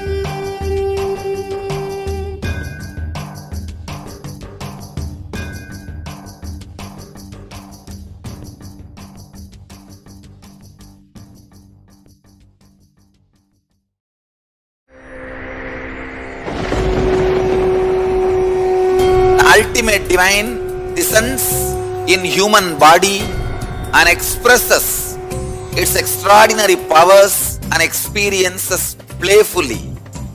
Sundareshwara is the embodiment of this statement. He is not Shiva as you understand, sitting in the Himalayas, frozen in the ice, in Samadhi. Sundareshwara is an artist with tremendous heart, ready to listen to human sufferings, ready to bend for human emotions. The one and only thing you need to obtain His grace is simple feeling connection. That's all. He bends for anybody, to any level. Even the word compassion is too small. He is still available. Even now, He is there. He assumes human body and relates with you, answers you, responds to you, raises you.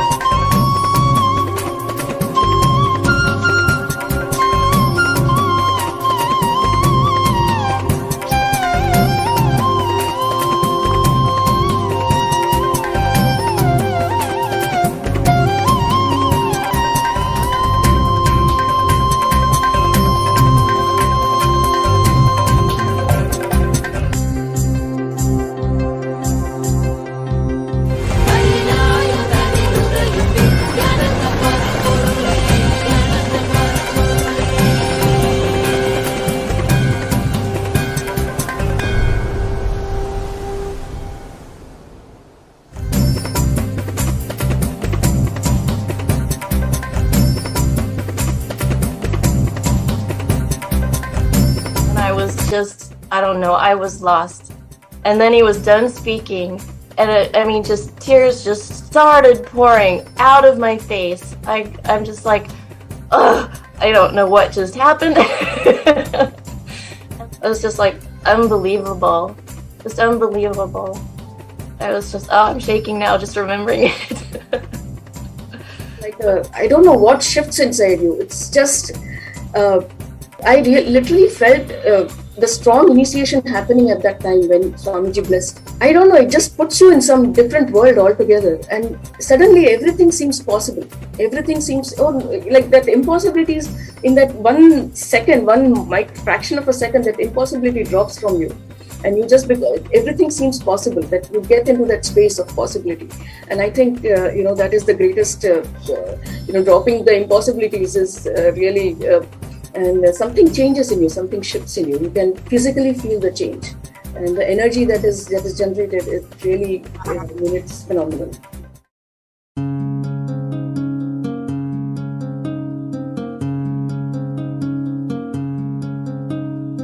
There are some gods, 9 unknown gods. The moment you call, they will be there. Venkateshwara, Balaji. I tell you, people give so much for Venkateshwara.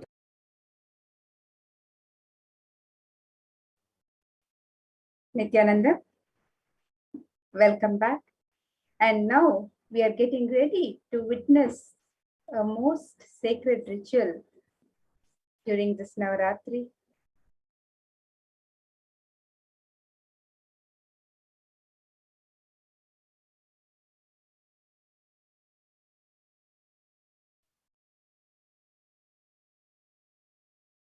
Now we are getting ready to participate and witness the most sacred ritual this Navaratri, the Durga Pranaprathistha from Nithyanandeshwara Paramashiva Devalaya in the Adi Kailasa Nithyananda Sarvagni Pita in the sacred Kshetra of Bidati, Bengaluru. And the Pranaprathistha will be presided over by the Supreme Pontiff of Hinduism himself. So now let us get ready to learn more about Devi Durga and receive the darshan and witness this most beautiful and sacred ritual. So now let us learn more about Devi Durga.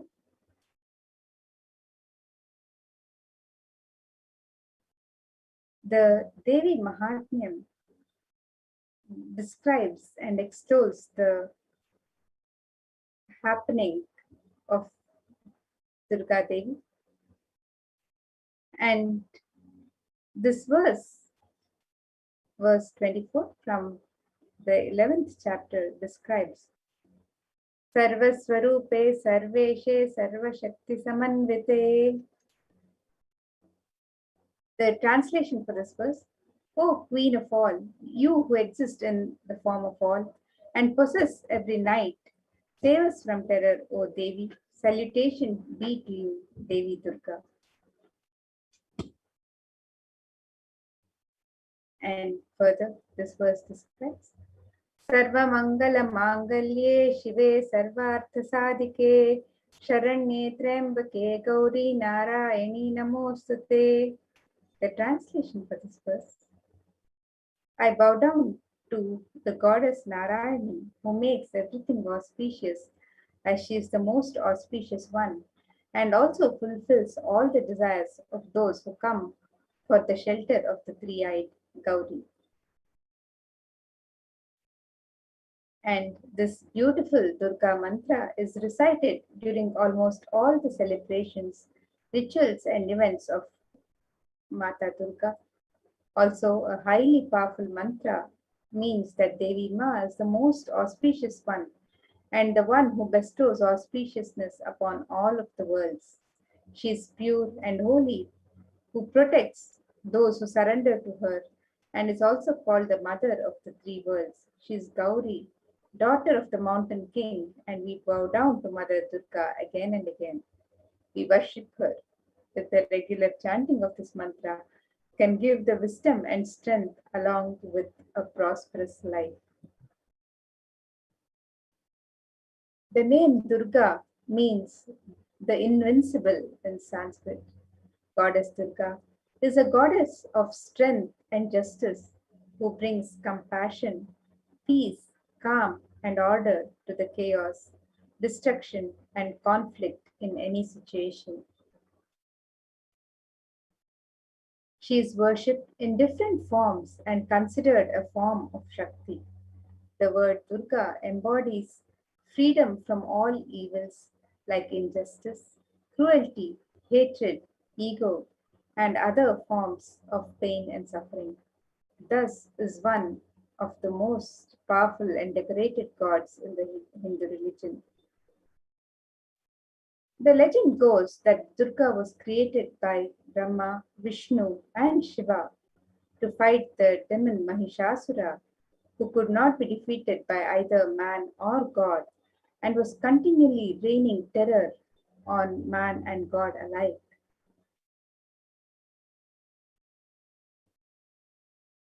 The weapons held by Durga are given to her by each of the gods and symbolize the culmination of all the divine powers in her. Shiva's trident or Trishul, Vishnu's discus, the Sudarshana Chakra, Brahma's Kamandalu, Indra's thunderbolt, Kuberas, Ratnakara, and other weapons given by different gods. Ramakrishna says, if you utter the name of Durga, Durga, Durga 3 times before starting any journey, Mahadeva himself will be protecting and guiding you, going in front of you, rotating his Trishul, trident. He will be just rotating his Trishul so that all negativities are destroyed. You are protected and guided.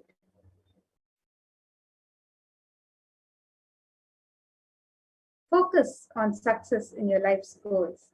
If you're not terrorized by the fears society wants to dump on you, if you decide not to get exploited by the fear society wants to dump on you, you will see the simple, straightforward, actual, real dangers. Strategize and save yourself. The Shakti of Durga will manifest in you. And let us now see Devi Parashakti's divine play, the Devi Mahatmyam story on Devi Durga.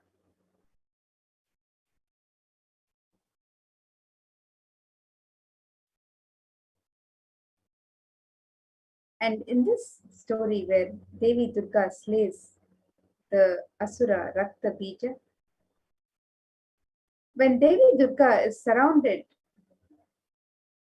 after the demons Chanda and Munda lie dead, she is surrounded by a demon named Rakta Bija. He possesses a unique power. Whenever a drop of his blood falls to earth, another demon of identical size and strength springs up. It is just like our incompletions. The more we delay in our completion, the more the pattern increases. In the fighting, demons proliferate from his spilled blood, and utter terror seizes the gods until Durga merely smiles and tells Kali to roam the battlefield and lap up the drops of blood as they fall. The demons arising from it soon perish between her gnashing teeth, and Raktabija, drained of blood, falls dead. This scene bridges 2 levels of reality. On one level, the glistening red drops of Raktabija's blood represent the overwhelming power of desire. Like a seed, every desire that falls on the fertile soil of our mind grows to maturity and bursts with seed for the next planting.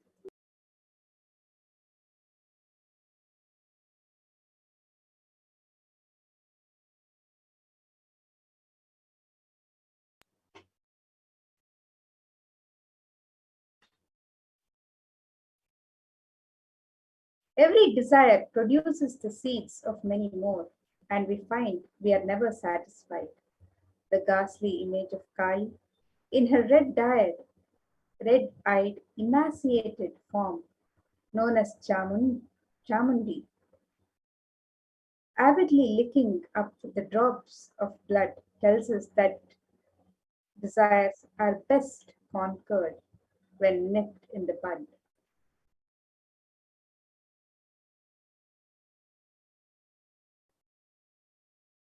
This century, most of us are caught up in conflicting desires, changing every minute, moving from one desire to the next.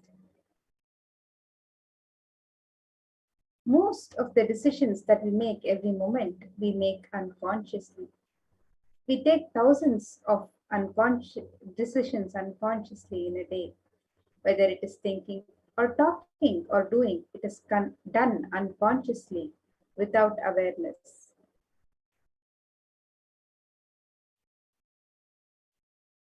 That is the reason we are not able to connect the cause and the effect of many things that happen in our lives.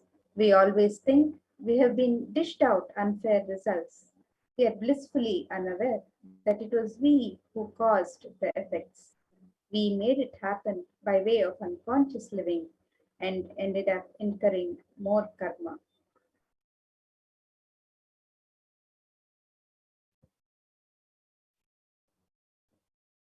There is a way to again and again remind ourselves not to collect karma, to live without the influence of earlier incurred karma. The first step is to have a clear understanding that karma is powerless in the presence of an incarnation.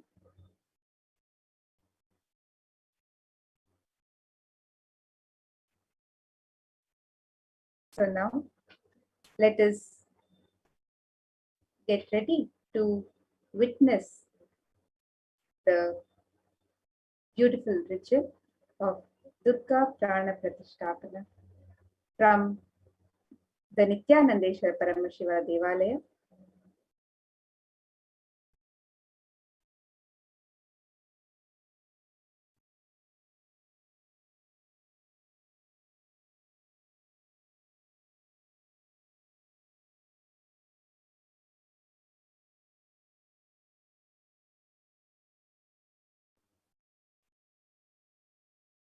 From the sacred land of Adi Kailasa, Nityananda Sarvajapita, Nityanandeshwara Paramashiva Devalaya, will now be witnessing the sacred ritual of Durga Prana Pratishtapana.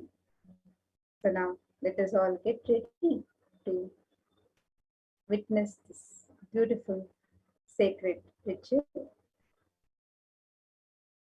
and get ready to receive the blessings of Devi Durga as we welcome her today for the Navaratri celebrations, and get ready to receive her grace and blessings.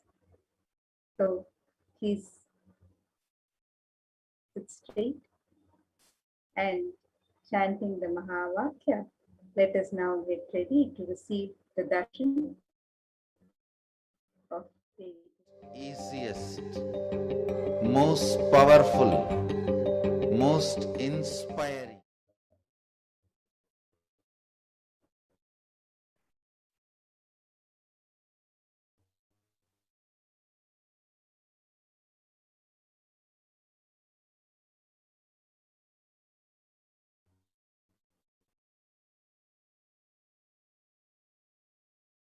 Paramashivoham,